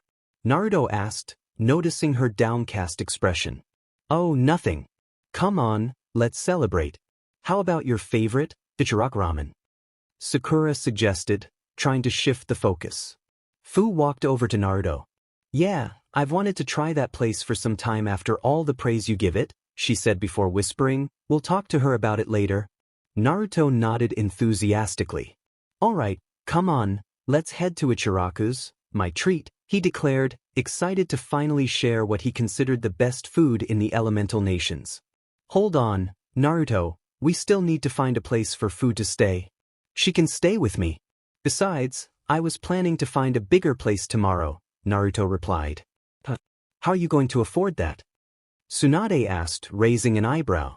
Jiraiya braced himself, anticipating Sunade's reaction as he replaced himself with a clone he had set up. Moments later, Naruto explained how much money he had and how he had acquired it. While the bounty hunting wasn't too surprising, everyone was shocked by his luck at gambling, but Sunade's expression quickly turned furious. A loud "what?" echoed halfway across the village. After Sunade had finished scolding Naruto, he, Fuu, Sakura, and Team 10 found themselves at Ichiraku's. Kakashi had paperwork to do, but along the way, they ran into Irika, who joined them. Irika sat at one end next to Naruto, with Fuu on the other side, followed by Sakura, Shikamaru, Ino, Choji, and Asuma. Naruto was on his 6th bowl, as was Choji, while Fuu was on her 3rd and everyone else was on their 1st. "Ah, now this hits the spot. See, what did I tell you, Fuu?" Naruto exclaimed. "You were right, this is delicious. We'll have to come here more often," Fuu replied, prompting Teuchi to consider how much business they would bring him. "I can't believe you actually managed to beat Kakashi. You've really grown a lot under Jiraiya's tutelage," Irika said. "Yeah, I'm stronger than you now, Irika-sensei," Naruto said, and Irika laughed. "I hate to admit it, but you're right. I couldn't take on Kakashi even without his Sharingan." "Congratulations on your promotion, by the way," the academy teacher said. "Thanks. So, who else was promoted?" Naruto asked. "You kidding? Everyone else is a Chunin now," Shikamaru replied. "That's nothing though, Niji made Jonin. Remember Gaara? Well, his siblings made Jonin too. Actually, Temari's here in Konoha right now." "Really? I'll have to congratulate her, even if it's a little late." "So, what about Gaara?" Naruto asked, and everyone fell silent, unsure how he would take it. "Gaara's the new Kazekage," Irika said, shocking Naruto and Fuu. Naruto smiled, though his eyes held a hint of sadness. "Gaara was named Kazekage? That's great. He sure changed a lot since the last time I saw him.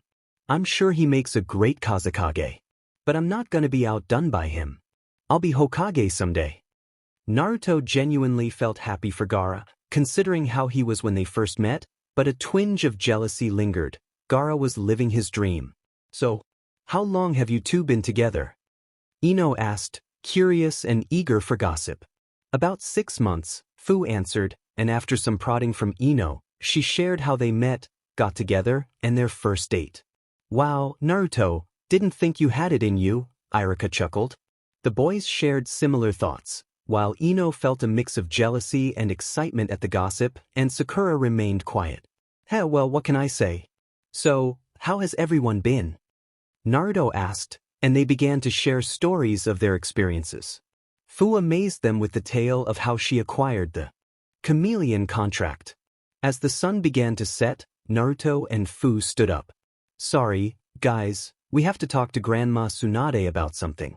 "Hey old man, thanks for the meal. What's the charge?" "No problem, Naruto. Great to have you back," Teuchi said, handing Naruto his bill. Naruto looked shocked for a moment, realizing why no one liked paying for him, and promptly paid with a check. Be sure to bring that girl of yours back, okay? Tucci called after them. Sure, see you later, old man. Nice meeting you all. Oh, hey Sakura, can we talk later? Fuu said. Oh, sure thing. Bye. Sakura replied before Naruto and Fuu vanished, Naruto in a poof of smoke and Fuu in a spark of lightning. The two entered Tsunade's office to find Jiraiya, Shizune, and Kakashi with her. Tsunade was sitting at her desk while Shizune stood by it, Jiraiya leaned against a nearby wall, and Kakashi was reading his new book. Hey, Grandma Tsunade, nice to see you working instead of gambling your money away, Naruto said as he entered, earning a glare from Tsunade. He quickly remembered he shouldn't mention gambling now that she knew he had made over 100 million ryo from it. Yeah. So, Jiraiya said you two have something important to tell me, and it has something to do with your tenants. Speaking of which, you didn't use their powers when we sparred. How good's your control? Kakashi asked. Naruto and Fuu both looked down, contemplating what that power had done to them. We can summon at will and control up to 4 tails, Fuu stated. At that point, we can enter a second version of our chakra cloaks where the chakra forms a solid shell around us, making us miniature versions of our biju. But going that far takes a lot out of us, not to mention it burns our skin off. Going to that state is a last resort. We can't use 5 tails at will, but if we do go that far, we start to lose control. And at 6 tails, we would completely lose it, Naruto added. For tails? That's pretty impressive, Kakashi remarked. Well, it helps that they're actually helping us, Naruto said. The expressions of Kakashi, Tsunade, and Shizune shifted to shock. They're helping you. You mean you've worked out some kind of deal with them? Kakashi asked, his visible eye widening. Tsunade leaned back in her chair. I'm surprised. I didn't think they'd be willing to help you unless your lives, and theirs by extension, were at stake. She recalled what she'd heard from her grandmother, Konoha's first Kyuubi Jinchuriki, Mito Uzumaki, about her dealings with the fox. The demon had always been hostile towards her, fighting for control at every opportunity. Though she gained significant control, the Kyuubi had never been willing to lend her aid, not without trying to influence her. You think they're trustworthy? Jiraiya nodded, crossing his arms as he began to explain. I was a little worried they were trying to deceive us at first, but I think they can be trusted, for now at least. They have a good reason to help us and a lot to lose if they betrayed us. Tsunade raised an eyebrow. What do you mean? What exactly is the agreement? The reason they're helping is because of who's responsible for the Kyuubi's attack 15 years ago, Jiraiya said, surprising everyone again. It's someone they can't fight on their own. And he's probably the Akatsuki leader. Wait, someone caused the Kyuubi attack? Kakashi asked, shocked to learn that someone was responsible for that tragedy and the death of 2 people who had become parental figures to him, Naruto's own parents. Kakashi, you didn't know this. But Naruto's mother, Kushina, was the previous Kyuubi Jinchuriki, Jiraiya said, shocking Kakashi and Shizune, who also didn't know. Jiraiya. Does Naruto? Tsunade began. Yes, he knows who his parents were, Jiraiya answered. I see. Naruto. Tsunade began sadly. It's alright, Grandma Tsunade, I understand why you didn't tell me, Naruto said with a smile. I was upset at first, but I got over it. So, you're saying someone attacked Minato-sensei when Naruto was born and broke Kushina's seal? Kakashi asked, seething at the thought that someone had purposely caused that tragedy and killed 2 people he saw as family. Yes.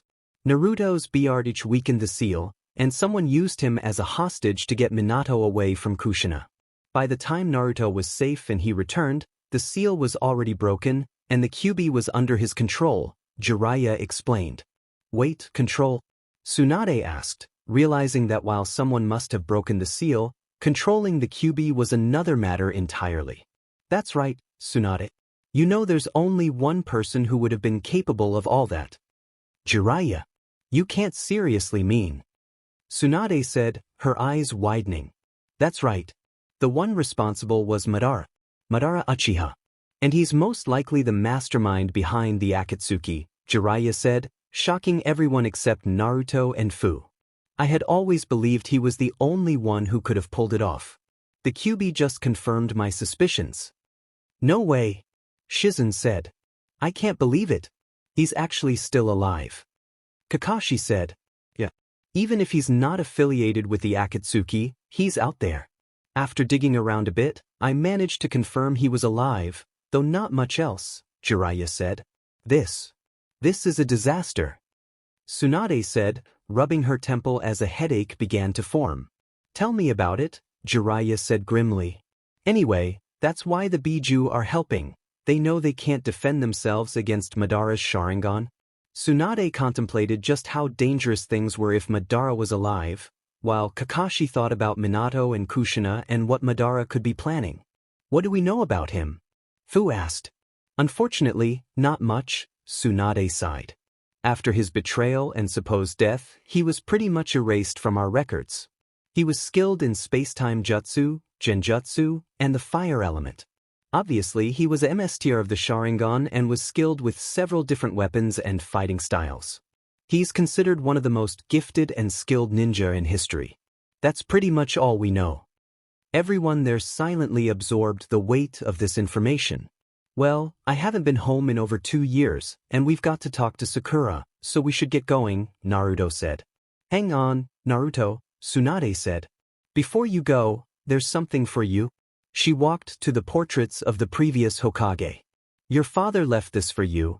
We were waiting until you learned the truth about your parentage.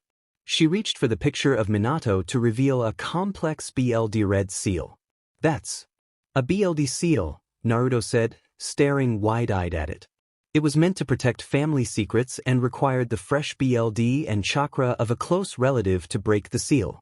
Kakashi's visible eye and Shizen's eyes widened slightly. Neither had known about the seal. Sunade learned of it from a note from the third Hokage, addressed to his successor, and told Jiraiya. Yes. You know what to do, I hope? Sunade asked, and Naruto nodded, slightly dumbfounded. He walked to the seal, stared at it for a moment, then bit his thumb and placed his hand on the seal, focusing his chakra. In a poof of smoke, 4 scrolls appeared, 1 red, 2 yellow, and 1 white. The white one had his name on it. After a moment of silence, he opened the scroll to find a message. Naruto, if you're reading this, then I'm dead. Of course, I don't know how this happened as I'm writing this, but I always prepare for everything. I can only hope your mother, Kushina, is still there with you. If not, I'm sorry I failed to protect her. Know that I, and she if she's not there with you, love you very much. I was never happier than the day Kushina told me we were going to be parents. I hope that, one day, you find a woman who will make you as happy as she did me. In the yellow scrolls are my own jutsu, the Rasengan and the Hiraishin, as well as one of the special kunai for the jutsu and information on the space-time barrier. Jiraiya, your godfather, can help you with the Rasengan, and if you need help with the Hiraishin, then look up the Hokage's elite guards, Genma Shiranui, Reido Namishi, and Akiyo Takashi. To aid them in their duty to protect the Hokage, I shared the secrets of the technique with them, though as of now, they can only use it as a group. The Rasengan is based on the tailed beast ball, the ultimate attack of the Biju. As powerful as it is, the Rasengan is still incomplete. I intended to add elemental manipulation to it but never managed it. I believe that you can succeed where I failed. After all, parents always believe in their kids, don't they?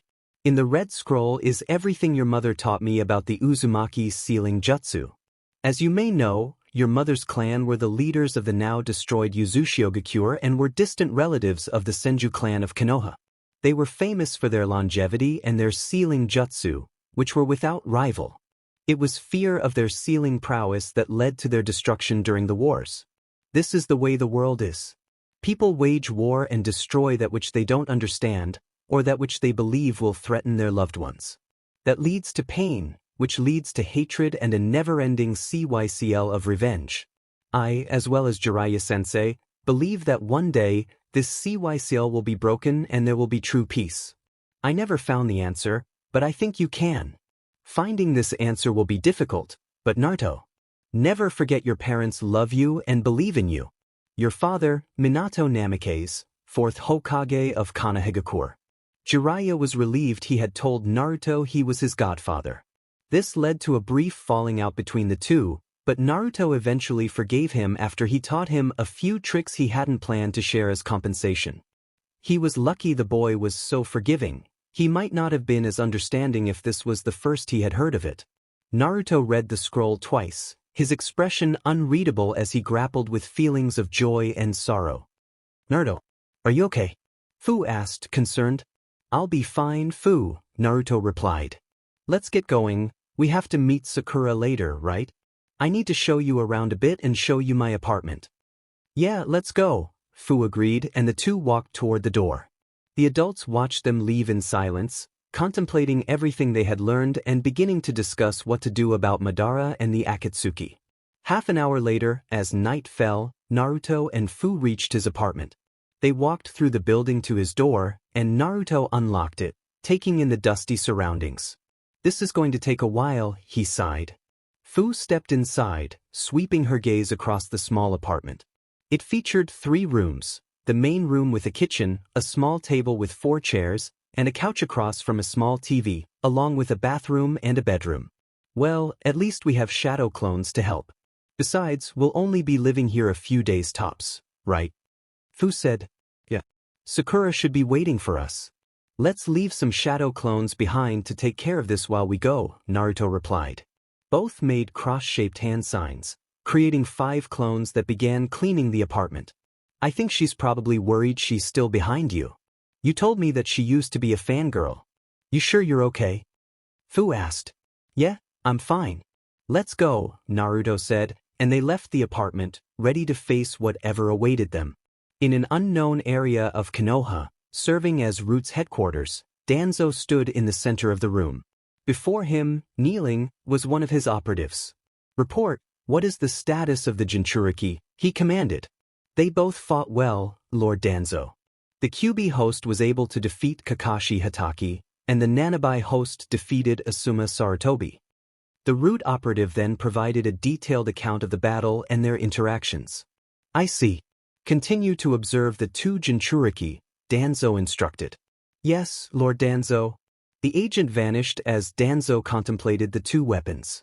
Although he believed ninjas should be prepared to sacrifice anything, he admitted there were impressive ninjas in recent generations.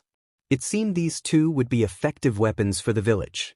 He wanted to keep a close eye on them, especially the Nanabai Jinchuriki, and already had plans to place one of his operatives on their team. Night had fallen as Naruto and Fuu walked through the town. They arrived at the park and found Sakura standing with her back against a tree. "Hey, Sakura," Naruto called. "Naruto, Fuu, good to see you," she replied. "So, Sakura, what's wrong?" Naruto asked. "Is that what you wanted to talk about?" "I told you it was nothing," Sakura answered. "Sakura, I just met you today, and I can already tell something's wrong," Fuu said. "Sakura, you're my friend, and I just want to help. Tell me what's going on," Naruto added. "Just, when we were a team, you, me, and Sasuke, I was useless, just a burden. Remember, I promised that when you came back, I'd be stronger and that we would bring Sasuke back together. But I know I couldn't take on Kakashi-sensei and win, and you. You and Fuu are so much stronger than me. Sasuke probably is too. Even after all this time. I'm still behind you, still useless." "That's not true. You've been training under Grandma Sunade. I'm sure you've learned a lot while I was gone," Naruto reassured her. "And we'll help you any way we can. I am a member of Team 7 Chapter N," Sakura said, recalling her knowledge of Fuu's poison fog technique. "Sounds good, but it's getting late. We should head home." Fuu nodded in agreement. They exchanged goodbyes before making their way back to Naruto's apartment. Upon their return, they found that Naruto's clones had tidied up the place and stocked the fridge with enough food to last a few days. "I'm going to take a shower, okay?" Fuu announced. "Yeah, I'll WHP up something to eat. It should be ready when you're done," Naruto replied. "Thanks. Just hope it's not ramen." I know, don't eat it all the time," Naruto said with a smirk, having learned from Jiraiya's many lectures that Fuu had a point. "Good," Fuu replied, smiling. Half an hour later, Fuu emerged from the shower to find Naruto had prepared nikujiga, accompanied by a bowl of white rice and miso soup. The delicious aroma wafted through the air as she approached the table. "Looks good," she said, taking her seat. "Thanks, let's dig in." "Itadakimasu," they both said before starting their meal. "So, what do you think of Konoha, Fuu?" Naruto asked. "It's great. You were right, I guess I didn't have much to worry about after all. I was afraid I wouldn't get along with Sakura. Just like I told you." "Yeah." "And teasing Jiraiya in front of everyone was a lot of fun," Fuu added, making them both laugh. "Tomorrow is our first mission. What do you think it'll be?" Fuu asked. "I don't know. But I hope it's something big and exciting." "I have a feeling it might be boring," Naruto replied. "Naruto, they say you should be careful what you wish for," Fuu warned playfully. "At least we won't be stuck on D ranks anymore. Based on what you've told me, you have terrible luck with missions. We'll probably end up facing someone way too strong, like when you ran into Zabuza or when you came to Taki." "Yeah, you're right," Naruto admitted. "You know, someday, we'll be the senseis teaching the next generation." "Yeah. Hard to imagine, isn't it?" Fuu said, looking down at her nearly empty plate with a smile. "But you've already been teaching that Konohamaru kid, right? What are you planning to teach him?" "The Rasengan," Naruto replied simply. "What? Seriously? At his level, he'd have to use shadow clones to get it." "I know, but we're a lot alike. We both dream of being Hokage and getting acknowledged. Besides, I learned it in a few weeks." "Yeah, and I got it in a few days," Fuu said with a smirk. Come on, Fuu. That was after Pervy-Sage's chakra control training. My control was awful back then. I couldn't even use a basic clone. Plus, you used the shadow clone jutsu to learn it faster, Naruto complained, and Fuu giggled at his antics. An hour later, after finishing their meals, Fuu was left to do the dishes since Naruto had cooked. Seizing the opportunity, he took a shower. When he emerged, he found Fuu sitting on the couch, engrossed in a book. "Wow, you finished the dishes fast," he exclaimed. "Did you use clones?" "Nah, there weren't that many. It's not so bad to do chores ourselves from time to time. Otherwise, one day they might revolt," Fuu joked, still focused on her book. "Besides, you took a while in the bath. I was starting to think someone had kidnapped you. A little longer, and I would have come looking for you." "You're right. You were just looking for an excuse to see me without clothes. And you say I'm the perverted one," Naruto chuckled as she elbowed him playfully. All right, maybe I did take my time. After a long day, the warm water feels too good to resist." Naruto smirked. "Maybe next time you should join me so I can show you. You wouldn't have to worry either." "Pervert," Fuu teased. "So, what are you reading?" he asked. Fuu briefly showed him the cover before returning to her book. "History of Konoha." "Boring. I always fell asleep during those classes at the academy." "That's surprising to hear," Fuu said, glancing at him. "Why is that?" "Well, Konoha's history is filled with battles of strong shinobi. I would think you, of all people, would love to hear stories of cool jutsu, epic struggles, and heroic ninja," she said, waving her hands dramatically. "Huh. Well, when you put it that way, it does sound interesting. Maybe the teachers at the academy should take some advice from you. Especially Iraka-sensei. His monotone voice could put even the QB to sleep." They both laughed as Fuu set the book aside and snuggled into Naruto's chest, wrapping her arms around his waist. He gently stroked her hair, and they sat in comfortable silence. However, Fuu's mind was anything but calm. Since their relationship began, her feelings for Naruto had deepened. Despite her difficult past in Taki, her life had changed for the better since meeting him. She wondered what her life might have been like otherwise, perhaps a lonely existence like Gaara's, filled with despair. But then Naruto had come along, bringing friendship, acceptance, and love. If only she could voice these feelings. Naruto was lost in similar thoughts. Haku's words echoed in his mind. He had understood their meaning before, especially during his fight with Gaara. But now, his feelings for Fuu were stronger than anything he had experienced. This was love. He finally understood why Haku had sacrificed so much.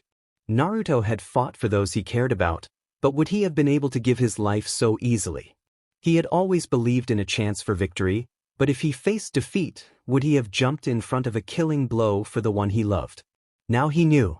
You know, they both began at the same time. Oh, sorry. No, you can go first, Fuu said, looking at him. Ladies first, Naruto winked. Fuu took a deep breath, trying to calm her racing heart. She nestled against him again, hoping that listening to his heartbeat would help. To her surprise, she realized his heart was racing too. Sometimes I think I'm dreaming, she started, not looking up. Why is that, he asked, intrigued. From time to time, I remember my life in Taki, and my current life feels like a dream. I have a village that accepts me, friends I can rely on, a sensei who has taught me so much, and a wonderful boyfriend to share it all with. 3 years ago, I would have laughed if someone told me I'd have all this. I lost hope for a long time. I thought I was a demon destined to be alone, that I didn't deserve acceptance or companionship. I cried every night, questioning what I had done to deserve such a life. I begged for happiness, but deep down, I had given up. Fuu felt Naruto squeeze her tightly, which eased the painful memories. She smiled. Then I met you, and I experienced the happiest 2 years of my life. Now, I find myself hoping these moments never end. Even after everything, do I deserve this happiness? Sometimes, I worry that there will be a price for all this joy, that I'll have to pay something for you. I fear it will all disappear. She stood slightly and faced Naruto, placing a hand on his cheek. But I will pay it whatever the cost. Because you are with me, and your promise has given me strength. I will fight for my happiness, for my life with you, because I love you, Naruto. Fuu. Naruto was taken aback, but his surprise was mixed with overwhelming joy. He had been about to say the same thing. As if compelled by an unseen force, he leaned in and kissed her deeply, pulling her close. Fuu responded, wrapping her arms around him as they shared a passionate moment. After a breathless pause, they gazed into each other's eyes, feeling the intensity of their emotions. You know, Naruto began, I can't believe how in tune we are. Fuu looked at him, curious. What do you mean? I was just about to tell you the same thing. He gently cupped her cheek. I love you, Fuu. They leaned in for another kiss, their connection deepening as they embraced. It's getting late, we should go to sleep. Tomorrow is our first day as Jonin, and we wouldn't want to be late, Fuu said reluctantly. Naruto groaned. Oh, come on. Kakashi-sensei will probably be late anyway. Do you really want to be late on your first day? You might get demoted to genin. I wouldn't mind that, as long as I'm placed in your squad. You'd make me do whatever you want, Naruto teased, giving her a playful squeeze. Fuu leaned in closer. I think I like that idea. She kissed him briefly before standing up. Come on, let's go to bed. As Naruto stood, he muttered, if Kakashi-sensei is late tomorrow, I'm going to have a word with him. Fuu grinned mischievously. Oh, I'll help. We can even burn his collection in front of him. Meanwhile, Kakashi turned a page in his beloved book, Ika Tactics, feeling an unsettling sensation in his gut. He couldn't shake the feeling that something terrible awaited him if he was late for tomorrow's team meeting. He decided he wouldn't linger too long at the memorial stone. He was sure Obito would understand.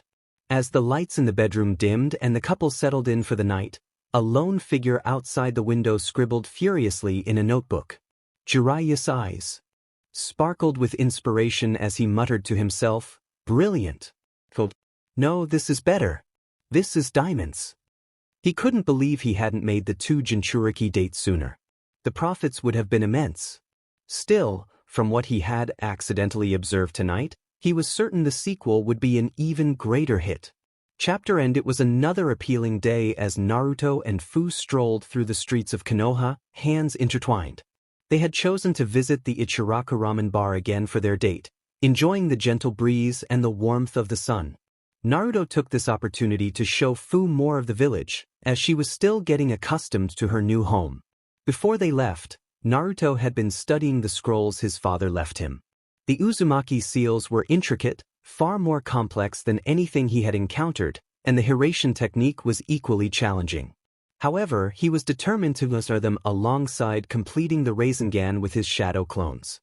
Fuu was also focused on perfecting her Rasengan and was working on a technique that required mastery of lightning manipulation. She remembered when Jiraiya first explained the element to her, mentioning that some lightning users could augment themselves by channeling it through their bodies. Initially, she had hoped to be the first to succeed with this jutsu, but she later learned that someone else had already developed it, and there was still one living user. While slightly disappointed, she remained committed to her training. As they walked, they passed a clothing store, and Fuu expressed a longing to go inside.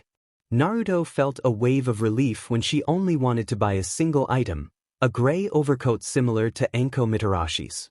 The additional pockets would be practical, and the coat would help conceal her insects from opponents. Fuu had also changed her style, removing her armlets and wearing her forehead protector around her neck like Hinata. On their way to the ramen bar, they encountered Shikamaru and Temari. "Hey, Naruto, Fuu," Shikamaru greeted them. "Hey, Shikamaru," Naruto replied, while Fuu waved and smiled. Temari observed Naruto closely, recalling Shikamaru's mention of his promotion. It was hard to believe he was the same boy from 3 years ago, especially since he had defeated Gaara. "What are you up to?" Shikamaru asked. "I'm showing Fuu around town and taking her to Ichiraku's on a date," Naruto explained. "Oh, Temari, right? I heard you made Jonin. Congratulations. How are your brothers?" "Thanks. They're doing well. Gaara's just swamped with paperwork, like most Kages, but he handles it well," Temari replied. "Hi, I'm Fuu, pleased to meet you," Fuu introduced herself. "Nice to meet you too. I don't recall seeing you before," Temari said, noting that Fuu seemed to be around their age and should have participated in the exams 3 years ago. "I was transferred to Konoha from Taki and just arrived yesterday," Fuu explained. "Transferred? Why would they do that?" Temari asked, intrigued. "I'm the Jinchuriki of the Nanabai.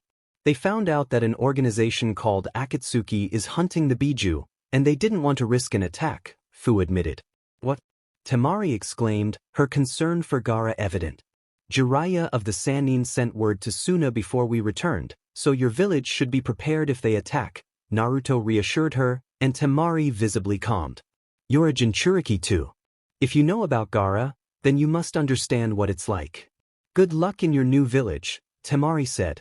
"It's been good so far. No one's given me any problems yet," Fuu replied, carefully omitting any mention of Naruto's connection to the Kyuubi. "Are you on a date too?" Naruto asked Shikamaru. "That's not it," Shikamaru replied, and Temari scoffed. "Why would I date such a slacker? The Chunin exams are coming up, and I'm just going back and forth between the sand and leaf for meetings," she explained. "And troublesome as it is, I've become an examiner, so I was told to see off the ambassador from the sand," Shikamaru added. "The Chunin exam. That brings back memories," Naruto said, a distant look in his eyes. "Yeah, but most of them are unpleasant," Shikamaru noted, recalling the invasion. "Tell me about it." Naruto grimaced, memories flooding back of his battles and losses. "Anyway, we have to meet up with Kakashi-sensei later, so we're in a bit of a hurry," Fuu said. "Alright, see you later. Drop by sometime, I want to see if you're any good at shogi," Shikamaru said as they waved goodbye. Meanwhile, in Suna, Gaara stood on a balcony in the Kazekage office building, surveying the village. A sand ninja approached and knelt. "Lord Kazekage, the meeting is soon," he informed. "Okay," Gaara replied, glancing at the man. Minutes later, he sat at a round table with the village council. "In the past few years, our village's power has stabilized and maintained good relations with our allies," one council member stated. "There's a Chunin exam coming up. I'm looking forward to its results," another added. "However, there have been troubling rumors," a council member named Yura interjected. "What is it?" Baki asked. "This information is from Jiraiya of the Sannin. Have you heard of an organization called the Akatsuki?" Yura began. The room fell silent as everyone listened intently. "They're an organization made up of S-class missing nin. Confirmed members include Kisame Hashigaki and Itachi Uchiha. Orochimaru, who was responsible for the death of our previous Kazekage, was also once a member." Back in Konoha, Kakashi and Jiraiya sat at a restaurant. Jiraiya had called Kakashi to discuss the information he had shared with Suna. The sand has been warned and is preparing. NBU have been deployed to key points on the outskirts. Still, I wonder if they could stop someone like me from entering the country, Jiraiya mused. At the Suna council meeting, everyone considered Yura's words until another council member spoke. Yes, I heard something similar, Baki said. So, they're finally making their move. We have this information from MSTR Jiraiya himself. He believes their targets are the Jinchuriki, Yura continued. The room buzzed with concern as they discussed the implications. I took the liberty of securing the village and stationing ANBU at key points around the perimeter, Baki added. The council members nodded in agreement, praising him for his initiative. Very well then, this meeting is adjourned, Baki concluded. As the members left, Yura and another council member conversed as they walked. Well done, Yura. Have them tighten the village's security. I'm glad I could advise the superiors I've worked for the past 4 years. Since the source of the information was Emperor Jiraiya, I had to act quickly, Yura said, his voice trailing off as he suddenly stopped, clutching his head. Unbeknownst to them, a seal in his mind had just been released. The man he was speaking with looked at him with concern. What's wrong? It's nothing. Just a lack of sleep, Yura replied. You shouldn't push yourself so hard. Meanwhile, just outside the village, 2 figures walked through the desert sand. One was hunched over while the other stood tall, both cloaked in black with red clouds. So, the ones Orochimaru manipulated are up ahead. It seems he leaked our information and turned traitor, the standing figure, said. We don't have a choice. I don't know what he's like after using that jutsu either, the hunched figure, Sasori of the red sand, replied. Are you sure what you have in? That bag is enough. The enemy possesses a Jinchuriki, Sasori added. It's fine. My jutsu are all artistic. Just in case, I brought my masterpiece, number 18, Deidara said, unzipping a pouch that contained clay. At the entrance to the village, guards watched for signs of intruders when one of them spotted the 2 figures. What's that? A masked guard asked. Red clouds on black cloaks. That's... He turned to see Yura, now in his shinobi gear. Captain Yura? Relax, it'll be over soon, Yura reassured them. As the 2 Akatsuki members approached the wall, they were met with the sight of Yura standing before them, BLD on his face and armor, surrounded by the fresh corpses of the guards. Well done. So you remember me? Sasori asked as Yura knelt before him. Yes, sir. Of course, Lord Sasori, Yura replied. All right, if you'd forgotten, I might have had to use my jutsu, Deidara said. Though I guess it wouldn't be much of a jutsu if he didn't. They're still loyal servants after regaining their memory. With that, the trio walked into the village, stopping at the end of the passageway. Deidara's palm opened, revealing a mouth that began to chew the sand, molding it into the shape of a bird.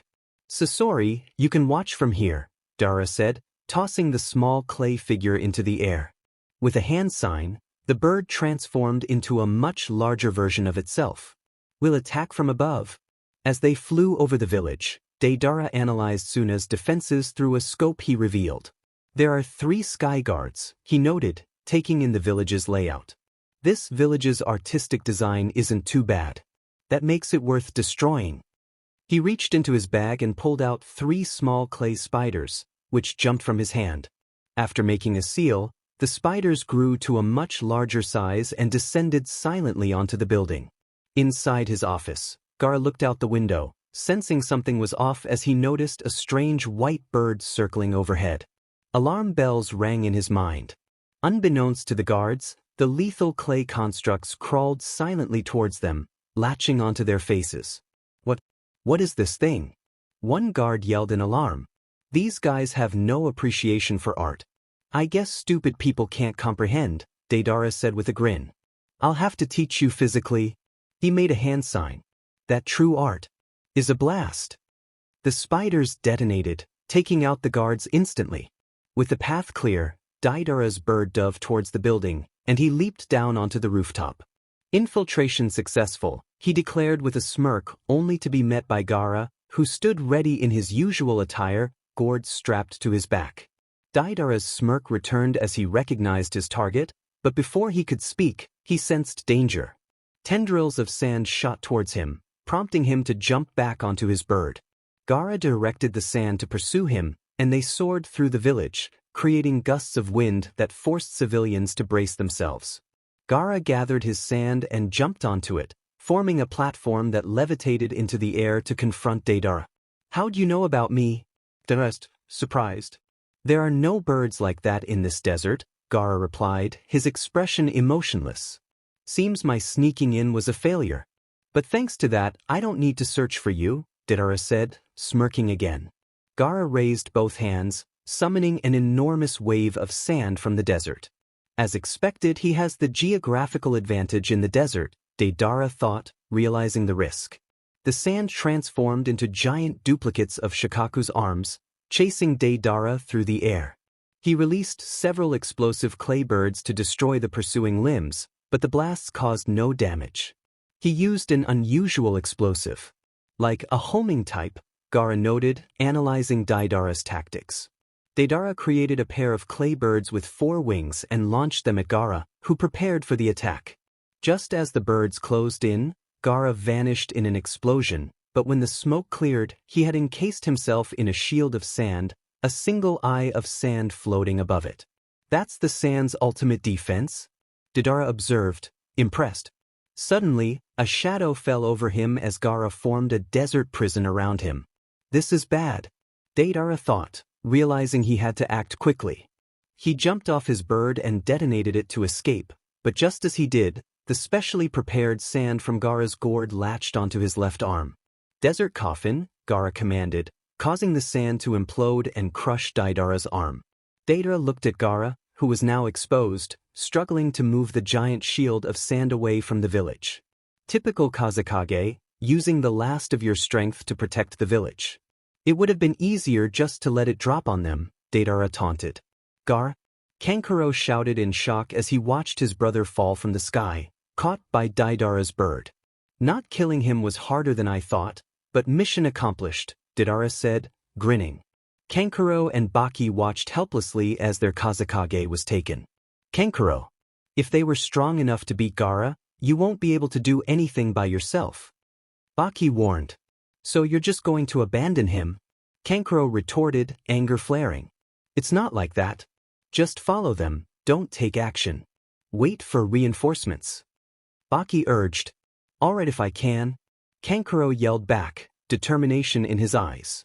Baki quickly made his way back to the Kazekage's office to assume command of Suna's forces, ordering his subordinates to send word to Konoha and to follow Kankuro. Deidara and Sasori hovered just above the ground. "You're late." "I said not to keep me waiting," Sasori said gruffly. "He was stronger than I thought," Deidara admitted. Minutes later, Kankuro arrived, horrified at the sight of the guards' corpses. "What? This is insane," he whispered, clenching his teeth in anger as he charged past the bodies. Outside the village, the Akatsuki members walked away with their prize when they heard Kankuro's voice calling out to them. "Return Gaara," he demanded. "Deidara, you go on ahead," Sasori instructed. Kankuro summoned his puppets, ready to fight. "Puppet jutsu?" Sasori questioned. "I'll go on ahead," Gaara said. "Like I'll let you go," Kankuro shouted, sending his attack puppet forward, only to watch in shock as Sasori's mechanical tail wrapped around it. "I don't like waiting or making people wait, so I'll end this quickly," Sasori said, clearly underestimating the young puppeteer. Meanwhile, in Konoha, Naruto and Fuu had finished their date and joined Sakura, waiting for their ever-late jonin. It was decided that the two would work under a jonin for a few missions before leading any of their own. Naruto sighed, leaning against a wall with his arms crossed, while Fuu leaned on his shoulder, both eager for the next adventure. Chapter end. They had only been standing there for 5 minutes, but it already brought back memories of waiting for their sensei, often dozing off like Naruto and Sakura used to do. "I knew he was going to be late," the blonde grumbled. "Some things never change." "Really? Do you have so little faith in me, Naruto?" a voice called from above. The 3 teens looked up to see their sensei, Kakashi, perched on the roof above them. The 2 original members of Team 7 looked shocked at his sudden appearance. "Kakashi-sensei," Sakura stammered. "But you've never been less than 2 hours late," Naruto added in disbelief. Kakashi shrugged. Well, nothing got in my way this morning, so I managed to get here relatively quickly. He thought to himself, and I had this odd sense of foreboding that compelled me to arrive on time. Fuu grinned at the blonde jonin. Maybe his instincts warned him about what we were planning if he was late today, she teased, causing Kakashi's eye to twitch. Naruto chuckled while Sakura looked quizzically at the two. Yeah, that must be it. The guy's so chronically late he almost got Sasuke disqualified from the Chunin exams. I don't think anything but a threat to his precious Ika would get him to go anywhere on time. Fuu giggled before turning her gaze to the silver-haired jonin, who was currently thanking his lucky stars for arriving on time. Do you always have to act so detached about everything? It's the first time you'll be going on a mission with your students in years. Shouldn't you be a little less apathetic? Sakura waved her hand dismissively. Don't bother. He always acts this way. He never gets enthusiastic or excited over anything. Naruto smirked. Aside from the Pervy-Sage's books. You know, Kakashi-sensei, you might be able to find a girlfriend of your own if you didn't read that stuff out in the open. Kakashi's visible eye squinted at their words. I'm losing my dignity, aren't I? He thought, just as the three jonin jerked their heads skyward. Sakura followed their gaze and spotted a falcon flying toward the aviary. What is it? She asked. A messenger bird. A fast one, Fuu said. That means something big is happening, Naruto added seriously, surprising Sakura a little. They're right. That kind of bird can cross countries in minutes. They would only send one like that if there was an emergency, Kakashi explained. But we shouldn't worry about it unless we're sent to deal with it. It's counterproductive to our mission. Come on, let's get going. If we're much later, I'll have to hear about it from Lady Hokage later. It's your fault we're late, Kakashi-sensei, Naruto replied as they headed out. After the team arrived at Tsunade's office, where Irika was assisting her with handing out missions, they were not pleased with the mission Sunade had selected for them, a simple B-rank bodyguard mission.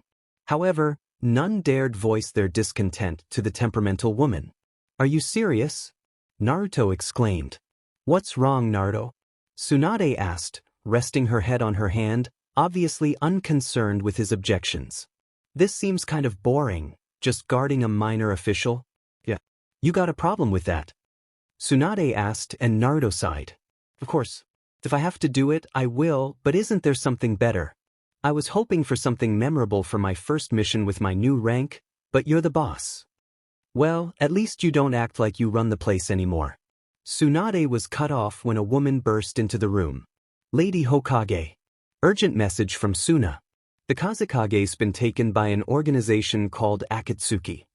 The teen's eyes widened while the adults took it in stride.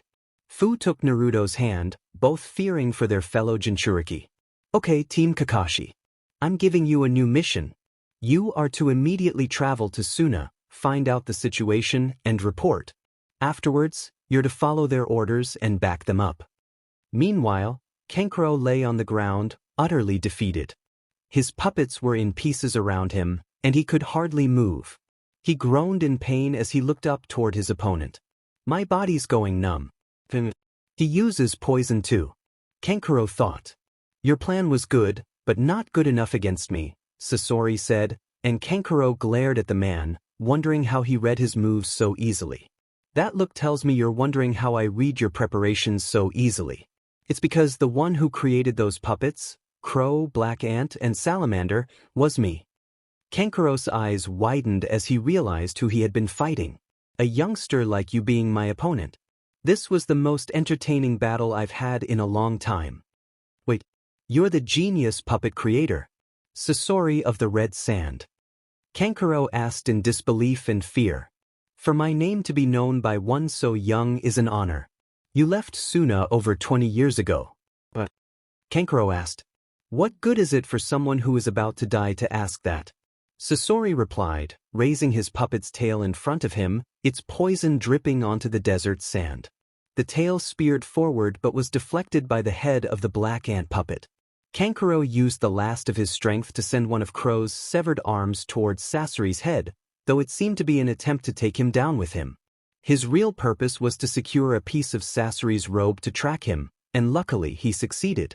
Close, Sasori said. The poison's making its rounds. To be suffering like you are. If you want to live so badly, fine. But that poison will kill you in 3 days anyway. With that, Kankuro lost consciousness. Team Kakashi, Sunade, and Irika stood at the gate. Kakashi and Sakura wore backpacks with everything they would need while Naruto and Fuu had packed their essentials into scrolls. Time to go, Naruto said now that they were all ready. Okay, Lady Sunade, off we go, Sakura added. Do your best, Irika encouraged his younger brother figure. Yeah, Naruto replied as the four began to set out. Just after they took their first few steps, Jiraiya appeared before them. Going on a mission? He asked. You got it, Naruto confirmed. Well, more importantly, something terrible has happened. The Kazekage, Jiraiya began. I know. I'm sending them to take care of it, Sunade replied, pointing to Team Kakashi. You're going to send them both to face Akatsuki? Jiraiya whispered to her, and she nodded. He was confident in his students, but that didn't stop him from worry. Naruto, Fuu, Jiraiya called to them. Be careful of the Akatsuki. We know, Fuu said. We'll be fine, Ero-sensei. We are your students, after all, Naruto added. Come on, we need to get going, he said. See ya, Kakashi waved, and with that, the group was off. Baki stood at Kankuro's bedside with 2 other Suna ninja. They had just finished examining the puppeteer, and the results were not good. The boy groaned in pain as they discussed his condition. It's a new poison, and we haven't found an antidote yet, one of the ninjas said grimly. He doesn't have much time. 3 days at the most. Gaara. And now Kankuro, Baki lamented, wishing he could help his former students. I guess. All we can do is ask the retired siblings. The 4-leaf ninja made their way to Suna at full speed, jumping from tree to tree as they went to rescue Gaara. The 2 Jinchuriki wished to go faster but held themselves back due to their training. Even though Fuu didn't know Gaara, he was another who understood her pain, and he was a friend of Naruto's, so she wanted to save him almost as much as he did. As they traveled, Naruto activated his Wind Dragon's vigilance and sensed a chakra signature ahead. Someone's up ahead. I think it's Temari, he alerted the others. Half a minute later, they saw Temari walking down the road beneath them. Temari, Sakura called out, getting the blonde's attention. Oh, you guys. What's got you in such a hurry? Temari asked as they landed beside her. Gaara was captured by Akatsuki, and we've been sent to help, Fuu said quickly, alarming the sand ninja. What? Gaara? Temari yelled, her eyes wide. It'll take 3 days to reach Suna from here if we move at full speed. Let's hurry, Kakashi urged. Temari agreed, and with that she joined their group, and the 5 jumped back into the trees. As they traveled, Temari noticed both Naruto and Fuu were almost seething. She understood Fuu's feelings. She was a Jinchuriki like her brother, but it surprised her that Naruto shared her feelings on the situation. Demenit, can't we go faster? Naruto almost snarled. Naruto, calm down. I thought you had your emotions under control, Kakashi said calmly. I know, but... Naruto began, and everyone looked to him. That's right. You're the only one here who doesn't know, aren't you, Temari? I'm the Jinchuriki of the Kyuubi, the 9-tailed demon fox, Naruto said angrily. Temari's eyes widened, and Sakura looked down sadly. They're after us because of the Biju. I can't stand that they look at us as monsters. And Gaara. He's suffered even more than me and Fuu have. That's why I'll definitely save him. Naruto Uzumaki. Thank you, Temari thought sadly, realizing how her brother and these 2 had suffered because of their burdens. Until now, she hadn't known how Naruto had reached Gaara. I know we can't tire ourselves out, but I want to go faster because we're running out of time, Naruto insisted. Temari's head jerked up to look at him. What do you mean? Jiraiya told us. Once the Akatsuki capture a Jinchuriki, they immediately travel to one of their bases and begin extracting the Biju, Fuu explained. Temari's eyes widened with horror. Oh.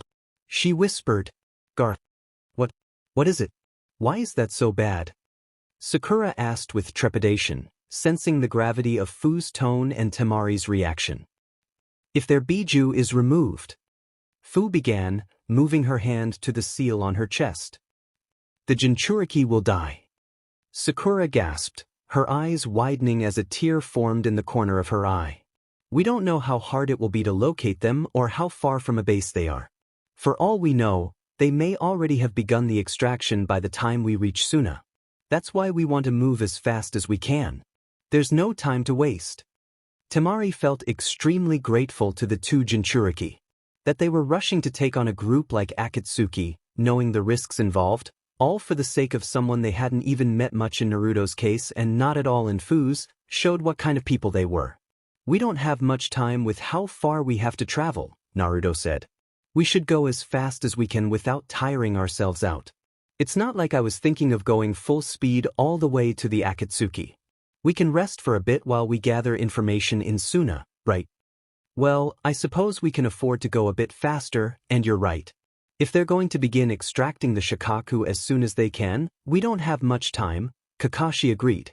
In Suna, Kankuro was beginning to stir. Hearing the voice of his former sensei, he struggled to give him the vital information he had gained about his opponent. Him, the puppeteer barely managed to say. Kankuro? Baki asked, surprised. Baki knelt down, and Kankuro whispered in his ear the identity of his opponent. Baki's visible eye widened in shock when he heard the name of one of his village's most famous shinobi. To the slight confusion of the two other ninja watching over Kankuro, Baki stood up without a word and walked out of the room, heading straight to the residence of the pair of honored siblings, the oldest and most respected ninja in their village. Inside their residence, the two elders, a brother and sister, sat fishing in an indoor pond. The sister wasn't moving or making a sound. Sister, are you dead? The brother, Ibizo, asked, though by now he should have known better. Ebizo gasped as the sister, Chio, slumped forward, her fishing rod falling from her grasp, only for her to spring to life and catch the rod just before it would have landed in the water. Got you. I was just playing dead, Chio said merrily before laughing. You shouldn't act so childish, sister, Ebizo said before they became serious as they sensed Baki approaching. Moments later he entered the room. Honored siblings. I beg you to assist us, Baki said respectfully. Old books are better left on a high shelf, bound together.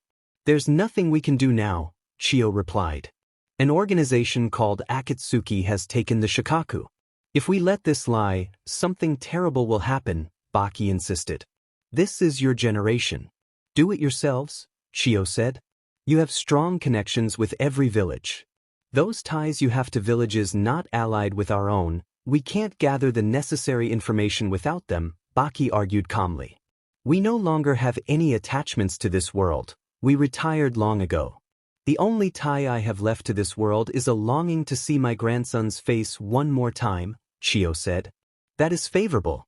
Because your grandson is a member of Akatsuki, Baki revealed, causing the siblings' eyes to widen slightly. Ebizo looked to his sister, who gazed sadly into the water. Sasori. 3 medical ninja, along with Baki, Ebizo, and Chio, stood beside Kankuro's bed. The old woman could hardly believe her grandson had fallen so far.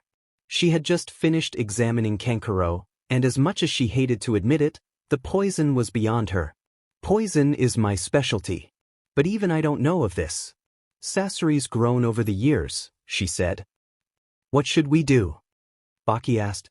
Well, the only one who has more knowledge in neutralizing poisons than me is the slug princess of Konoha, Sunade. During the Great War, she was able to embarrass me by figuring out my poisons and creating antidotes immediately. All you can do is call her for aid. You are allies with Konoha now, aren't you? But she's the Hokage now. She can't leave her village that easily, and even if she could, it would take 3 days to reach Suna from Konoha. By then, it'll be too late. For now, we've sent a request to Konoha for a team of specialists, and it's taking all our strength to wait for them to arrive, Baki explained. Stop relying on other people, Chio said sternly. You're so dependent on your alliances with other countries, you've become careless with your own training. That's why you're in this situation. Becoming dependent. That's not what we intended, Baki replied. It can't be helped. It's because he lost his composure and chased them too far that he's like this, Ebizo said. Why are you depending on Konoha anyway? Because you didn't put the advancement of your own village's power as the first priority. They're them, we are us. Friendly alliances are just a fabrication. All they will do is send useless underlings. The main point is, I can't stand that slug woman. Back in Konoha, Sunade sneezed just as she was briefing Team Guy on their backup mission to Suna. At the main gate, Team Kakashi and Temari finally arrived at Suna's entrance, catching their breaths as a guard ran toward them. You're here, and Temari's with you. We've been waiting. Please, this way. Right, Naruto replied. As they followed the guard to the hospital, they were informed that Kankuro had been wounded and poisoned while pursuing the Akatsuki, and they had no cure. They all entered Kankuro's room. Sakura and Temari stepped inside while Naruto, Fuu, and Kakashi remained outside, looking in through the open doorway. Everyone looked up when they entered, and Chio saw Kakashi. The white fang of Konoha, she seethed before jumping to attack Kakashi, only to be deflected by Naruto. The boy blocked 2 punches and a kick before Chio jumped back as everyone else stood in. Naruto noted that, despite her age, she fought with skill, speed, and reflexes beyond most jonin. Why are you attacking Kakashi-sensei? Naruto asked angrily. The white fang. My son's enemy. I'll get revenge for him today, Chio declared. No, I'm not. Kakashi began. There's no use arguing. Chio cut him off, preparing to attack again. Sister. Look closely, Ebizo said, raising his arm in front of Chio to stop her. Though there is a resemblance, this man is not the white fang. Chio asked, scrutinizing Kakashi.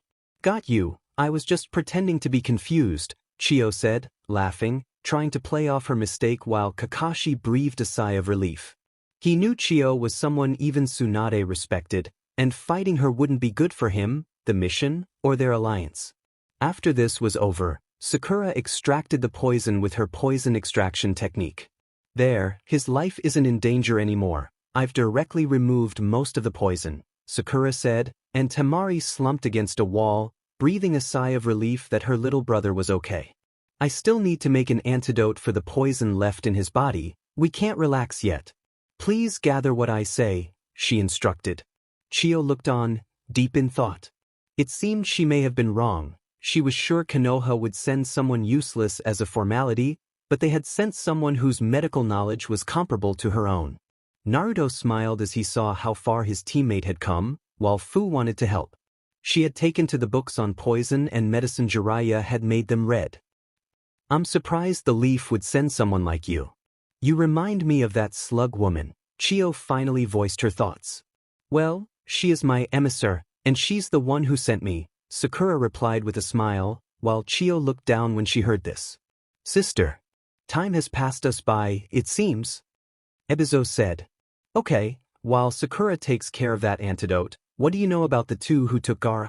Naruto asked, having fully calmed down now, surprising Kakashi and Sakura. Both were reminded how he had grown.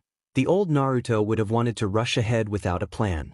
Meanwhile, at the gates of Konohagakure, Sunade stood before Team Guy. Guy, Niji, and Tenten looked at their leader while Lee knelt, fixing his weights. You're going on the same mission as Team Kakashi.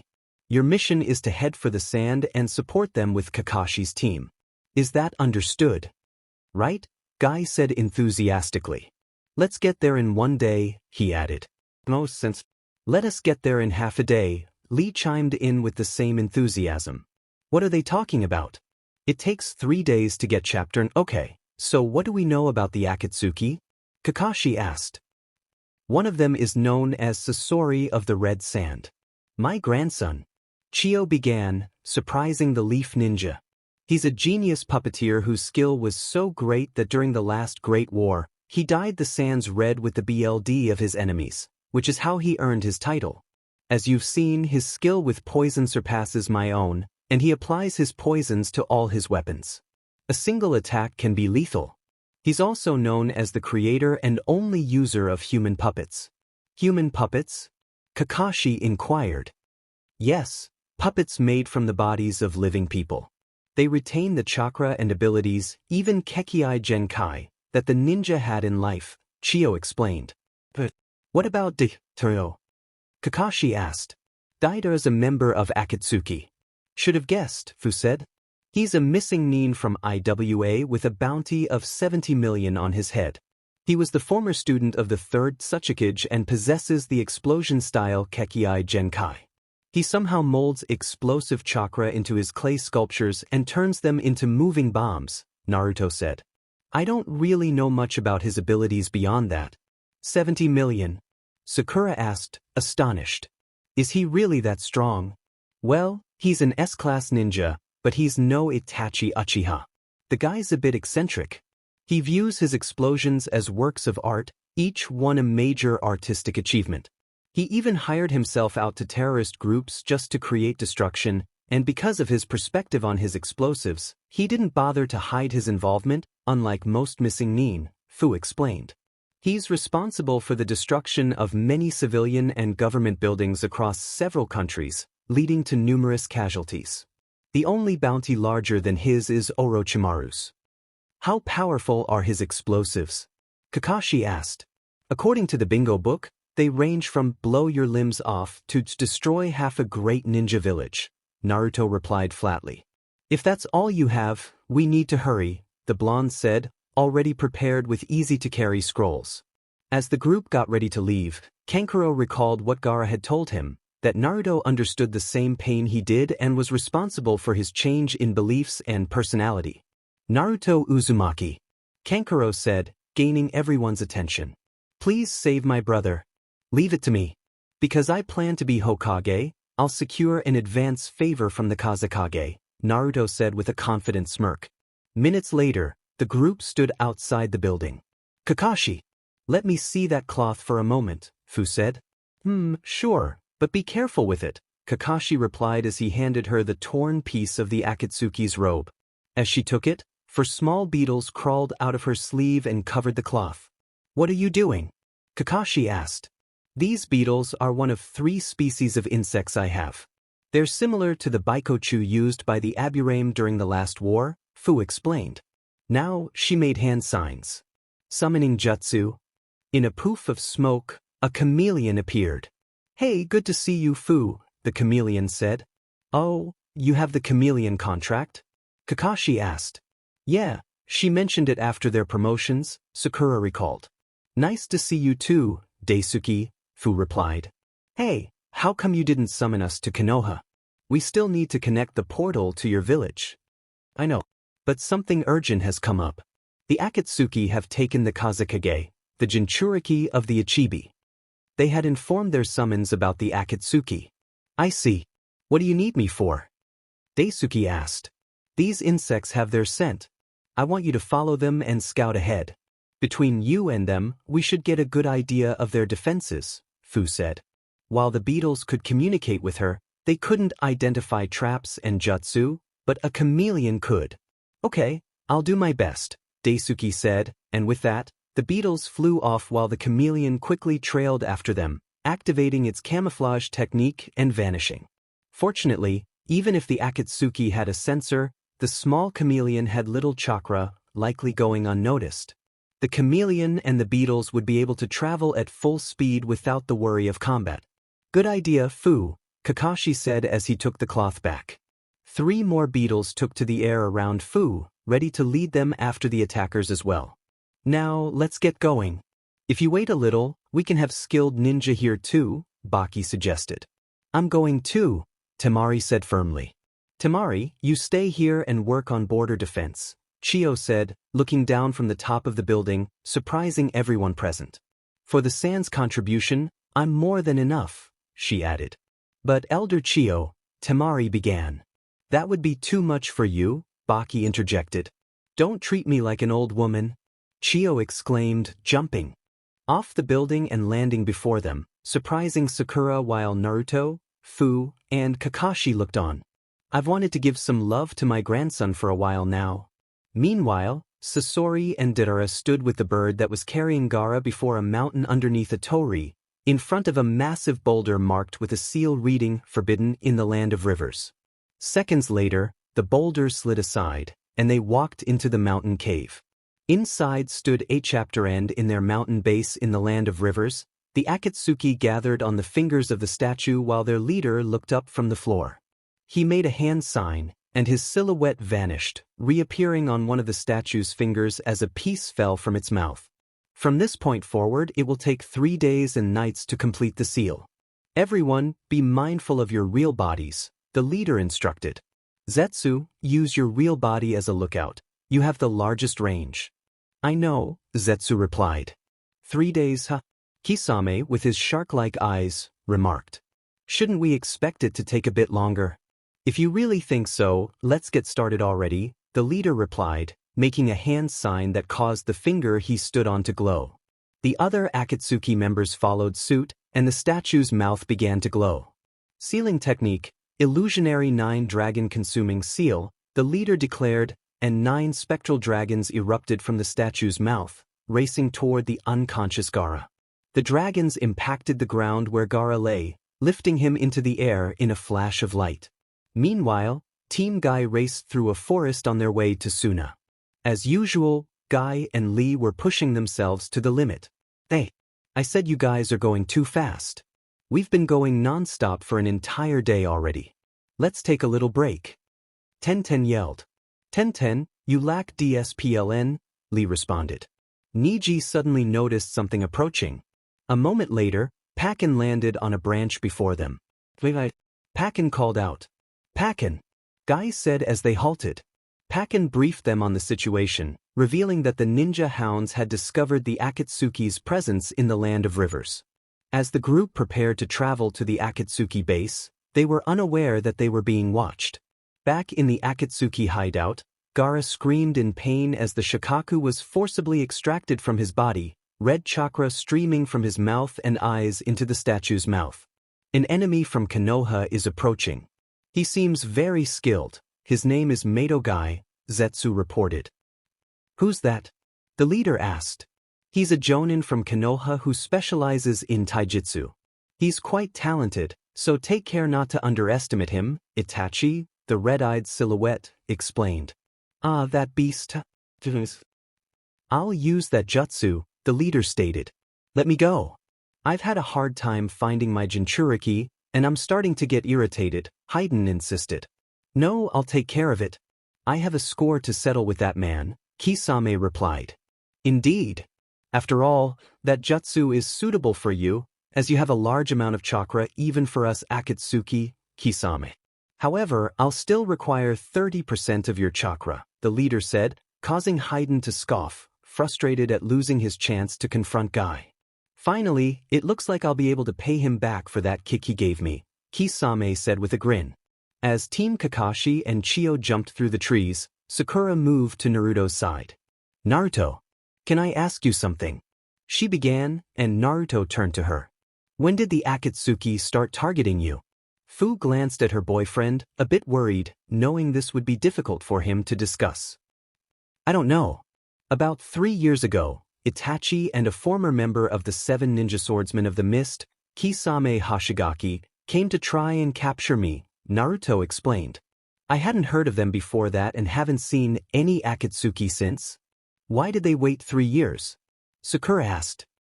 It usually takes a lot of work to separate a Jinchuriki from their Biju. Maybe that has something to do with it. It may have been because Fuu and I were with Jiraiya, but it wasn't just us. They waited 2 years before they started trying to collect any Biju, Naruto said. Maybe they hadn't located us all yet, Fuu added. Us? You're both Jinchuriki? Chio asked. I hold the Nanabai. And Naruto has the Kyuubi, Fuu explained. Chio then understood why they wanted to save Gaara. I see. I wonder why the Akatsuki are pursuing the Biju, she mused. We have a hunch. Naruto began, surprising Sakura and Chio. It may be because they can control the Biju without Jinchuriki. No one can control such power. That is why the Jinchuriki are necessary to the ninja villages, Chio replied. Actually, there have been 2 people who could control them. Hashirama Senju and Madara Uchiha, and we suspect one of the Akatsuki may have the same power, Fuu added. Chio knew this, but had never considered that someone else could possess such power. If that's the case, then the situation is worse than we imagined, she said. As they traveled through the trees, they too were spotted by Zetsu. Back at the hideout, the statue's eyes opened, revealing that all but one were blank. The remaining eye held the gobi, taken from Han of IW. There's another enemy approaching. Ninja of the Leaf, Zetsu announced. Well, who's next? The leader asked. As Team Kakashi and Chio jumped into a clearing, they noticed someone waiting for them. Naruto activated his Wind Dragon's vigilance technique as they emerged from the treeline. Everyone halt, Kakashi ordered. Standing in the clearing was Itachi Uchiha. Who? Sakura questioned. Those eyes. Chio observed. Itachi Uchiha, Naruto said, narrowing his eyes at the clan slayer. This is Itachi. Sakura thought in shock. Itachi. This is the child who killed his entire family. Chio noted. This is the guy trying to capture Naruto, Fuu said angrily. It's been a while, Naruto, Kakashi, Itachi said, his voice devoid of emotion. The same Sharingan as Sasuke. This guy's the cause of Naruto and Sasuke's suffering, Sakura thought, clenching her teeth and fists. Itachi raised his hand, and Kakashi knew he was about to cast a genjutsu. Everyone, don't look at his eyes. Kakashi warned. What should we do? Sakura asked. Judge his movements by his body and feet. He can't catch you in his genjutsu as long as you avoid eye contact, Kakashi instructed. This is hard, Sakura noted, trying to follow Kakashi's advice. It's been a long time since I faced a Sharingan. But there's no need to be overwhelmed. There are many tactics for dealing with dojutsu, Chio said. Yeah. Naruto agreed. Like Kakashi said, you can avoid looking at their faces. If you outnumber them, you can attack from their blind spot. The boy is right, Chio noted. But it won't be that easy. Itachi can use powerful genjutsu even without the Sharingan. And he has the Mangekyo. That's correct. Kakashi said. If you get caught in that, there's no canceling its effects. Not to mention it gives him some powerful ninjutsu too, Fuu added, recalling what Jiraiya had told her. You've done your homework.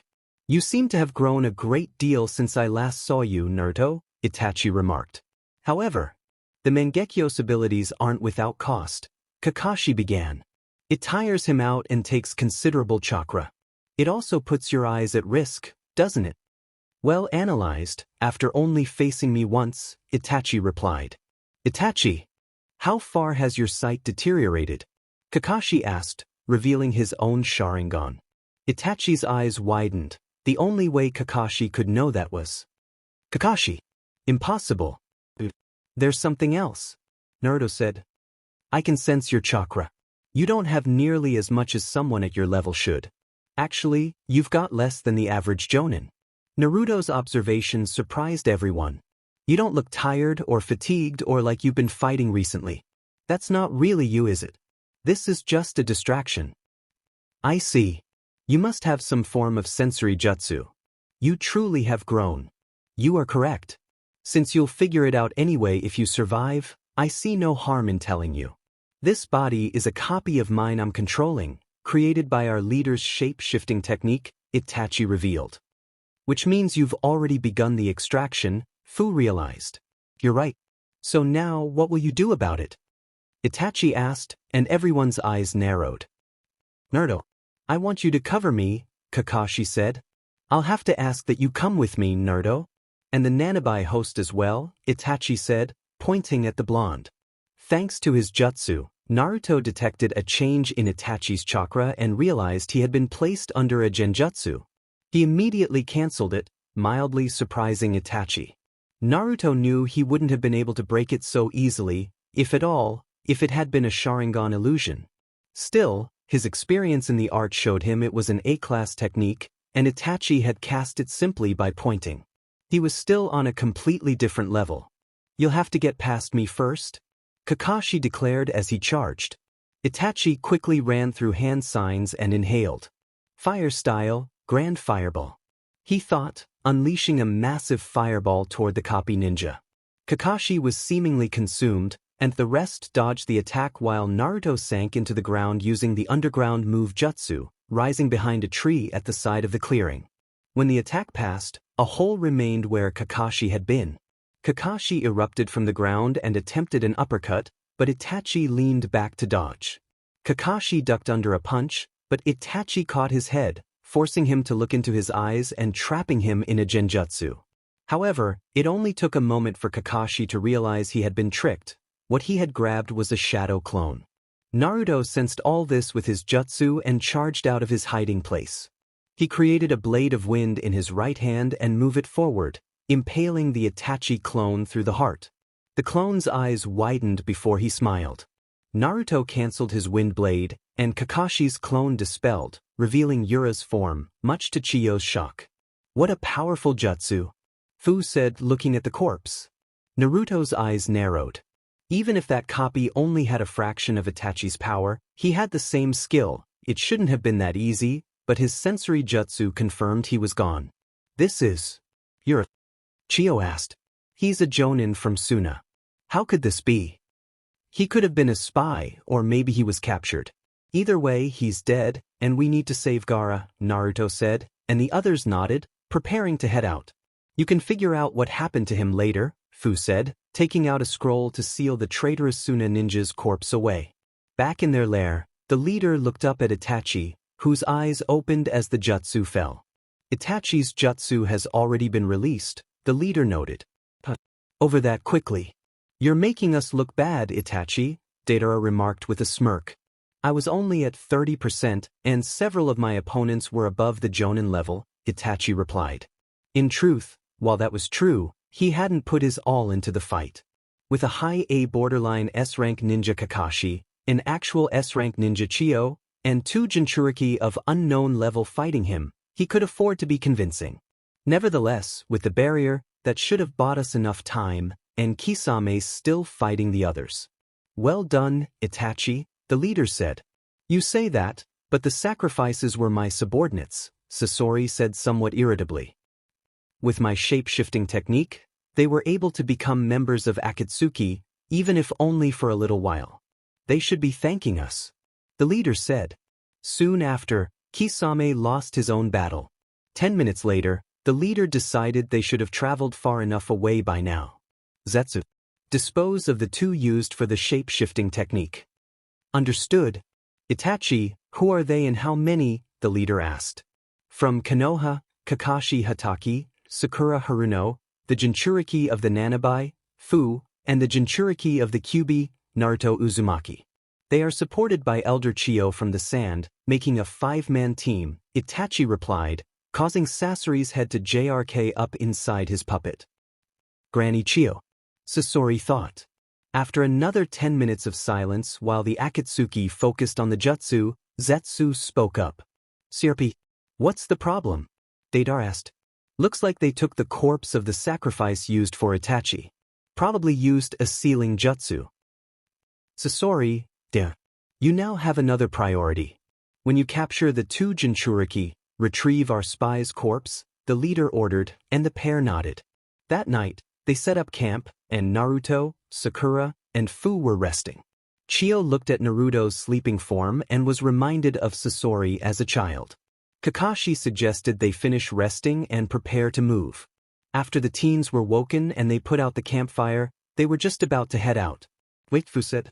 Seconds later, the beetles she sent with her chameleon returned, followed by Daisuke, who suddenly appeared before them. What did you find? Good thing you sent me ahead. They have a 5 seals barrier over the entrance to their cave, Daisuke reported. Sorry, but that kind of kept me from finding out anything else. That's okay, that's a big help. You did a good job, Fuu replied, and the chameleon nodded before dispelling himself. Fuu let her insects land on her hand, and they relayed all they had discovered to her. Good thing you sent them out, Fuu, Kakashi noted. Yeah. I'll handle the barrier, Fuu said, raising her arms. A massive swarm of insects shot out of her sleeves and flew toward the base. I've told them where the base is. From there, they'll spread out until they locate the seal tags for the barrier. You can control that many insects over that kind of range? Sakura asked in slight awe.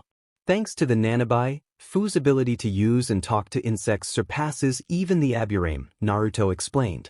I can communicate with my insects and direct them over a large distance, though the farther away they are, the harder it is and the less gets through. Still, I should be ready to bring the barrier down by the time we get to their hideout, Fuu said with a smirk. Her abilities with her insects had vastly improved over the last 5 months of training. Though, like the Aburame, she could still only receive information from her insects over a short range, she could sense and command them over a much larger distance, especially those that had fed on the Nanabi's chakra. Okay, we need to head out. Let's go, Kakashi said. The Akatsuki were almost finished with the sealing. In less than an hour, they would possess their second Biju. Zetsu noticed that a team was about to arrive and spoke up. The 5-man team led by Kakashi is about to arrive. Should be fine though, right? They'll need 4 people to get rid of the barrier, and by the time the other team arrives, we'll be done. Ready? Yes. The barrier should keep them or at least force them to split up, the leader said. Hey, Itachi. What kinds of guys are they? Deidara asked. Answer him. Now, the leader ordered. I don't have much. You should know enough of Kakashi, though from what he said, he may have unlocked the Mangekyo, Itachi replied. Oh. Sounds interesting. So you think he can use those crazy eyes too? Almost makes me glad he got lucky and lived 3 years ago, Kisame said, contemplating facing him in battle. I can't know what abilities his Mangekyo has if my suspicions are correct. The Nanabi host and Sakura didn't fight. As for the QB host, he has grown a great deal. He possesses some form of sensory technique that seems to function by infusing his chakra into the wind. Because of this, he was immediately able to discern that what they were fighting wasn't me and that it was just a distraction due to how little chakra I had and the fact that he didn't sense my true self in the area, Itachi explained. That's so. Last we saw him, he was just a loudmouth runt whose only real skill was summoning, Kisame noted. Then again, I hear he and the Nanabi host had it out with Ryuga, another of the 7 swordsmen, a while back. Wonder what they did with his swords. So they may possess the Kiba blades then? Kakuzu asked, recalling hearing about that. It had annoyed him a bit, he'd wanted that bounty. Kiba blades? Deidara asked. Each of the 7 swordsmen's blades has a special ability. My Samahata is known as the most terrible for its ability to devour chakra and heal me with it. The Kiba is a pair of swords that convert the user's chakra to lightning and allow them to control natural lightning, Kisame explained, and Deidara's eyes narrowed. Lightning attacks were his weakness. If they had those swords and figured that out, it could be troublesome, especially with him missing an arm. What about the others? Sasori asked. As I said, neither Sakura Haruno nor the Nanabi host participated. And you would know Chio's abilities better than I, Itachi said. Any reaction from Sasori was hidden by his puppet. Kakuzu. The Nanabi was originally from your old village, right? Any information? Sasori asked.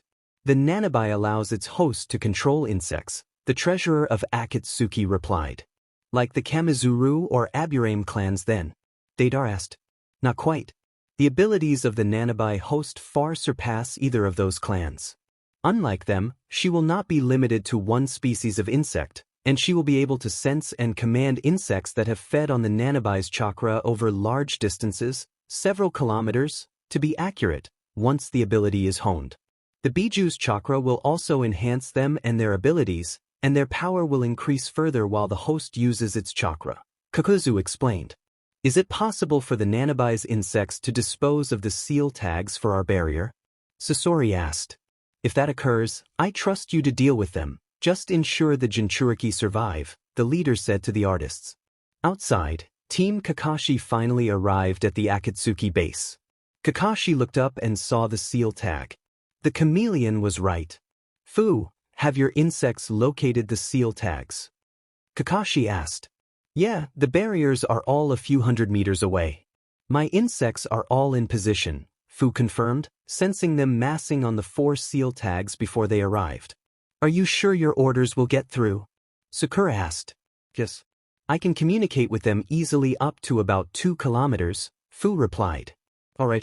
When I give the order, have your insects destroy the seals, Kakashi instructed, jumping onto a boulder. Sakura, I want you to destroy the boulder once the barrier is down. Chapter End. Deidara shouted as he soared toward the vast opening in the cave's wall. You don't have to tell me. Get moving with the Ichibi. Sasori called back, having anticipated Deidara's plan. He unleashed a barrage of Senbon from his concealed position in the cloud. Fuu swiftly formed hand signs as the Senbon approached the group. Water style, water wall, she exclaimed, releasing a wave of water that formed a barrier against the incoming projectiles. Deidara summoned 3 small clay birds and directed them toward Naruto. In response, Naruto activated his chakra cloak, summoned his blade, and sliced through the deadly creations with wind blades before they could reach him. The severed sculptures detonated moments later. Gaara, Kakashi-sensei. Naruto shouted. I know. Sakura, Fuu, stay here with Chio and handle Sasori while we retrieve the Kazekage. Kakashi instructed as Naruto pursued the erratic artist, with Kakashi following closely behind. The 2 girls and Chio turned to face Sasori as the smoke cleared, revealing him still encased in his Hiriko puppet. I hate waiting and you've just delayed our plans, Sasori remarked, glaring at them, the puppet obscuring any visible emotion. I wouldn't worry about it, Fuu replied with a confident smirk. Whatever happens next doesn't matter, since you won't make it out of here anyway. Naruto and Kakashi leaped from the entrance created by Sakura, and Naruto immediately launched 3 wind blades at Deidara, who adeptly maneuvered his bird to evade the deadly projectiles. The blades continued onward, slicing through the stone behind the mad artist. As Deidara flew away, Naruto and Kakashi pursued him through the canyon. The best option here would probably be to cut and run with the Ichibi host. But if I escape, they'll return to Sasori, and he wouldn't stand a chance. I might get scolded for abandoning him. But this is an opportunity to catch the Kyuubi and showcase my art again, Deidara mused as he fled, the 2 leaf ninjas in hot pursuit. Back in the cave, Sakura, Chio, and Fuu faced the rogue puppeteer. Sakura felt a wave of anxiety wash over her as she met Sasori's gaze and glanced at her allies. Just by facing Sasori. And the way Fuu carries herself. I can tell I have the least experience here. In battle and kills. She thought, feeling dwarfed by Chio's evident combat prowess. Chio and Fuu noticed Sakura's unease. Sakura, don't be afraid. You're not alone, Chio reassured her as she stepped forward. Both of you stay back. Chio drew several kunai connected by chakra threads and, with a swift motion, sent them flying toward Sasori. He effortlessly blocked them with his puppet's tail, though its robe was torn in the process. The Hiriko puppet discarded its cloak to reveal its true form, crouched on all 4s, with a mask-like shell and a torpedo-like left arm. I'll capture the Nanabai and add you and that girl to my collection, Granny Chio? A puppet. So Sasori's inside that thing. Fuu inquired. That's right. Hiriko is his favorite puppet. He wears it like armor, eliminating a puppeteer's greatest weakness, their lack of close combat abilities, Chio explained.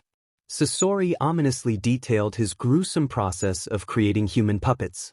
First, I'll drag out your entrails, then when I've ripped off your skin, I'll preserve it so it doesn't decay, adding you to my collection. Your addition will make 300 puppets. That is my art. Fuu recalled their training with Jiraiya. A puppet's greatest danger is the various traps they contain. And you mentioned that Sasori poisons all his weapons. Do you know the traps on that puppet? I did.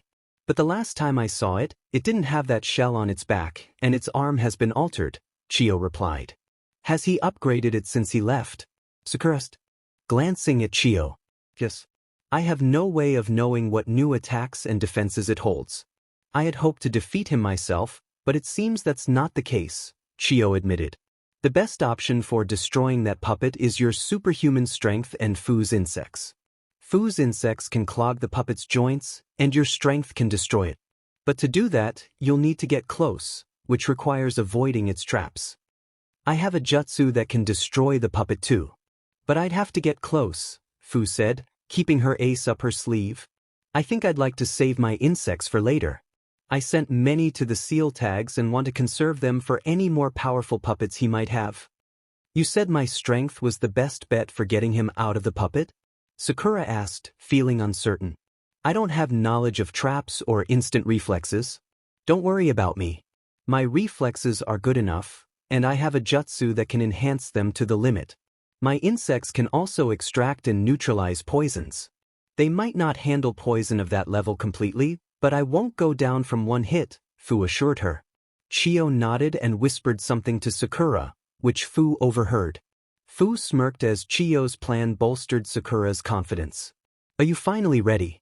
Good, you've kept me waiting long enough, Sasori said gruffly. Don't worry, we'll make sure to end this quickly, Chio replied. The trio charged at Sasori, who unleashed more Senbon. The three deftly dodged the attacks as they advanced. Sasori fired his left arm, which burst apart, launching countless poison Senbon as shrapnel. Despite their proximity, the trio skillfully evaded the onslaught. Sakura dashed forward, dodging the needles, but Sasori raised his tail to skewer her. However, the tail jammed inches from her face. Realizing his mistake, Sasori was powerless to stop Sakura from delivering a devastating blow to the puppet, causing it to shatter, leaving only its tail intact. Sasori had abandoned the puppet at the last moment, soaring through the air, cloaked by Hiriko's remnants. He landed and faced the trio, his body still concealed. Of course, that's my grandmother, Sasori remarked. No wonder that little girl dodged so easily. You were controlling her with chakra threads. Furthermore, you attached chakra threads to Hiriko's tail, but I didn't notice until its movement was halted.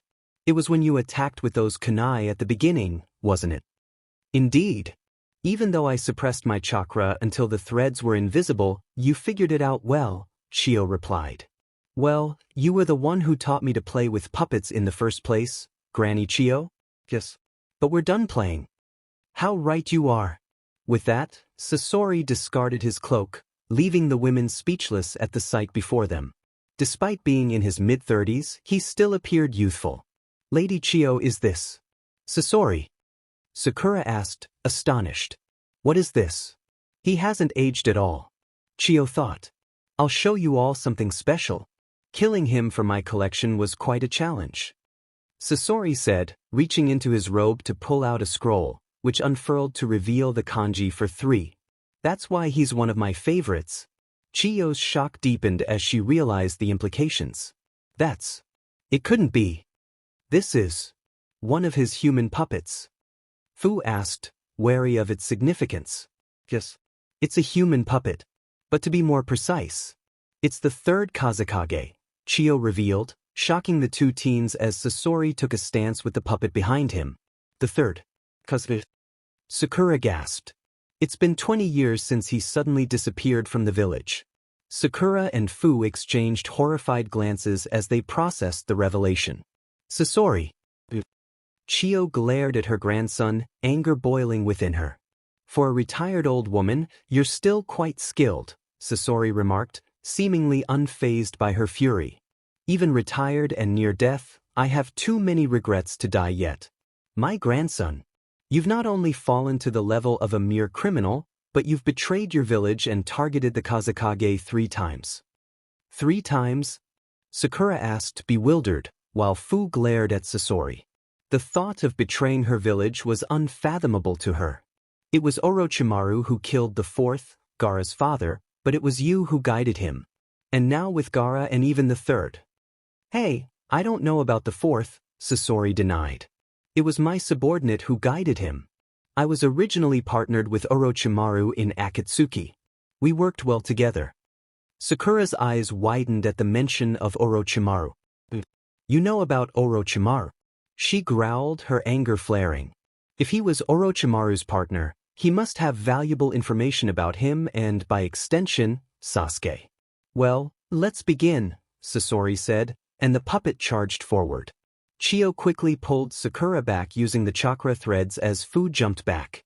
Blades extended from the 3rd Kazekage's arm, swiping at them, but Chio blocked with Hiriko's tail, which shattered upon impact.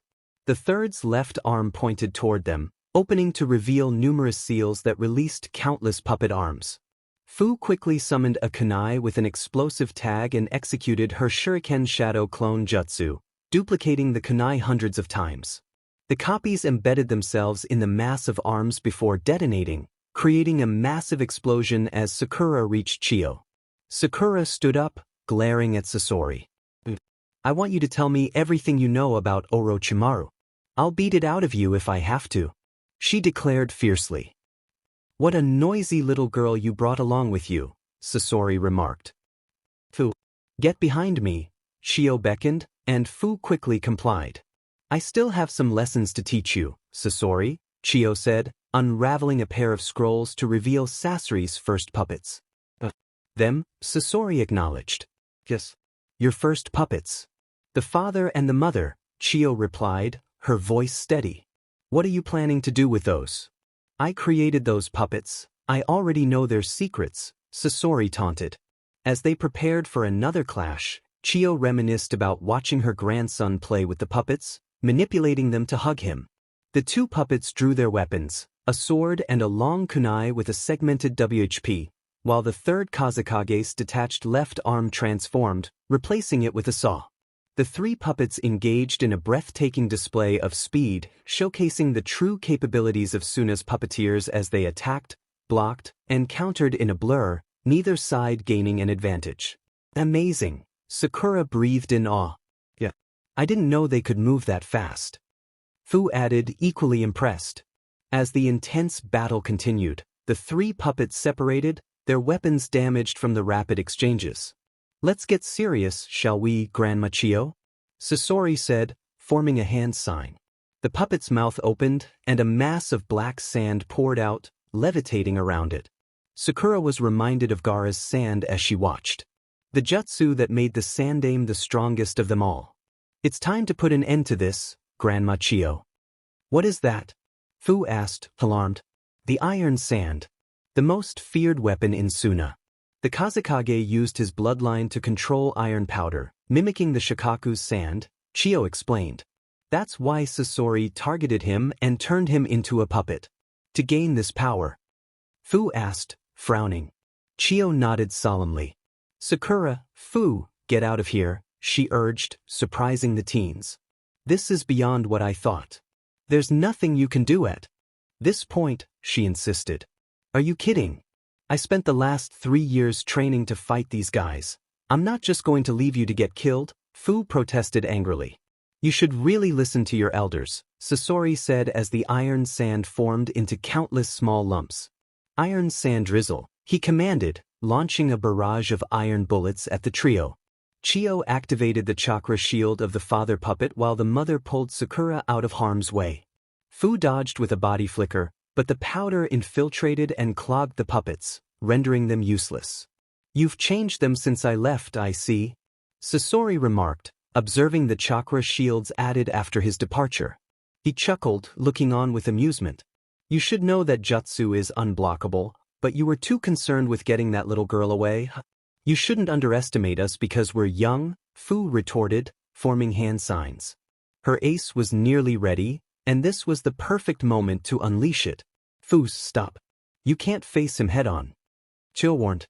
"If you think that, just sit back and watch," Fuu declared, completing her jutsu as lightning coursed over her body. "Who said I have any plans to face him head-on?" With that, she charged forward, ready to confront Sasori. Chapter in Hell. He thought as he watched her leap over 3 spears, twisting in midair to evade several bullets, and ducking just in time to avoid a spear that could pierce through the base's wall. "Wait, this is... I see." She's channeling lightning chakra through her body to enhance her nervous system, giving her instantaneous reflexes. It's a variation of the jutsu created by the third Reikage. Fuu had initially intended her technique to be similar to the lightning-style armor she had heard about from Jiraiya, who mentioned that lightning could enhance speed and reflexes. After mastering her elements, she pushed that concept to its limits. Although she felt a bit disheartened to learn that the third Reikage had developed it first, she continued to refine her own version. Currently, her jutsu was incomplete. It offered no defensive capabilities and minimal strength enhancement. However, her speed was significantly increased, and her reflexes were at their peak. As Fuu closed the distance, Sasori prepared to counter, only for his eyes to widen slightly as another Fuu emerged from the ground behind his puppet, ready to attack. Sasori quickly directed his puppet to destroy the duplicate while preparing to counter the real one with iron sand, a mistake that would cost him dearly. The third Kazekage extended blades from its sleeves and cut the clone, which had been inches from completing its attack, causing it to disperse into a swarm of insects. To Sasori's dismay, the insects quickly latched onto and severed his chakra strings. Now without control, the third Kazekage fell forward as Fuu formed a Rasengan in both hands, the lightning around her fading. This was another flaw of her technique. She found it impossible to use any jutsu aside from the body flicker or techniques that didn't require hand signs while channeling lightning through herself. Unless she intended to attack with taijutsu, kinjutsu, her insects, or one of her lightning manipulation techniques, she would have to cancel the technique to use anything else. Chio and Sakura's eyes widened, while Sasori looked on impassively as Fuu slammed the Rasengan in her left hand into the falling puppet's chest. It was too much of a threat to leave around, even with her insects covering it. Sasori watched with slight irritation as his favorite puppet shattered into pieces, its cloak obscuring his view. When the cloak cleared, Fuu was gone. He sensed a presence behind him and barely managed to dodge, jumping away as Fuu reappeared above him and slammed her second Rasengan into the ground where he had just stood, creating an explosion of dust and debris. 3 swarms of insects flew out of the cloud towards Sasori, but surprisingly, a pipe extended from his hand, spewing fire that incinerated the insects and tore through the dust cloud. "Fuu!" Chio yelled, worry etched on her face, echoed by Sakura. The cloud dispersed to reveal Fuu holding Okibi no Yaiba in a reverse grip, the blade pointing to the ground. The sword absorbed the flames, protecting her. The moment Sasori let up, Fuu flipped her sword back up and swung it at the puppeteer, unleashing a dragon of fire that Sasori narrowly dodged. "How?" Sasori asked, irritation creeping into his voice. "I never saw you create that clone." "That's the beauty of insect clones," Fuu replied with a smirk. "They don't need hand signs, and I can create them away from myself, as long as I have the insects set up beforehand." "So you released those insects before entering the base?" "Not quite," Fuu replied. "There was no need. Those were the insects I used to destroy your seal tags." Sasori surveyed his 3 opponents. "That it's drawn out this much and I've lost both my favorite puppets. This is beyond annoying. I'll acknowledge these little girls are forces to be reckoned with. It would be useless to use another human puppet now. It seems I have no choice." Sasori thought as he began to remove his cloak. Chio's eyes narrowed, and Sakura looked on in shock. What is?"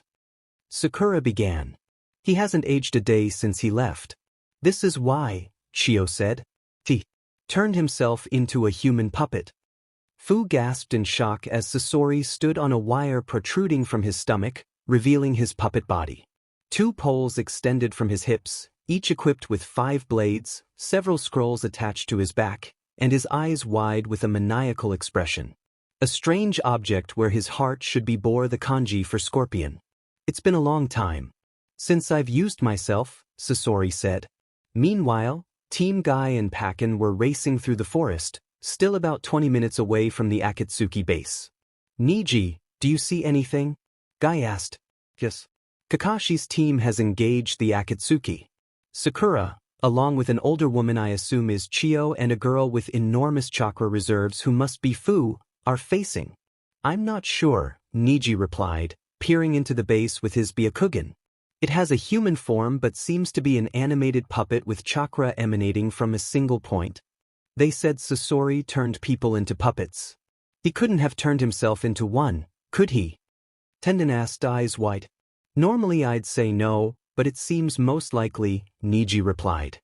"What about Naruto, Kakashi, and Gaara?" Guy inquired. "Kakashi and Naruto are facing the other Akatsuki in the forest about half a kilometer away. And Gaara? He's alive but unconscious, guarded by 3 of Naruto's shadow clones." "Right. Let's hurry, they may need our aid," Guy said. "Yes," Guy sensed. "Let us make it there in 5 minutes, and if we cannot," Lee began. "Now's really not the time for that, Lee." Ten scolded as they sped up. Chio and Sakura ducked behind boulders to avoid Sasori's flames as the living puppet dodged Fuu's fire attacks. After a moment, his stored-up fire ran out, and the scroll on his back disintegrated. Sasori then sucked to concentrated blasts of water, strong enough to cut through stone effortlessly. Sakura and Chio jumped out from their now useless hiding places, dodging jets of water that tore through the stone walls of the base. Parts of the ceiling began to collapse as the battle raged on. Fuu resealed her sword and created a dozen shadow clones, sending them on the offensive to buy some time. When the last clone fell, Sasori turned his attacks back on his opponents, only to be startled as the water was ripped from its path. It flowed around Fuu, forming a dragon that sped toward the living puppet. Sasori jumped into the air, and the blades from his hips spun like propellers, allowing him to fly. Fuu body flickered to Chio and ran through hand signs as Sasori sped toward them, intent on using the blades to cut them to pieces. Water style, water shockwave. A vortex of water surrounded her and Chio, shocking both her and Sasori. He disengaged and flew away as the vortex rose into the air and then collapsed, forming a wave that followed him. He flew through one of the holes in the ceiling and landed on top of the base, watching as the water flowed out before jumping back inside to avoid kunai thrown by Chio.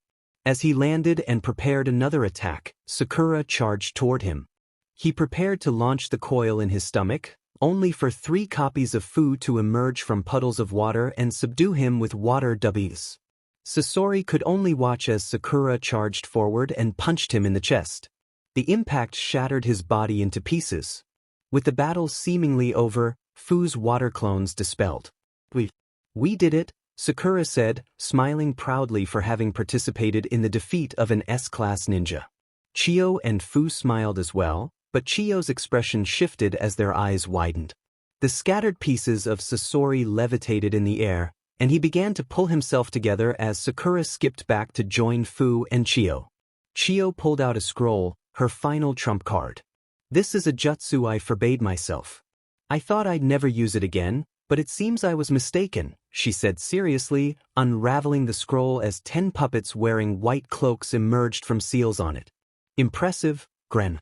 The strength of a puppeteer is measured by the number of puppets he can control, Sasori remarked as Sakura and Fuu looked on in awe. The finger-by-finger technique. I've heard rumors about it. It's said to have taken down an entire castle. White secret technique, Chikamatsu's 10 puppets. The very first puppeteer's masterpieces, Sasori said before using a chakra thread to pull out the 4th scroll on his back and threw it into the air above him. It unraveled as he opened a compartment on the right side of his chest. That is a considerable amount of puppets, but roughly 100 puppets wearing red cloaks emerged from the scroll, chakra threads connecting them to Sasori's chest. With this, I took down an entire country. Sakura, Chio, and Fuu looked on in amazement at his ability to control so many puppets. How will I explain this? That it took me this long to defeat an old woman and 2 little girls, even if one is a Jinchuriki. I even had to use my last trick, Sasori said, placing his palm to his face. Red secret technique, performance of 100 puppets. I'll show you its power. I really don't like using tactics like this, Fuu said. You know, using a technique like that here is a major mistake. And why is that? Sasori asked. You're using a technique that relies on overwhelming force against a Jinchuriki, Fuu replied with a smirk before forming a hand sign. In an instant, 50 shadow clones appeared, half of them forming water swords, while many of the others formed Razengans. Sasori's eyes narrowed. Sakura, you should stay back, Chio warned, and Sakura looked at her in shock. Fuu has her clones and long-range jutsu. But you'll have to fight at close range. If you get hit by even a single attack. I'll be fine, Sakura interjected. When we made an antidote for Kankuro, we made 3 extras. That aside, Fuu's insects can extract and neutralize poisons, though they can't completely cure it. Even if we run out of the antidote, our lives won't be in danger from the poison. Very well, then prepare yourselves. This will be the final act, Chio said. Sasori's puppets charged, and Sakura, Chio's puppets, and Fuu's clones retaliated. Sakura's punches shattered the puppets with a single strike, Fuu's clones took down 4 puppets on average before falling, and Chio's masterpiece puppets easily wiped out large numbers of Sasori's puppets. One rammed its head into the chest of one of Sasori's puppets before several WHPs extended from holes in its head, piercing the puppet and skewering several others. 3 of the masterpiece puppets formed a triangle, one atop the other, before opening their mouths to unleash the 3 treasure suction crush, a tornado that drew in and destroyed countless puppets, though the sheer number of opposing puppets soon began to jam it. Fuu moved to the side of the battlefield, getting Sakura and Chio's puppets out of the range of her attack as she ran through hand signs. Just as she completed the jutsu, her clones got out of the way. Water style, giant vortex jutsu.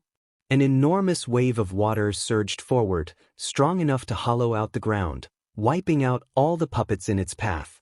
Sasori raised many of the puppets to shield himself, but around 20 were lost in that attack. As the number of puppets dwindled, Sasori focused on the remaining ones, making them more dangerous. However, between Fuu's clones, Chio's puppets, and Sakura's attacks, he was clearly at a disadvantage. It only worsened when several clones began to use water style, liquid bullets, firing ball of water capable of destroying his puppets in one hit. He attempted to target Chio, but the puppet he sent to her was intercepted by a Rasengan. As the battle raged on, Fuu sent a few insects to Sasori to discover how he survived Sakura's punch. Though he noticed and destroyed most of them, some managed to return to her and relay the truth about Sasori's heart. "Fuu, help me cover Sakura," Chio yelled. "Right," Fuu replied, creating 10 more clones to aid Sakura while she summoned her sword and began destroying puppets with fire blasts. "Sakura, go for Sasori. Use this," Chio ordered, directing one of her puppets to give Sakura a ball, the compressed form of the lion-headed cannon. Sakura charged forward, the 10 clones armed with dual water swords and one of Chio's puppets armed with 2 large swords guarding her as she sliced through any puppets that tried to attack. As soon as she was in range, she threw the ball at Sasori, and it grew into a man-sized lion's head with numerous large fangs and its mouth wide open, a seal on its back. Too fast to dodge, it hit Sasori dead on, pinning him to the wall. All his puppets fell to the ground, now completely useless. "It is over, Sasori. That sealing jutsu completely suppresses all chakra. You can't even make a thread," Chio said. However, Fuu, knowing the truth about Sasori, reactivated her lightning chakra flow and scanned the battlefield for the real Sasori. She found him, his heart having implanted itself into a puppet behind Chio, intent on finishing her from behind with a sword. Fuu managed to body flicker to her and parry the attack with her own blade, forcing Sasori to jump back to avoid a counter. Whatever Sasori had planned next was cut short as Chio quickly called back the mother and father puppets, impaling his core from both sides with swords. "Now you cannot move, I am certain. A part of your real body is needed to control chakra. That piece of your chest that uses chakra," Chio stated. "To think I was beaten by one of my targets, a normal little girl and an old woman. How pitiful," Sasori said, looking at Sakura. "I'll give you a reward for defeating me. But all I have is information that would interest you. You wanted to know about Orochimaru, right? Go to the Tenchi Bridge in Kusa at noon 10 days from now." "What are you?" Sakura began. "I was supposed to meet a spy in Orochimaru's ranks there. But I won't be able." Sasori's movement came to a halt, and the 3 puppets fell forward lifelessly. "I'm sorry about your grandson, Lady Chio," Fuu said. "It's all right. My beloved grandson died long ago," she replied, reflecting sadly on his childhood. Fuu didn't seem convinced by her words, but just as she was about to say something else, she sensed 5 presences approaching. Moments later, Team Guy, along with Pakken, entered through the ruined entrance to the base, and all but Niji looked in shock at the destruction and the countless puppets littering the battlefield. Of course. Now backup arrives. Fuu deadpanned. "Is it over already?" Tenten asked. "Yeah, it's over here," Sakura said. "Niji, what's happening with Naruto and Kakashi?" "Kakashi and Naruto are fighting the remaining Akatsuki. But he's missing an arm. It seems the battle is just about over there too," Niji replied. "And Gaara?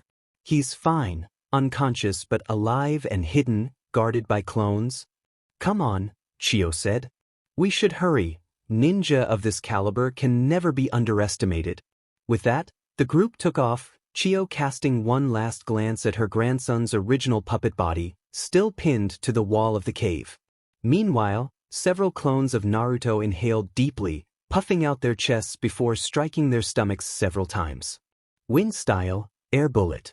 Each impact launched a blast of wind at Deidara, who maneuvered his bird around them before creating several small birds that were soon destroyed by kunai from Kakashi.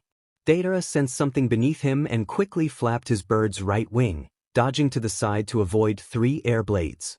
"Is that all you can do?" Deidara taunted. Making a hand sign, several clay grasshoppers jumped to where Naruto had hidden himself, but he sank into the ground to evade them.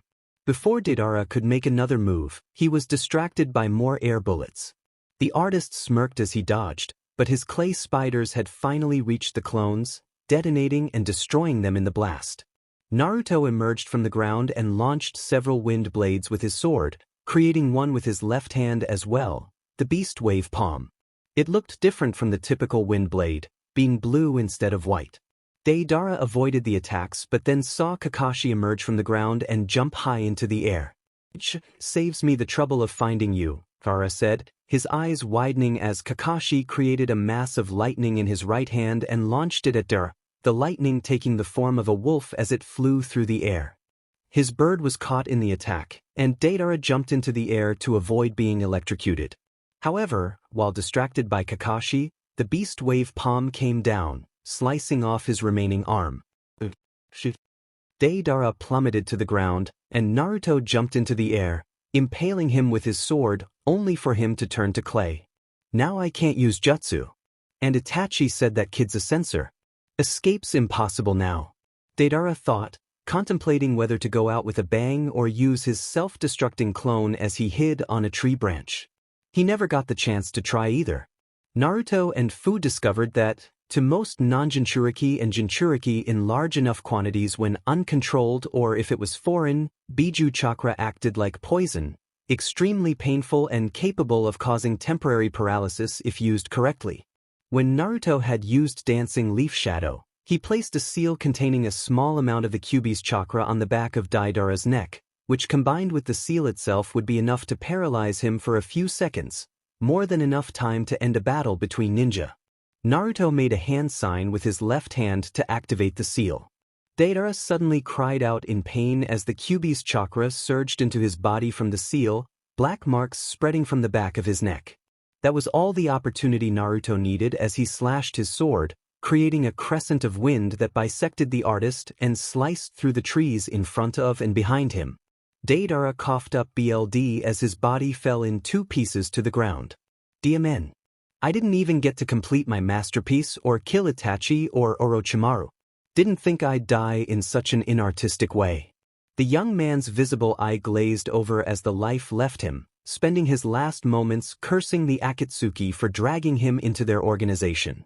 Naruto, knowing it was over, walked over to Deidara's corpse as he sent a clone to retrieve Deidara's severed arm.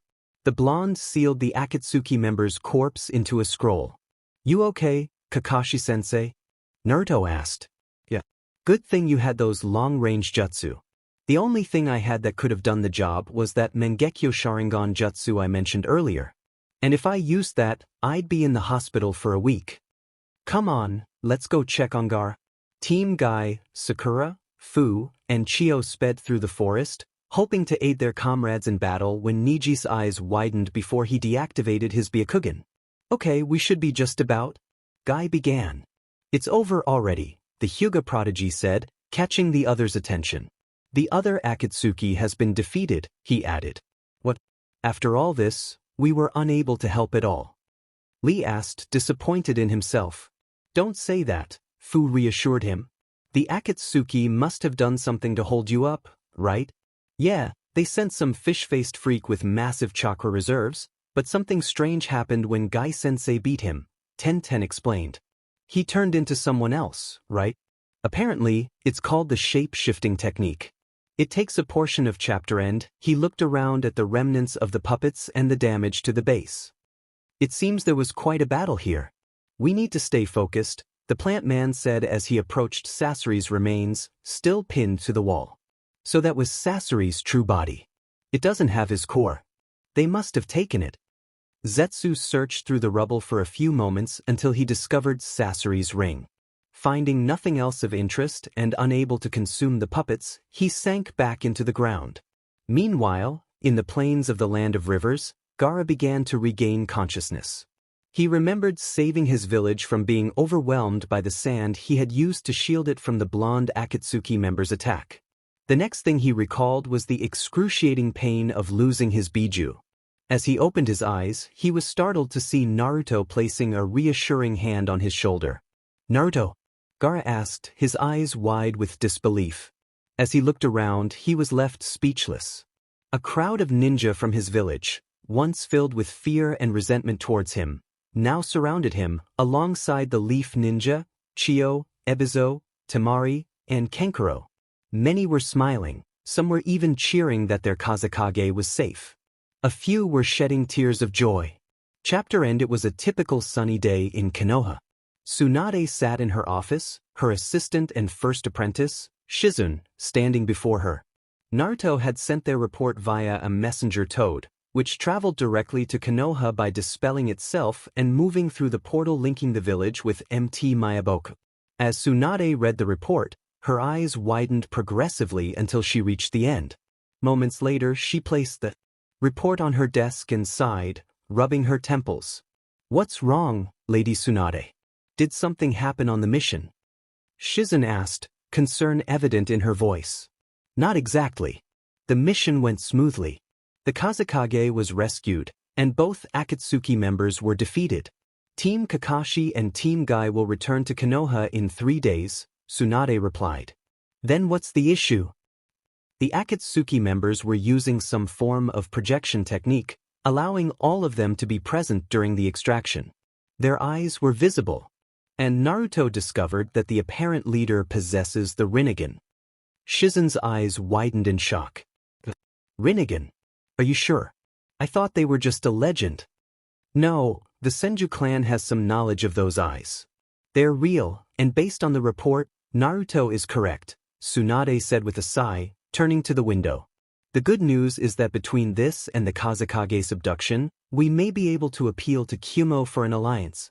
Kumo had not seemed particularly worried about the Akatsuki, trusting their Jinchuriki to defend themselves against even S-rank criminals.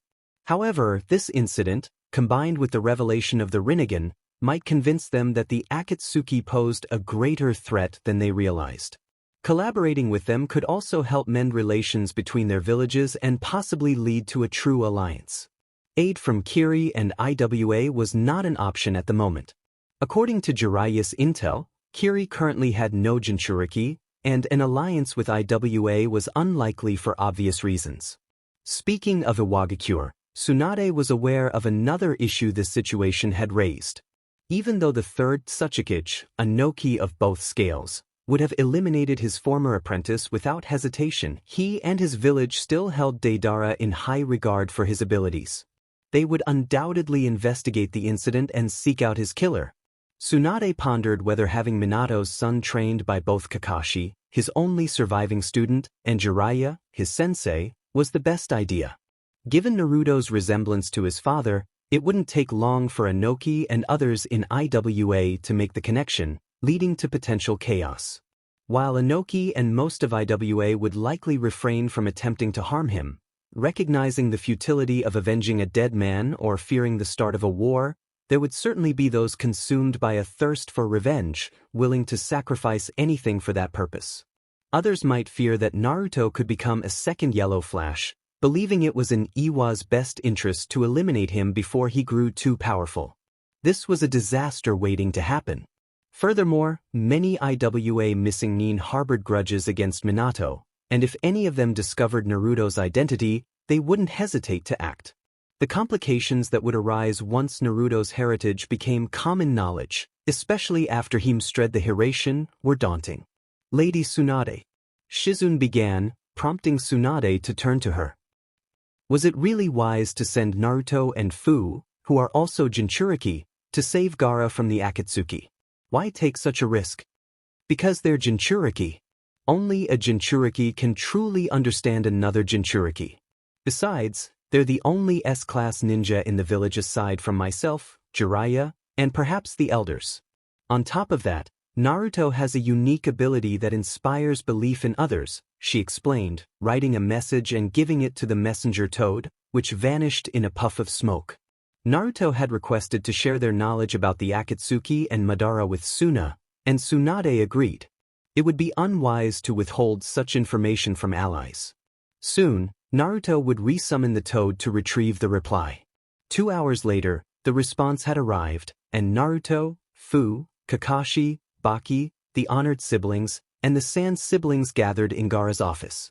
Gaara sat at his desk while the others stood. The Shikaku was furious that most of its chakra had been taken and had, for now, left Gaara alone while he rested and recovered. I do not recall meeting you before, Gaara said to Fuu. Well, I was transferred to Konoha and only officially joined recently. I'm Fuu, Jinchuriki of the Nanabai. Nice to meet you, she replied, Kenkuro's eyes widening in surprise. Everyone else in the room already knew, except Gaara, who remained composed. Ebizo had heard from Chio after the mission. It's a pleasure to meet you, Gaara responded cordially. May I ask how you came to Konoha? Fuu shared a brief version of her story, explaining that her village had given her away, that she traveled with Jiraiya until returning, and that she was Naruto's girlfriend. I see. I'm glad you both found someone who makes you happy. Thanks. Oh, congratulations on becoming Kazekage, by the way. You realize you're basically living my dream. Naruto said with a smile. I'm glad to see you've done so well. You've come a long way since we first met. I owe it all to you, Gaara replied. Were it not for you, I wouldn't have understood the importance of bonds and would still be living in darkness. He has a way with people, doesn't he? Fuu remarked. Okay, you guys can catch up before we leave. We have some things to discuss about the Akatsuki, Kakashi said. Ah, right, Fuu said, reaching into her pocket to pull out 2 scrolls, which she handed to Gaara. Here are the remains of Yura and Sasori. I still can't believe he was a traitor, Baki said, furrowing his brow. To think he was a sleeper agent all this time. And that shape-shifting technique. The Akatsuki truly possesses powerful jutsu. Yes. And it only gets worse, I'm afraid. Kakashi began. What do you mean? Gaara asked, narrowing his eyes. When we reached the base, we were able to see some of the Akatsuki members' eyes through that projection technique. And Naruto saw something troubling. It seems their leader has the Rinnegan, Kakashi explained, causing the Sand Ninja's eyes to widen. The Rinnegan. I thought it and the Sage of the 6 Paths were just myths. Chio said. Most do, but they're real. Jiraiya-sensei once told us he trained a Rinnegan user in AIM. Fuu added. Though he supposedly died years ago. He'll probably want to check on that. Naruto had once asked Jiraiya if he had any other students aside from the 4th. He eventually mentioned the 4th's teammates, who died before they could make a name for themselves, and the trio of orphans in AIM. The second thing is the statue.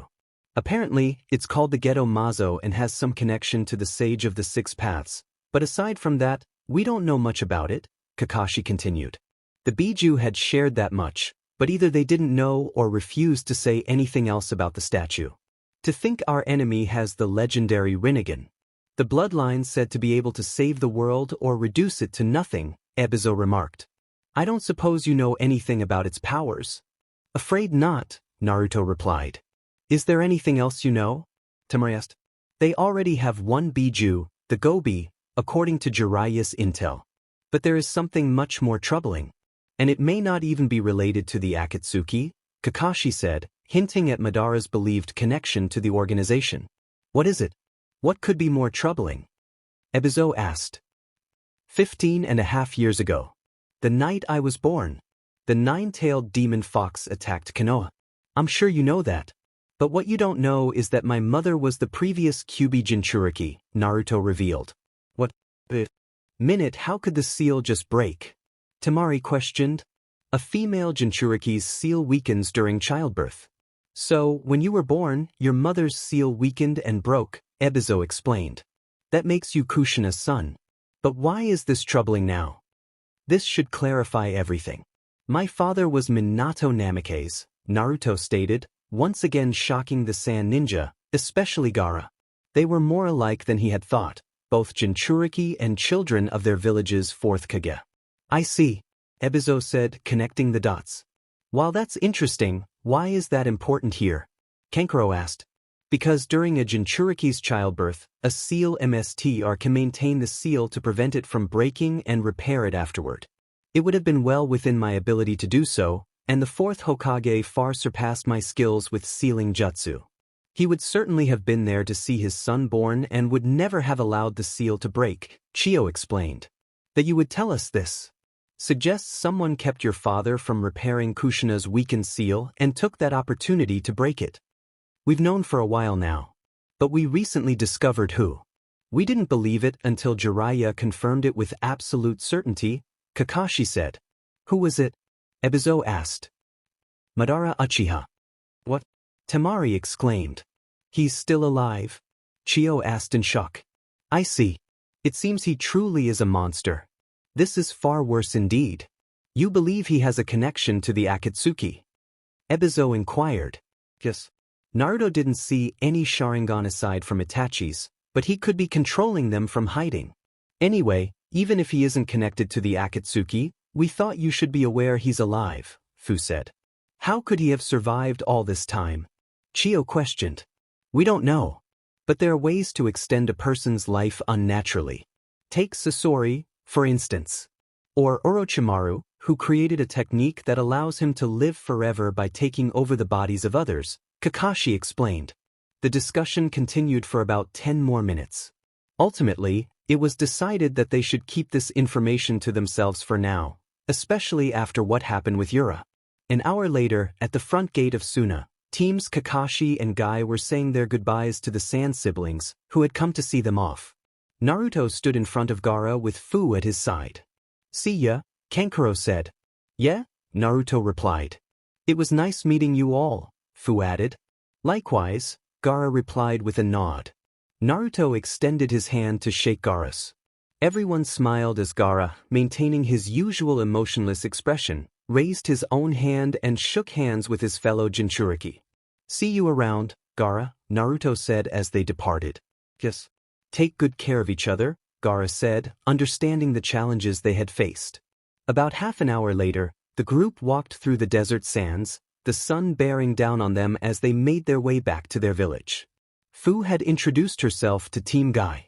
So, you two are dating? Tenten asked, her eyes wide with surprise. Yeah, what's so shocking about it? Fuu replied, narrowing her eyes. Nothing. He's a nice guy, but he seems like kind of a knucklehead. Hey, I'm not the same loudmouth I was before, Naruto protested. I guess not. You wouldn't have gotten promoted otherwise, Tenten replied. That's right. I grew up a lot while training with the Pervy-Sage, Naruto said with a grin. Yeah, that's true, Fuu agreed, smirking. Of course, that's not really saying much. Oh, come on, Fuu, Naruto said with a mock pout, causing her to giggle. Niji felt a twinge of worry as he listened to the conversation. After his fight with Naruto and the revelation of what had truly happened to his father, he had repaired his relationships with his cousins and uncle. Once he did, it hadn't taken long to learn of his cousin's feelings for the blonde. He knew she wouldn't take this well. Was it? Naruto, not only have you surpassed me in rank through pure hard work, you have found someone to share your flames of youth with. Your youth burns brightly. Lee shouted, slightly more enthusiastically than usual, tears streaming down his face. This meant one less rival for Sakura. That's right. I look forward to seeing how far you will go in your springtime of youth. Guy added, striking his signature pose. Are they always like this? Fuu asked Tenten quietly. Unfortunately, Tenten replied, a cloud of gloom forming over her head. I feel so sorry for you, Fuu said sympathetically. Thank you, Tenten replied. I will not be outdone. My youth will burn just as brightly. I will increase my training and run 5,000 laps around Konoha on my hands. Lee declared. Attaboy, Lee. And I'll be right there with you. I'll help you fan the flames of your youth and rise even further. Guy said, striking another pose. Sensei, Lee. The sensei, Lee. The sensei. With that, much to the horror of everyone else present, the two embraced each other, and somehow, a genjutsu of a beach sunset with crashing waves appeared behind them. Naruto, Fuu, and Sakura cried out in horror at the sight, and Fuu and Naruto quickly began trying to dispel the nightmarish illusion. But why won't it break?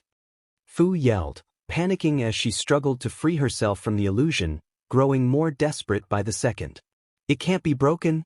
Sakura wailed in despair. What? Are you serious? Naruto shouted. Last time he had seen this, he didn't know how to cancel genjutsu, so he was unaware of the truth. I don't understand it either, Kakashi said, though he was disturbed by the sight. He, along with Tenten and Niji, had grown accustomed to it, sighing in resignation. Niji, is it good or bad that this doesn't bother us anymore? Tenten asked. It's a bad thing. I'm certain of that. The stoic Hyuga replied. The two separated, and the illusion dissipated, much to the relief of the other leaf ninja. I didn't need any more mental scars. Fuu said dejectedly, and Naruto comforted her, handling it better since he had seen it before. After a moment, he turned to the jonin responsible. Hey guy-sensei, think you could teach me that? Naruto asked, horrifying everyone except the spandex-clad duo present, especially Fuu. Sorry, I'm afraid I will not teach you the genjutsu. Though I will aid you in taijutsu, should you need it. Come on, we're moving too slowly. Our youth won't last forever. Yes, guy-sensei. Let us make it back to Konoha in one day. Lee exclaimed as the two took off.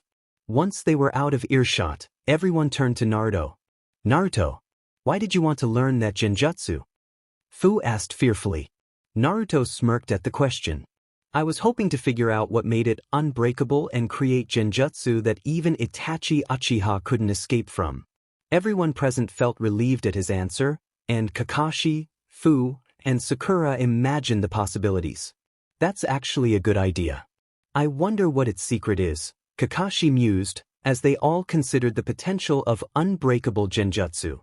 Sadly, since Guy would teach no one his genjutsu, those thoughts would remain just that. Come on guys. If we don't hurry, we'll lose those two.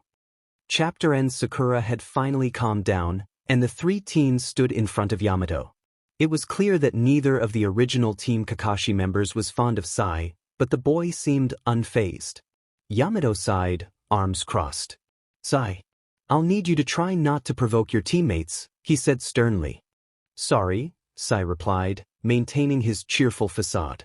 Alright, as you know, I've been chosen to replace Kakashi on this mission and will be working with your team afterward. My name is Yamato. Now, introduce yourselves. Naruto Uzumaki, he said flatly. I'm Sakura Haruno, she added, casting a glare at Sai. My name is Sai, he said with a bright smile. Now, let me explain our mission, Yamato began. The four of us will head to the Tenchi Bridge in Kusa, where we will intercept and capture an Akatsuki spy. This is our chance to gather more information about Orochimaru and Sasuke. We can gain valuable intel that may help us formulate a plan to deal with Orochimaru and bring Sasuke back. So stay focused. We will assemble at the front gates in 1 hour. Gather your equipment and prepare. The team then dispersed. Naruto wanted to return to the Senju compound to check the armory, as he always kept enough equipment in scrolls or seals on him. Sakura, however, needed to gather supplies. Sakura, Naruto called, catching her attention. Be careful of Sai. But, I mean he's rude, but why should I be worried about him? If I'm right, he's a member of Root. Naruto crossed his arms and explained, they were a defunct branch of ANBU led by a man named Danzo Shimura. Danzo believed all ninja should be emotionless tools and trained Root members to be that way. They only took orders from him unless he specified otherwise. Danzo's a warhawk. He opposes the peaceful ways of Grandma Sunade and the previous Hokage. So you think he's up to something? Maybe, maybe not. Still, it's better to be safe than sorry, right? Sakura stood before Sunade in her office, eager to share how her first meeting with the new team members had gone. Sounds like he has quite an antagonistic streak, Sunade noted about Sai. Well, you'll just have to bear with it for now. I know, but... Sakura hesitated, wanting to ask about Naruto's warning when a knock interrupted her. "Enter," Sunade called, and Danzo stepped into the room. "Danzo, what do you want?" Sakura thought, recalling Naruto's words about him. "You've assigned an elite ANBU to the team I trust, Princess Sunade?" Danzo asked. "I chose the person who stood out the most since the third was in office," Sunade replied. "Excellent, but I hope he hasn't taken the third's teachings to heart. That old man was always afraid of disputes and making decisions." Danzo's words drew a glare from Sunade, but she remained silent. "Like how your grandfather taught the third. Anyway, I'm satisfied. I can rest easier now. Goodbye." With that, he turned and left the room. "That was size superior, Danzo?" Sakura asked, her expression hardening. "Yeah. How do you know who he is?" "Naruto told me about Danzo and Root. He seems to think they're up to something." Sunade closed her eyes in thought. "It seems he's gotten sharper under Jiraiya." "You think he's right?" "Most likely. But there's nothing we can do unless he makes a move. Anyway, it's time for you to go. Right?" As Team Yamato made their way to the land of grass, Naruto and Sakura made little effort to hide their disdain for Sai. They stopped at a hotel with a hot spring, enjoying the relaxation. While they unwound, Naruto created 150 clones to work on completing the Rasengan, though he kept this to himself. As they relaxed, Naruto's thoughts drifted to Fuu, the recent developments, the mission, and Sasuke. He hoped to bring Sasuke back but knew he wouldn't return willingly, not unless Itachi was gone. Even then, he wondered how much Sasuke had changed. Unbeknownst to him, Yamato noticed he was gazing in the direction of the women's side of the hot springs. "I'm done for now. But before I go, there's something I'd like to tell you, Naruto," Yamato began, drawing the blonde's attention. When Emissary Jiraiya was young, he came very close to dying once. 6 broken ribs, both arms broken, and several internal organs ruptured. The cause was Tsunade's superhuman strength. What he did was what I believe you're thinking of doing right now. How do you think Sakura would react?" Naruto replied, realizing where he had been looking. "Oh, you thought I was thinking of peeking. I'm not Pervy-Sage, you know. I just had a lot on my mind. Besides, even if I were a pervert, I know what would happen if I did that. Sakura would beat me half to death, and when we got back to Konoha, Fuu would finish the job." "I see, that's good to hear," Yamato replied before heading inside. Meanwhile, Fuu and Team Asuma sat in a tea house in the Land of Fire, waiting for their orders. They had been traveling non-stop through the trees and were taking a short break. "So, Fuu, how's life in Konoha been?" Asuma asked. "Good so far. I was afraid I'd be treated like I was back in Taki, but I had nothing to worry about, and Naruto and I just bought an amazing place to live," Fuu replied with a smile. "Wait, you bought a house together?" Ino asked, surprised. "Well, more than a house, the Senju clan compound," Fuu clarified, shocking the rest of the team. "What? Lady Sunade sold you her clan's compound?" "What?" Ino asked. "Apparently, Naruto's her last living relative." "Naruto's related to Lady Hokage?" Choji asked. "Yeah, her grandmother was Mito Uzumaki. Naruto is the last survivor of her grandmother's clan." "Wait, the Uzumaki are a clan?" Choji asked. "They didn't teach that in the academy?" Fuu inquired, surprised. "Afraid not. The Uzumaki clan led the village Uzushiogakure in the Land of Whirlpools, which was destroyed during a war years ago out of fear of their abilities. They were distant relatives of the Senju clan and renowned for their sealing jutsu and longevity. Their village was such close allies with ours that we were the symbol of Uzushio and the Uzumaki clan, the red spiral, to symbolize it. I'm sure you've noticed it before," Asuma explained. "Wow, I never imagined he was a member of a clan, let alone one so powerful," Ino said. "As far as I know, as Fuu said, Naruto's the last survivor, so it's not surprising you never heard of them." "Wait, was Kushina his mother?" Asuma asked. "Yeah, did you know her?" Fuu asked. "Not really. I know she was one of the most powerful kunoichi of our village since Sunade, but I didn't work with her that often.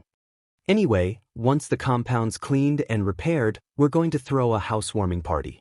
Any of you going to be there?" "Sure thing," Ino replied. Same here, Choji added. If senseis are invited, you can count me in, Asuma said. How'd you afford to buy a clan compound? Ino asked. Well, we've made a lot of money bounty hunting. Naruto made even more gambling, and Sunade gave him a family discount. We also had to promise she could live there once she retires. Hey, I'm sure Naruto told you about us, but we don't know all that much about you, Asuma said. Oh, you're right, sorry about that, Fuu said sheepishly. My name's Fuu, as you already know. I like my friends, gambling, though I'm not a gambling fool like Lady Sunade, nature, and Naruto managed to get me hooked on ramen. My hobbies are practicing kenjutsu and training in general, reading and gardening. My dreams are, well, I'd really like to start a family someday. I also want to show my old village what they missed out on and become strong enough to protect all those precious to me. My dislikes are people who treat me like a monster, those who judge others unfairly, and perverts. I also hate when Ero-sensei, Jiraiya, spends my money on himself, though he learned not to do that soon after he started. The three members of Team Asuma reintroduced themselves in a similar fashion before their orders arrived. The next morning, Sakura woke up feeling refreshed. After their time in the hot springs, the four had spent the rest of the day relaxing and enjoyed a large meal before going to bed. As Sakura looked out of the open shoji door of her room, she spotted Sai sitting by himself with something she couldn't quite see. After getting dressed, she decided to see what he was doing. Hey, drawing a picture? She asked as she approached him. What is it? Sai asked, glancing over his shoulder. I'm surprised you can create something like this. Not what one would expect considering your personality. Is that so? Sai replied, donning his usual smile. Yeah. So, what's it called? Called? You haven't decided on a name yet? No, that's not it. I've drawn hundreds, maybe thousands so far. None of them have titles. But don't pictures normally have names? Like, portraits have a person's name, other pictures have the situation at the time, and others are named for the artist's feelings. To be more precise, even if I try to name them, I just can't do it, Sai said, and Sakura looked at him curiously. They don't remind me of anything. I don't feel anything. Sakura pondered this as she recalled what Naruto had told her about Sai and Root, as well as her meeting with Sai's superior when she visited Sunade. That's what I thought, Naruto noted as he walked toward them. Interesting drawing. He wasn't genuinely interested in the drawing itself, but he found it curious that someone who seemed completely emotionless could create something like it. Go on ahead. I just have to clean up here, Sai said. I'll give you a hand, Sakura offered, picking up a nearby book. This isn't printed. Did you draw this picture book? Could you show it to me on the way? I can't, it's incomplete. And I don't let other people touch it because it's my brother's, Sai replied, raising Naruto's curiosity. If he valued it enough to keep it from others, perhaps Danzo hadn't completely suppressed his emotions after all. Meanwhile, Asuma, Fuu, Ino, and Choji walked through the town in the land of hot water, where they were supposed to meet the daimyo. As they strolled, Ino spotted several stores with sales or items she simply had to have. Shopping was her main hobby. So where are we supposed to meet this guy? Ino asked. It's supposed to be not too far from here, Asuma replied. We'd probably have been there already if you hadn't taken us into those stores. Fuu sighed. What? Did you see the price on that kimono? Besides, don't act like you didn't buy anything yourself, Ino shot back. I never said I didn't, Fuu replied. Good thing we pulled them out when we did, Hachoji, Asuma said quietly to the Akimichi. Tell me about it. Choji grumbled.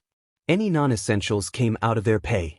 There had been several C-rank missions where Ino had spent most of their earnings shopping. Fuu wasn't so bad with that, she only bought anything due to Ino's insistence. Still, Ino's purchases alone were enough to put a considerable dent in their pay.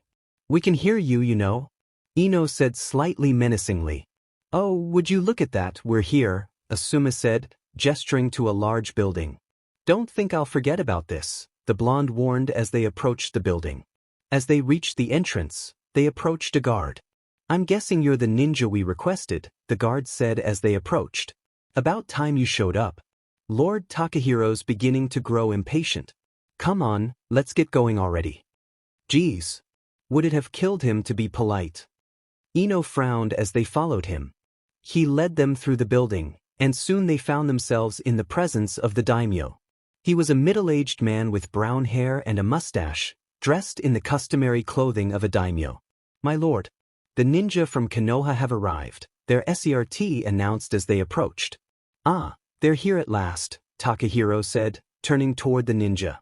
You're Asuma Sarutobi, if I'm not mistaken. You have quite the reputation. I assume you're the leader of this team, then. Thank you, Lord Takahiro, Asuma replied. As you expect, I'm the captain of this team. This is Fuu, a special jonin of Konoha, along with my students, Chunin Ino Yamanaka and Choji Akimichi. It's a pleasure to meet you all, the three bowed slightly to their charge. My lord, if you and the shinobi are ready, we are prepared to leave immediately, one of the servants said. Well, you heard him. I would like to return as soon as possible, so if you're ready, we will leave at once, Takahiro said. Do you need any time to gather supplies? That's fine, my lord. My thanks for the consideration, Asuma said, and the daimyo nodded, walking to his throne. Now this is more like it. Usually, nobles are such pricks, Choji. Ino remarked, and Choji discreetly nodded. Really? This is my first time guarding a noble, Fuu said. You never got a mission like this back at Taki? Choji asked, and Fuu shook her head. Well, yeah. Nobles, for the most part, tend to be arrogant JRKS or spoiled brats, though daimyos tend to be better. I remember once, we were assigned to guard this noble from the land of fangs. The man kept trying to pay me to become his servant. Oh, how I wanted to. Ino said, her tone menacing. That's enough. Let's not talk about that while the daimyo might hear. Ino, Fuu, I expect you two to scout for enemies using your insects and sensing abilities, Asuma instructed, and his subordinates nodded. While not a true sensor, Ino was naturally skilled at sensing chakra like most of her clan.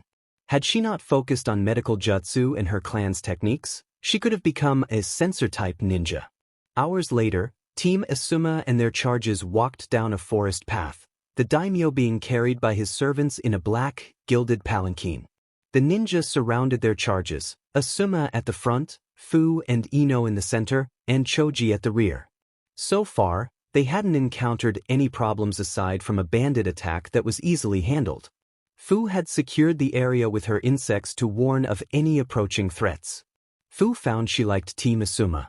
She was glad Ino had gotten over her fangirl tendencies.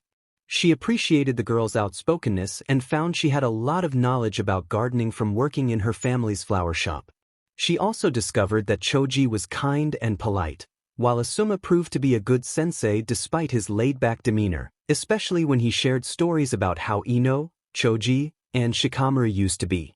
You used to have to motivate Choji by offering him food or insulting him? Fuu asked with a raised brow. Yeah, you should have seen him at the Chunin exams. During the prelims for the third stage, we were randomly matched up, and he actually yelled, "Safe again," when he got passed over. Ino laughed at the memory and Fuu smirked.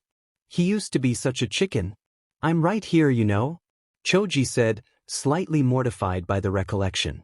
You know I don't mean anything by it, Ino replied, rolling her eyes. Besides, you've grown up a lot since then. Mind if I ask what's the story behind the Ino Shikacho trio I heard about from Ero-sensei? Fuu inquired. That's okay. Our clans have worked together to protect each other and the village. Every generation has always had a trio. Made of the Akimichi, Yamanaka, and Nara clan heirs, Asuma explained. Then you must have known each other before you entered the academy, Fuu said. Yeah, our families are close, and all our fathers made up the last trio from our clans, so they're old friends. But we didn't know we were going to be on the same team or why until much later, Choji said, munching on potato chips. Whenever a team from those three clans becomes Chunin, it's customary for a member of my clan to give them a set of earrings that have been in their families for generations to symbolize their unity. They eventually give them back to the clan to be passed on to the next generation, Asuma added. The name Ino Shikacho comes from the syllables of our names, obviously, Ino said. But I heard you weren't the first, Fuu replied. That's right. Our clan's heirs always have names with those syllables, so they always form Ino Shikacho, Choji explained, and Fuu nodded. Have you noticed? Fuu asked. Yeah. We're being watched, Ino said. The Yamanaka clan was skilled in sensing chakra, though few were adept enough to be true sensors. The two girls, along with Asuma, sensed they were being observed. Choji, who lacked such abilities, tensed at their conversation, preparing for an attack. Can you tell how many there are? Asuma asked. No. They're too far away, Ino replied. I'll have my insects track them, Fuu suggested. Good. Unless we get the opportunity to act, it's probably best to wait until they make a move, Asuma said. I can summon a chameleon to help, Fuu added, having already explained her abilities. That could be useful. Save it until we're sure we're not being watched, Asuma instructed. Meanwhile, a group of 6 Exame ninja, still wearing their forehead protectors, sat together at a distance. Huh, looks like they hired ninja from your old village, a Jonin-level kunoichi, Kiku remarked. She wore a blue, long-sleeved shirt that showed her midriff and matching breathes, with brown hair and gray eyes. They would probably send elite ninja to guard a daimyo. Well, whoever it is, they're unlucky, a chunin named Oboro said. I'm curious who they sent. Should be interesting, the leader of the group, Aoi Rokusho, said with a smirk. He could hardly believe how things had turned out. He had betrayed the village he was born in and joined AIM. With the power of the Raijin no Ken, he quickly rose through the ranks and began earning the attention of Hanzo of the Salamander. Then pain appeared. A civil war erupted, and, to the shock of almost everyone on their side, Pain single-handedly killed the legendary leader of AIM. After that, he began to hunt down all those with ties to the man. While Aoi wasn't truly loyal to anyone, he had thrown in with Hanzo and, fearing Pain wouldn't spare him, decided to gather allies and escape. They had fled the country and eventually heard from fellow escapees that Pain was hunting down all survivors from Hanzo's faction. Soon, Team Asuma and their charges passed through the gates of a town. It was an average town, nothing particularly noteworthy about it. The sun was setting, and while the ninja were fine, the servants were tired, especially those tasked with carrying the daimyo's palanquin. Asuma, do you think we should stop at this town for the night? Takahiro asked. I'm sure you shinobi are good to continue, but my servants need the rest, he added. Well, I guess it won't hurt to stop here for the night, Asuma said. The faces of the daimyo's guards and servants showed that the man had been right. This kind of journey was HRD on non-shinobi. Minutes later, they found the highest quality inn in town and entered the lobby. The receptionist noticed them. Chapter, nice to meet you. Glad to see someone appreciates the help, Ino said. Good to see some of you are getting along, Takahiro added as he joined them, having overheard the conversation. We don't need their help. Look, one isn't even taking this seriously. Just look at him stuffing himself, Akira remarked, causing the Konoha ninja to freeze, including Fuu, who had heard from Naruto how Choji reacted to such comments. There's no reason to be rude to our guards. Although, I have to say, it can't be good to eat all that. Is it really a good idea to allow your ninja to get so?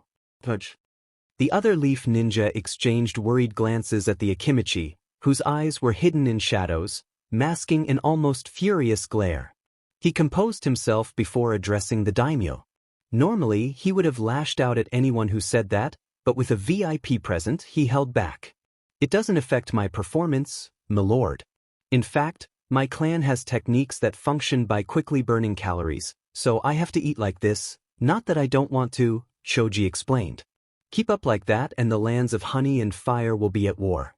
I see, how interesting, the daimyo said, as the other leaf ninja breathed sighs of relief. If I may ask, what are the odds of being attacked while we stay here? Pretty slim, but we're not going to let our guard down, Asuma replied. It'd be better to ambush us. Here, we can set up traps and defenses. If they attacked now, we'd have the advantage, while the opposite is true if they wait. Anyway, we should turn in soon.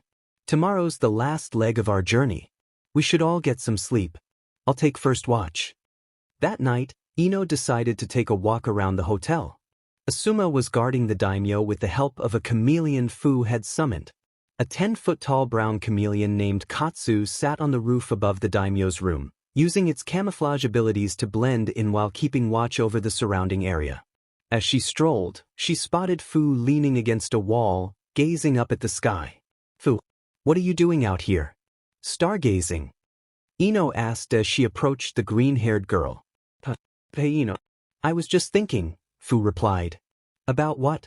Everything that's happened recently and Naruto's mission. You worried about him? Ino leaned against the wall beside Fuu. Little. It is Orochimaru they're dealing with. But I'm really thinking about what will happen if they meet Sasuke. He thinks of him like a brother. And I know Sakura really loves him. You should have seen how she reacted when the Akatsuki member we fought on our last mission implied he had information on Orochimaru, Fuu said, her gaze still fixed on the stars. She was determined to get the information, no matter how big the difference between their skills was. Yeah. I'm not surprised to hear that, Ino replied. Fuu turned to her. Do you still feel that way? Naruto told me you used to compete with Sakura for his attention. I don't know. I still care about him a lot, but I'm not really sure if I really loved him. Why do you ask? I was curious. I kind of understand why Naruto wants to bring him back so badly. Sasuke was the first friend he had, Fuu said. But still, I'm not sure I would do the same thing. He betrayed everyone and willingly left the village, all for power. He even tried to kill Naruto. Though she supported Naruto's decision, if she were in his shoes, she'd probably either kill Sasuke or forget about him unless he became a threat to Konoha. Ino looked at Fuu, recalling how badly Naruto had been injured during his fight with Sasuke, but she had never known the details. I heard Sasuke hurt him during the retrieval mission. Do you know how badly? Sasuke used Chidori on him. Twice, Fuu replied, looking down as she imagined the pain, not just from the